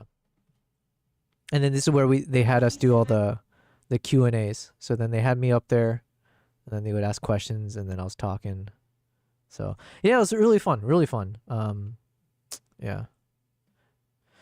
Anyways, so hopefully we'll ride the momentum to another level. We're going to keep reaching the stratosphere or whatever.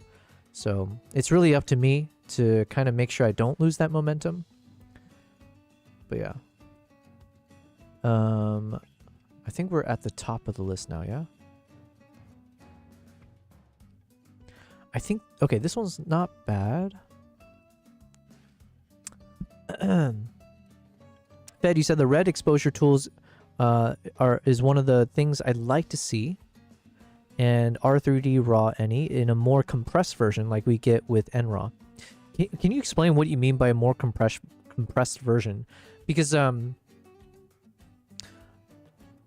or yeah, maybe I don't understand the word or what that's like the practical result from that is. All I know is from my side when I was testing, if I was shooting in NRAW versus R3D, the file size was the exact same. Like I would have the exact same amount of time to record on the same memory card, same other settings, just by switching the codec, it was exactly the same. So is that what you, is there a different meaning by compressed?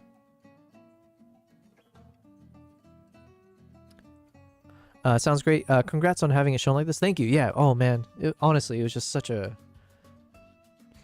I mean, it wasn't like a special event, right? This is like a Nikon launch event. It's not like it's not like a film festival. It's not like I was winning an award or anything like that. But it was just cool to even have the opportunity to see that on a screen like that. It absolutely put me in a world where I was like, I want to keep doing this. I would love to see other things that I create put up on a screen like that. So it was very motivational, inspiring. I don't know. All right, let's go with this look. Whoops, wrong button.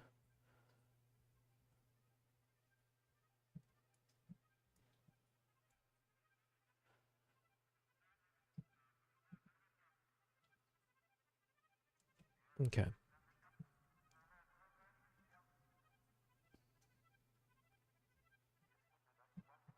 Let's compress a little bit, maybe not too much.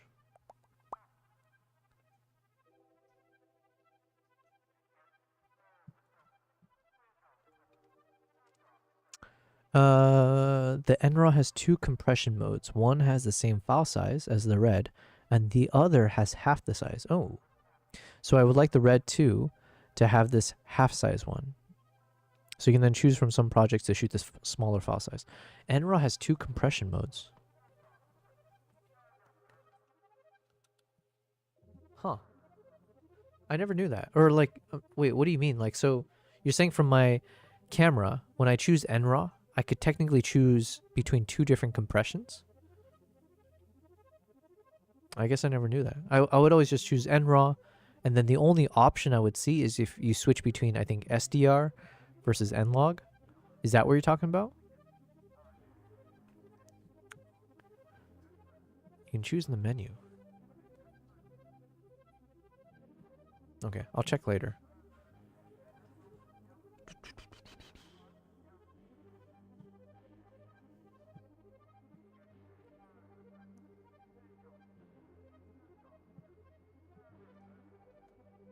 Okay.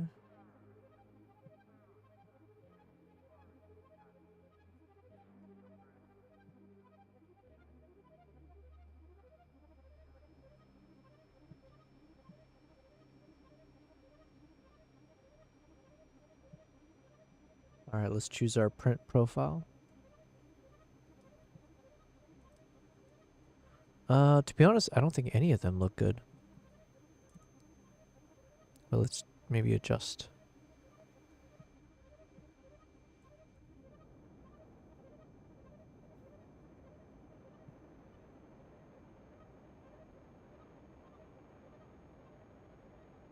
Yeah, honestly, this is one of those examples where I think I kind of prefer without the print profile.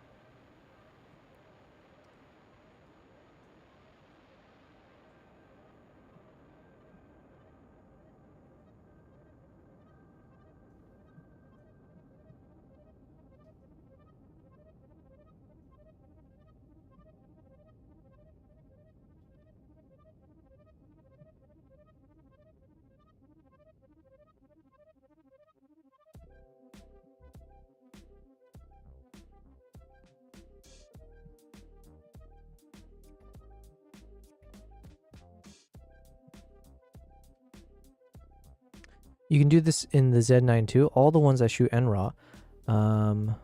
Okay. All right, I'm gonna have to check. I'm curious then which mode I was shooting in. Maybe I chose the wrong one? Or, yeah, I don't know. I think I just choose NRAW, and then there's a side option where you choose NLOG, and that's all I remember ever being able to select between. I didn't see something where it's like, hey, do you want this half compressed one or full? Or maybe I just always choose options where it's like, give me the largest file, largest everything.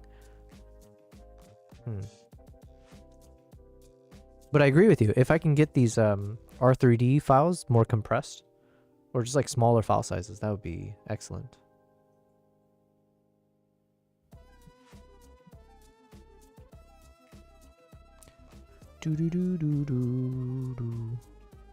Okay, if I learned something, it's about complementary colors are the colors opposite each other on the color wheel. So if I have something very orange, I guess orange yellowish should be like more bluish, I guess, as the opposing color.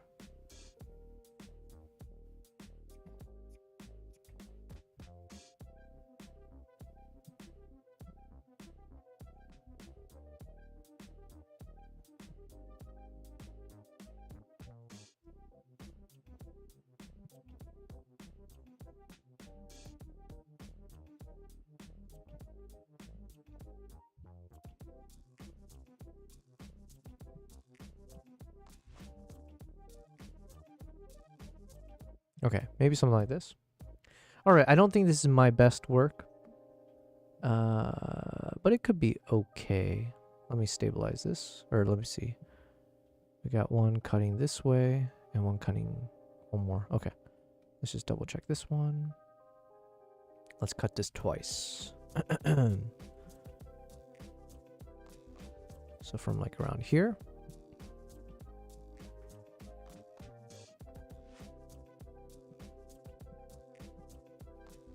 And we'll just stop it around here maybe.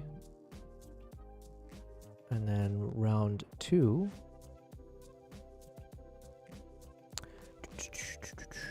Bed, you said you shot in the highest quality option. Okay. I mean, that's a good thing, I guess.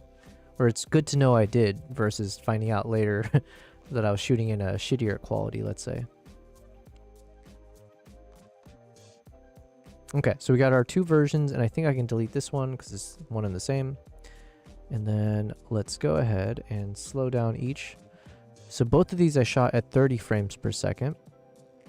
So I can only reduce it to 80% speed.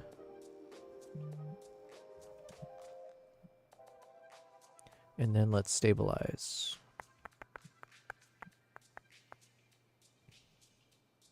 NRAW has the option of NRAW high quality, which you have been using, and NRAW normal, which is half bitrate. Okay, okay. You know what? Then I take everything back. I want the highest quality always. I'll just get 2 terabyte pro grade CF Express Type B cards. Is that the biggest one actually? Let me see. It's one word, right? CF Express Type B 2 terabyte.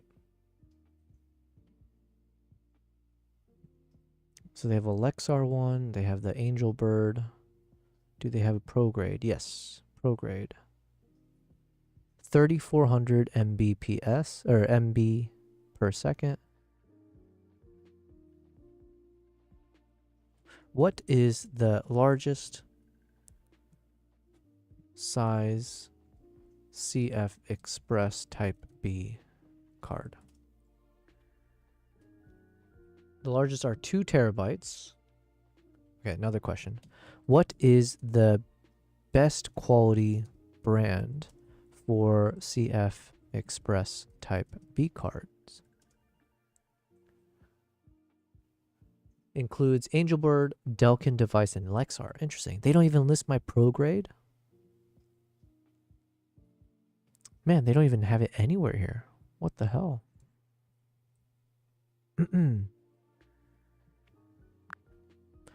Amber, can you tell me what is the best quality? And by quality, I mean the fastest and the most reliable, the most durable, and the least amount of issues.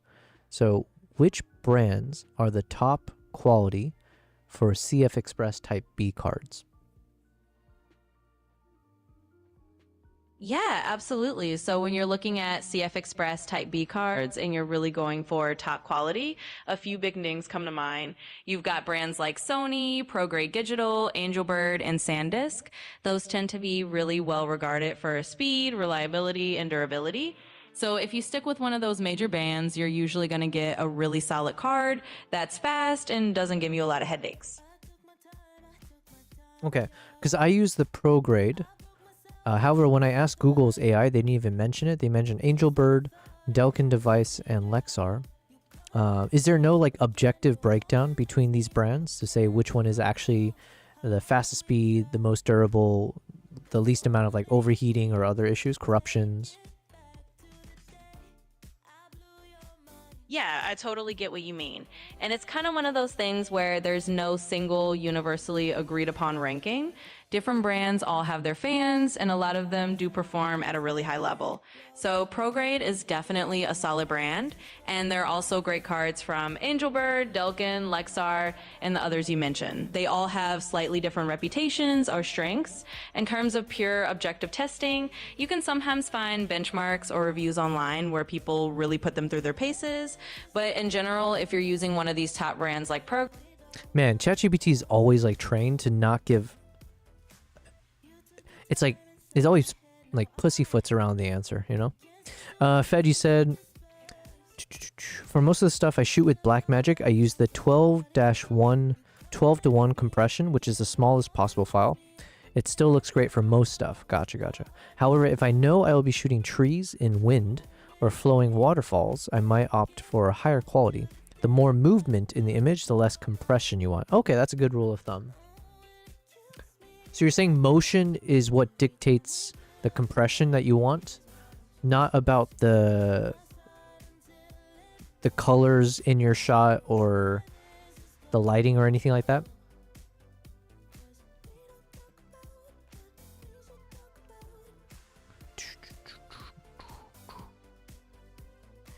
Do do do do do do do do do do do. I think I have a better. I should have a better shot of that. Do do do do do. Da da da da da da da da.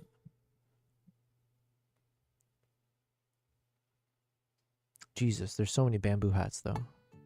I should have a better shot of this though. Is it worth looking for it? Yeah. Dun, dun, dun, dun, dun. All right, when did I go on this trip? This is 2025 March, I think. What's up, Ikidis? Ikidis is gracing us with her presence. Hold on one second. Fed says, yeah, motion of a lot of small detail. That's when you use it? Okay. Ikidis says, good evening. And with a heart emote that has her freaking name in it. Wow. That's a special heart. How are you on this fine weekend? Oh yeah, it is a Saturday. Doing well. As we say, much better now that you are in the chat. Of course. How's your... Have you been doing the horse shoot still? And did they do something... If you did, or if you are, did they do anything special for Halloween? Did they dress up the horses during the competition?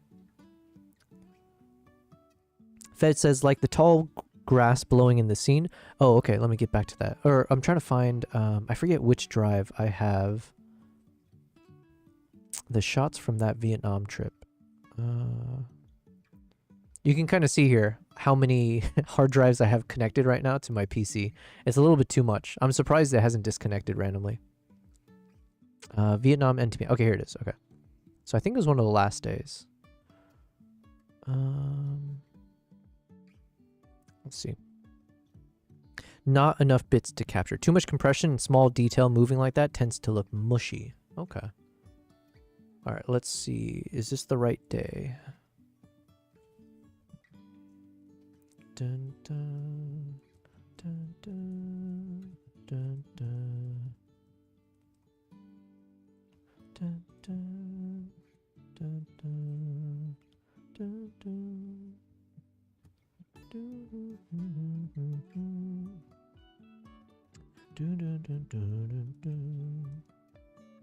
There were some really cool shots from this event. Man, so many things. This is why I need an editor. I just don't have time to go through all this right now, unfortunately. Like, there's so many moments here I know I could have... If I had the time, I would turn this into, like, some nice little Instagram reels here or there. Dun, dun, dun, dun. And then I finally got someone to film me because they needed I needed some shots, and Nikon needed to do some promotion, so And I ended up using some of this for my own stuff.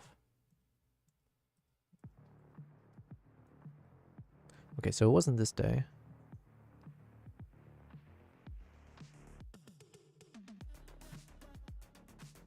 Ikita says, I'm still busy with edits. Yes, the favorite Halloween horse costume is always the class. Yeah, I was going to say, I assume the go-to is like painting a skeleton on it.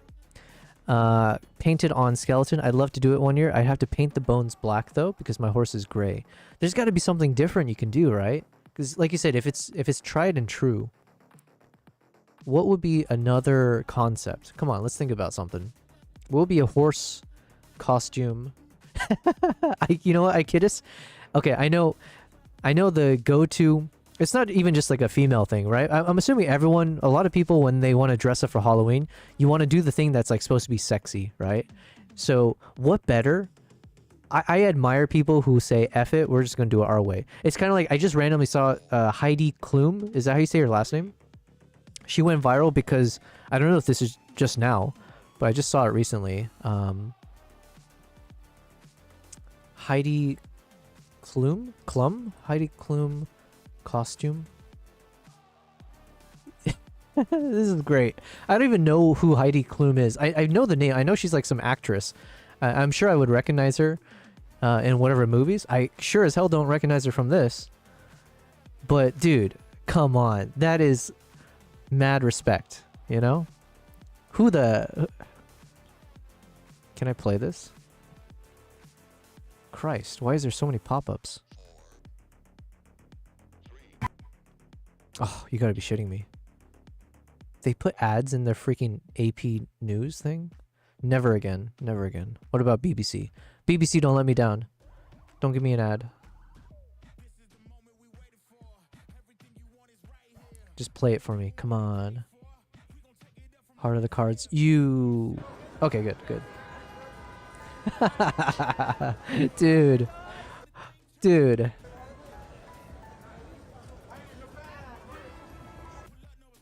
Come on. That is some... That's dope. That's fire. Okay, so I kid us. I'm not saying you should dress like whatever the hell this is. Is this Gorgon or whatever?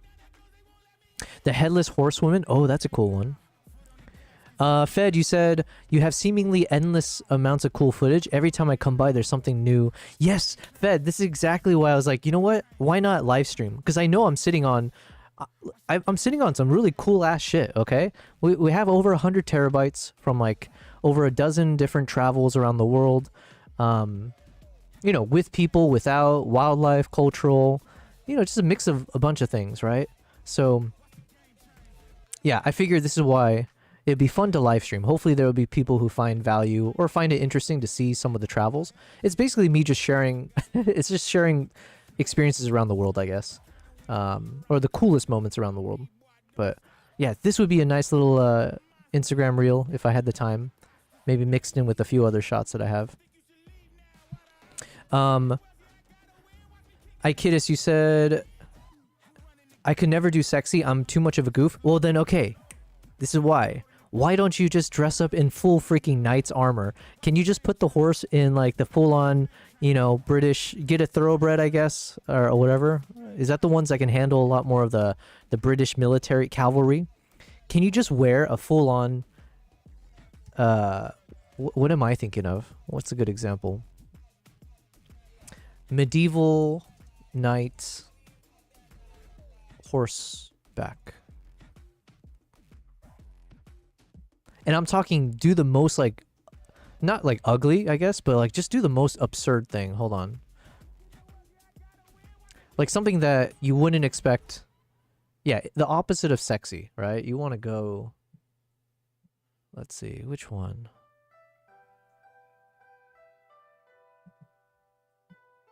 Da, da, da, da, da. Oh yeah, dress up as a squire. So don't even be the knight. Just be the... Is that a squire? I don't know. Come on, we're gonna find one.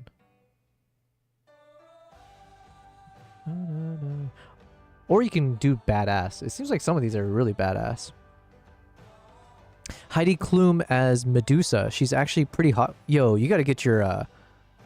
I'm not gonna trust you with any color grading stuff from now on. If you're telling me that that one is I mean it's hard of her to do it, I guess. Or there's something about the personality type of someone who does that, which I admire, right? It's like you don't take yourself seriously. Or I guess maybe she does take herself seriously because she put a lot of work into that, or whoever helped her with it.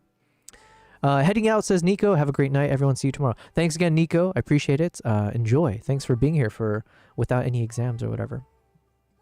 Siddiqui is an Arabian. Could also do the classic unicorn. Oh, like a unicorn horse. But then who rides a unicorn? Who rides a unicorn? What the hell is this? Okay, that's not what I'm looking for. No, what am I thinking? Medieval knight on horseback.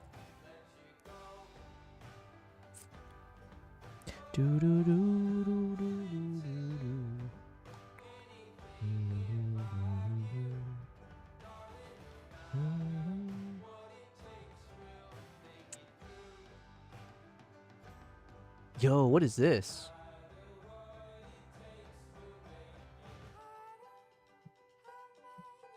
Okay, this looks like way too expensive to even just try this. Oh, you know what? Okay, dress up like a Mongolian warrior. What am I thinking from Mulan? Who was the enemies in that?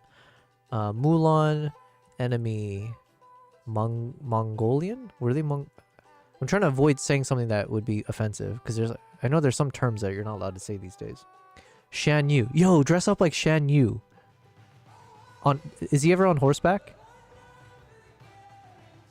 Shan Yu. Mulan Shan Yu horse.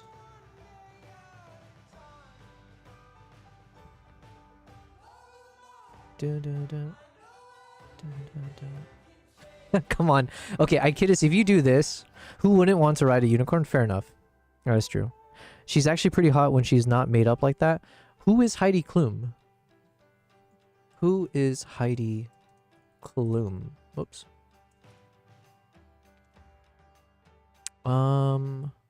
German and American model. Oh, so she's not an actress? Oh no, she's an actress.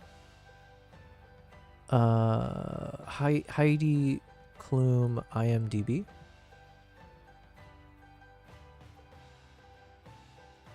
I don't recognize her face at all.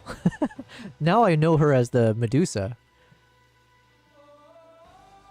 She won an Emmy. What is an Emmy for? Is that for TV show or for something? She was in Zoolander. Okay. The rest of these things I've never... Oh wait, she was a producer? Just show me the movies. Why is this so difficult? IMDb, come on. Fix your UI. You know what? I stopped caring. I care more about getting Ikidis to dress up like Shan Yu. Yo, okay, we have 1 year to plan for this, right? Unless, is there some other holiday where we can dress up? Yo, Ikidis. Hear me out. Is this Halloween? Is the horse event every Halloween period? Either way, invite me next time, because I do want to do horseback. I want to do like horse videography, photos, and stuff like that. Anyways, invite me. I will dress up. You dress up like Shan Yu. I will dress up like Mulan, okay? Because by then, my hair will grow long enough. Or I guess she chopped it off at some point, right? Did she? Listen, I'll be Mulan. you be Shan Yu, okay? Yo, come on, think about it. But then I guess I was thinking of this because I thought maybe Shan Yu is on a horse. But where the hell are the... Is he never on a horse?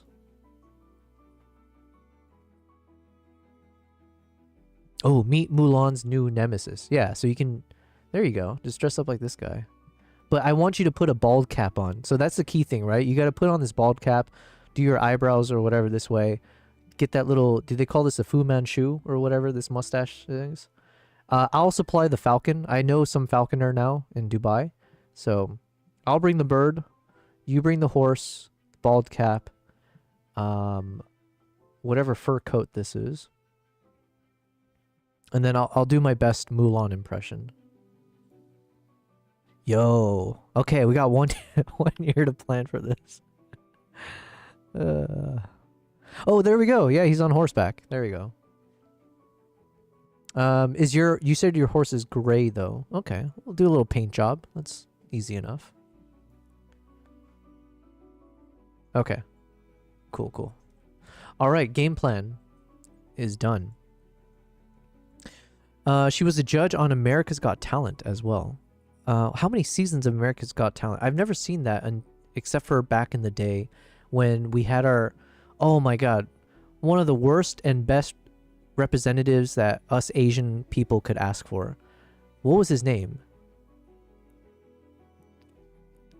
Blah, blah, blah, otherwise known for She Bang.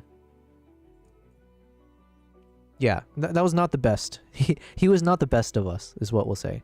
As an Asian, we were very proud of obviously, when Jackie Chan would do his thing. It added a little bit more, you know, coolness factor going up. And then when that one dude came out onto America's Got Talent, oof, our stock plummeted just like overnight. It was gone. Whatever goodwill, whatever momentum we could have ridden with Jackie Chan, Jet Li, maybe a little bit, just gone, just like that. William Hung. That was the dude's name. Can you imagine someone named William Hung singing She Bangs? Is that the name of the song? Yeah. You can't recover from that, unfortunately, as a society. Okay, I did get pretty distracted, which apparently is because I probably have ADHD. So that was the other... Oh yeah, Fed. It's been a while since we were chatting. One of the recent things that I've decided I'm going to do is go to a psychiatrist and see if I have adult... What do we call it? Raging ADHD. I have my suspicions at this point, as do my friends, apparently. They didn't tell me this until recently. They're like, yeah, you definitely have it. But at the very least, it'd be nice to know. So I have to go to a psychometrist next. And, yeah, see if they're going to drug me up or anything. Dun, dun, dun, dun, dun, dun, dun, dun. Okay, where is the footage that I'm looking for? Oh, you know what? It could have been an MOV file. Let me see. Fed, you said she might be more known over here in Europe. I don't know. No, I'm definitely the outlier. I know most people know of... I've heard the name Heidi Klum as well. Although, yeah, I guess for some reason I couldn't pinpoint her from that one picture of her. Okay, so the issue with this shot is this was shot at 1080. This is a 1920 by 1080. So I ultimately ended up upscaling this guy using Topaz. So I think I have some really cool shots of this model when she was in the grass, but not in NEV and not in 4K. So look at that slow motion.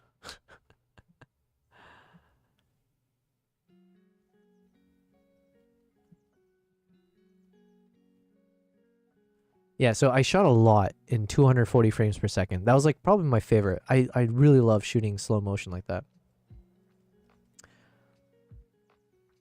Although the reason I was filming this one, apparently this is a cemetery. Can you imagine they put this statue at the front of the cemetery? Make it make sense. And I was here quite a bit to film this. Let me see if I had a good shot.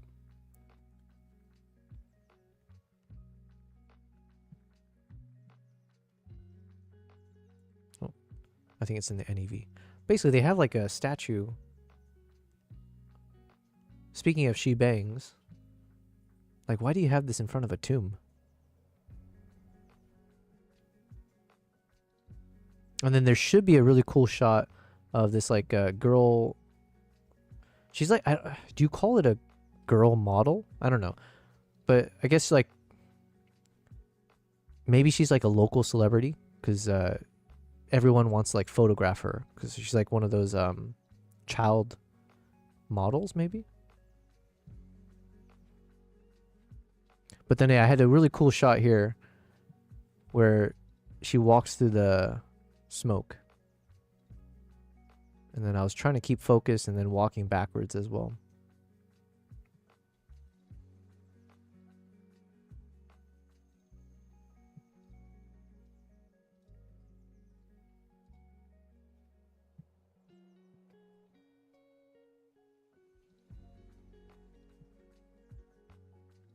Okay, nice stuff.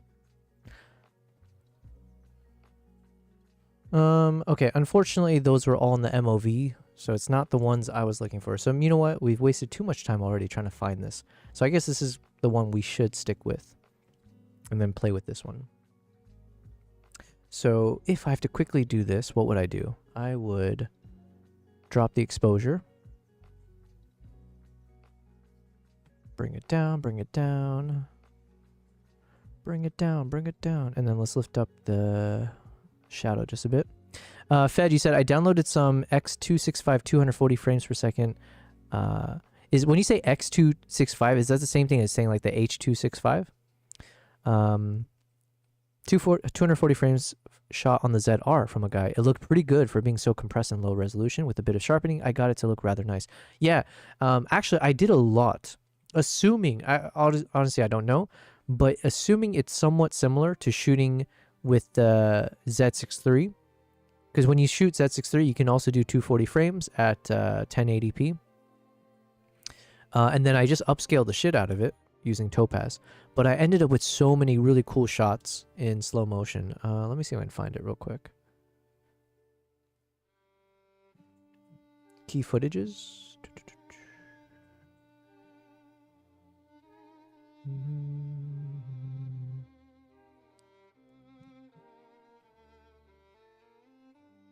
Yeah, I have some of them here.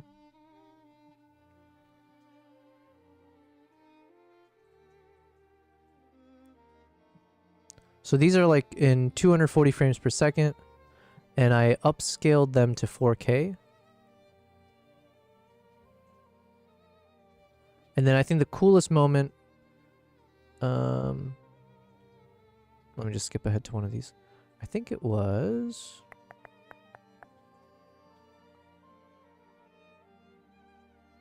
Yeah, 240 frames. Oh my god, it's so much fun to shoot in that. I love slow motion. And I guess these days with like the power of DaVinci or other like programs, you should be able to like slow down your footage even more and then like digitally slow it down and still end up with some really clean shots. So this is probably the best one that I took. Just because in terms of like what was happening, right? You had these two mating and they are like bowing to each other, extending out their wings on top of this kind of hill. And it's almost synchronized, right? Not really, but they both do the bow. And then they start doing these really cool leaps into the air as they like just play. I don't know if it's part of the mating ritual, but then they would like chuck up this one leaf into the sky and then try to catch it. Let me see. Here we go. So you see a few times where it picks up this leaf, chucks it up in the air, and then try to catch it again. This was a bit messy because this little asshole decided to walk in front of the shot. Typical crane behavior, I would say. And then, oh yeah, then they do the bow again, somewhat in sync.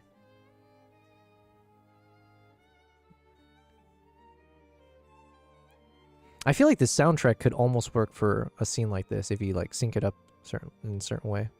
But then yeah, you'll get a clean one here as it leaps up into the air.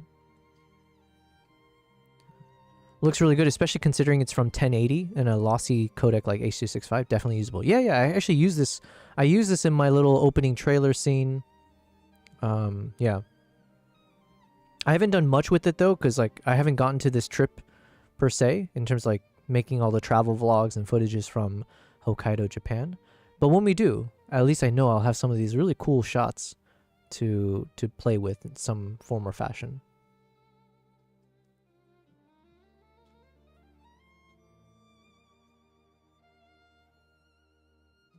They're just so graceful, you know? I'm not like a huge bird photographer or whatever, although these big birds, yeah, absolutely. The cranes, they're very graceful, elegant looking. The shoebill stork, very prehistoric looking. What's up, Yami? Yami saying, how's it going? Yami, it's good to see you. Evening, y'all. I'm doing very good, thank you. Ugh. Just going through some of these, well, I'm kind of taking a detour. We've been doing a lot of color grading, some of my videos traveling around the world. And then we were just talking about shooting in slow motion.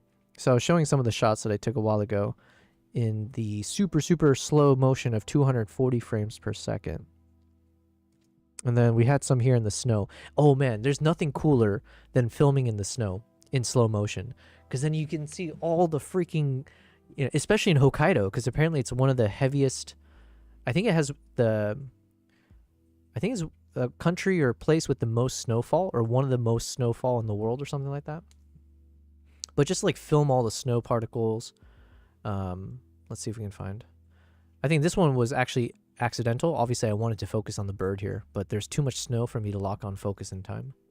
But then you still salvage it because it's cool. You get this like cool texture. Deer's fighting.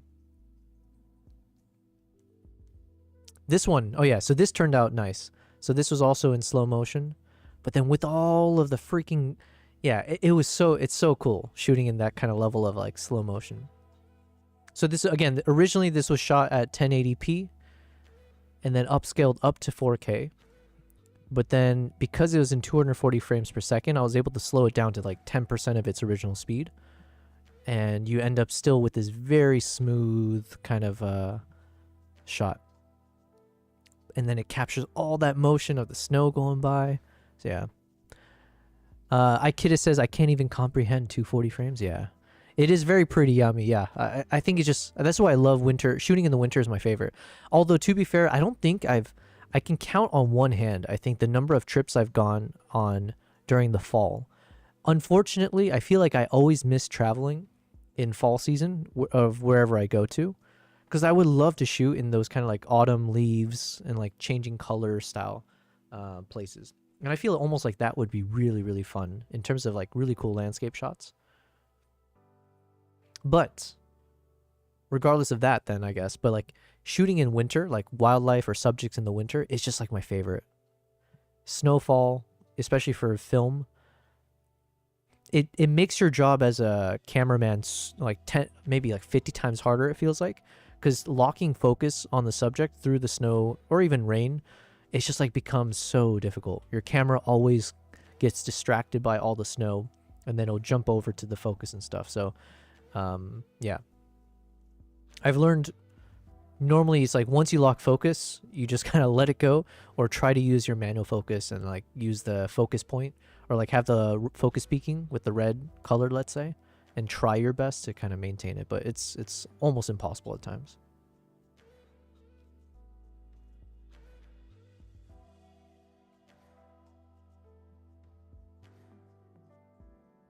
So like here, for instance, right, I had focus for like a few seconds, it looks like, or less than that really. So we kind of lock focus here, and then it's like easily lost once all the snow kind of gets in the way. So here actually held on for a decent amount of time, actually. So I stand somewhat corrected. And then here we lost it.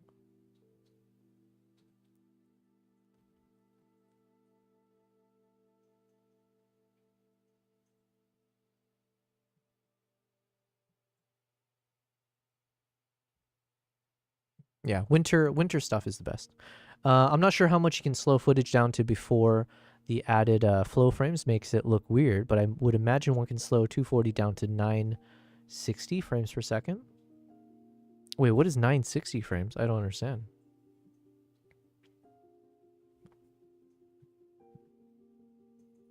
You can slow 240 down to 960 and it would still look fine. Depends on the footage. Yeah, you're speaking a language I have no understanding of. I will take your word for it, though. I trust you on whatever you just said. 240 to 960? Hells yeah. Okay, anyways. So these are some of those like slow motion shots. Of course, the fox. Okay. It is now coming up to 10:30. as you guys know, or not really, but one of the things I've changed in my life is I've decided to go back to the gym. You know, it's been over a year since I broke up with the gym, and you know, I came back crawling on my hands and knees and begging to be let back in, and it's been good. So I've been trying to go like about 3 to 5 times a week, and right now I've been averaging every other day just to let my body recover a bit, because it literally has been over a year and a half since I've properly been exercising in a gym. So tomorrow I'm supposed to go back, and I need to make sure I end my stream soon enough that I can prepare myself, eat, go to sleep, and all that kind of stuff. So I would like to raid someone if possible, since I have a bit more time. I wanted to last time, and then I got a bit of a migraine and I cut it quickly after. But before we do, or as I kind of prepare, let's just kind of recap where we are with our editing process. So these are all the shots that we've edited with Dehancer. And so Dehancer is the product that I want to promote, and it's also the one that I'm going to make a review on very shortly. So hopefully I will be able to find an editor to help me with this, of course. But we have gone ahead, and all of these shots from my travels around the world, I've done all of the color grading using Dehancer. So once we've done the color correction here, then we apply Dehancer to see what kind of effect can we get. Can we get a creative look? Can we get something that's compelling? Something that has a film-esque element to it and draws you into the shot. So we had a number of these. So you can see a bit of the before and afters. Ikidis, I think you were here for some of this because we were doing a bit of the horse film, let's say. So we got a bunch of these shots to look really nice, in my opinion. We had the dude smoking, of course. Gotta be iconic with it. Then we had the train shots as it passes by.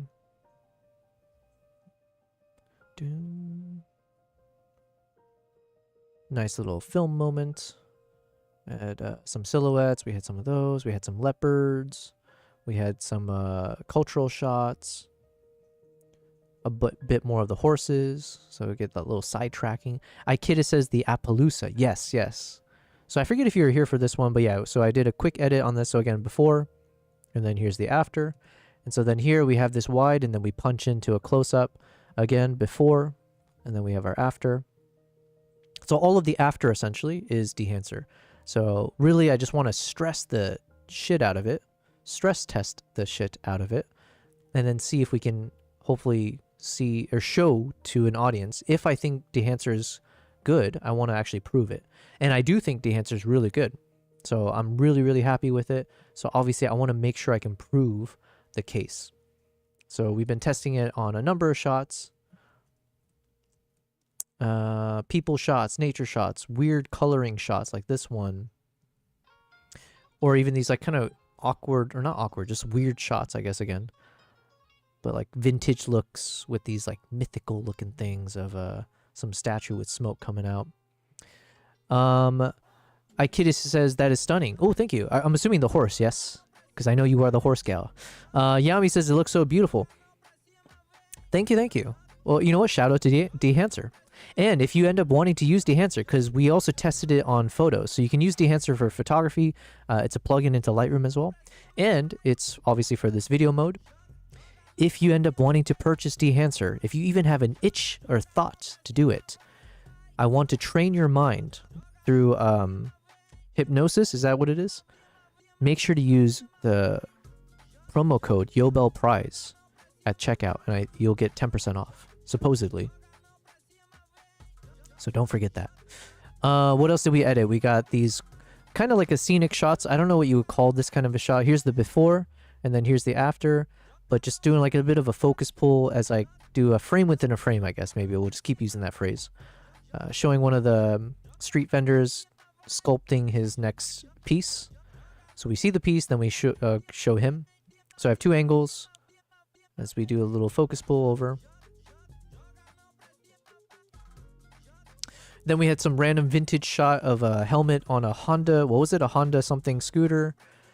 So this one just, I like the colors of it, so I was hoping to do something fun. And it turned out pretty good. So we got before and then the after. Then we got some Vietnamese locals as they're like making pottery. So trying to get some like creative shots with this. So again, before and then after. And then another shot. Basically, I was in stalker mode for all of this, so just trying to get shots in weird places. So yeah, we got some cool shots like that we edited. This one is kind of a throwaway. It's a cool shot to add in to any video, I guess, but it didn't really say much in terms of the color grading. Here's the before and then here's the after. Just because it's like hard to anchor yourself onto what like the natural colors should be, because like all of this is somewhat unnatural. So I like it, but it's not like a good one to test the quality of Dehancer, I would say. This was interesting, although I might need to adjust the stabilization on that one, because it's a bit shaky maybe during the transition here. Yeah, so this might be an example where I have to use that perspective stabilization, not the translation. Here's the before, and then here's the after. And then that's where we are. I think that's as far as we got. However, we have a bunch more, right? So we have this Vietnamese model in the tall grass. We got a macaw, I believe.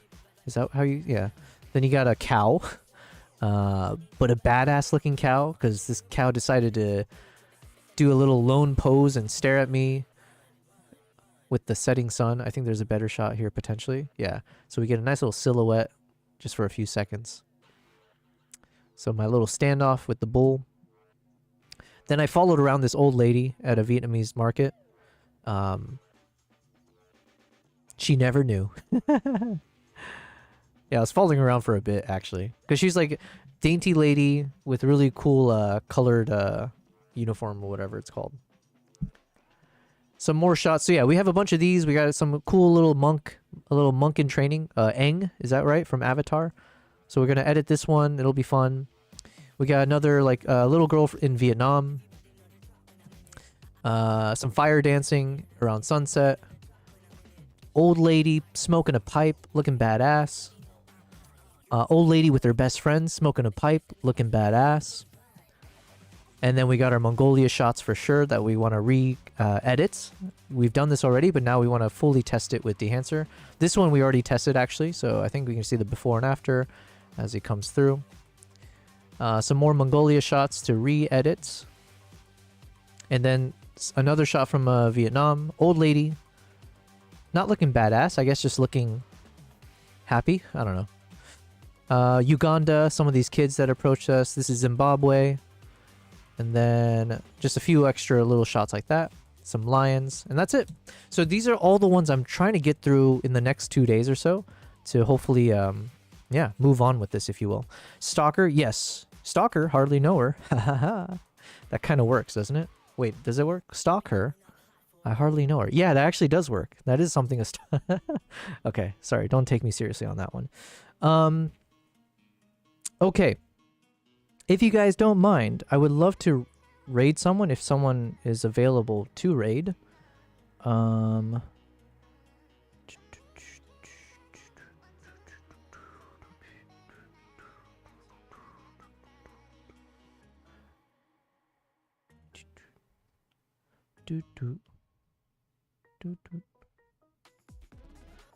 Alright, who can I raid? Unfortunately, I just don't... I need to follow more people, I think.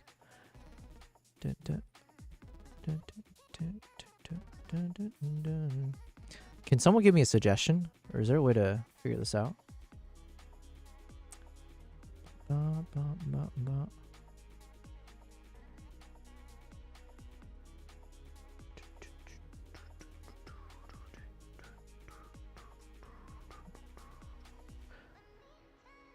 There's someone named Violet Bands. I remember her.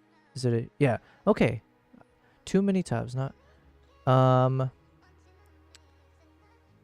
Let me check out Violet_Bands. Software and game development. She's got a cat. She's got a cat emote thing on her thing. Okay. I do remember Violet Bands. I think she... Either she rated me in the past or something, so... let's go ahead... Okay, so thank you guys firstly. I do appreciate... Today was another fun stream. We're on day 86. So you guessed it, tomorrow will be day 86 plus 1. Wow. tomorrow, I think I should be able to stream a bit longer as well. What is tomorrow, Sunday? I think so. Wait, tomorrow I might take off. Hold on a second. Okay, remove everything I just said, because I think I'm trying to take Sundays off sometimes just to catch up on all these work stuff. So TBD, I may or may not stream tomorrow. Either way, thank you guys. Today was a really fun stream. I learned a lot as well. It was good to see a bunch of old people back in here, as well as some new ones. And yeah, if you guys don't mind, I would like to raid Violet_bands. So I'm kind of curious myself what she's doing, but I also have to lurk shortly after. But let's go. Let's do it. Let's do it. All right, thanks guys. Let me hit raid now. Hopefully I did it right. And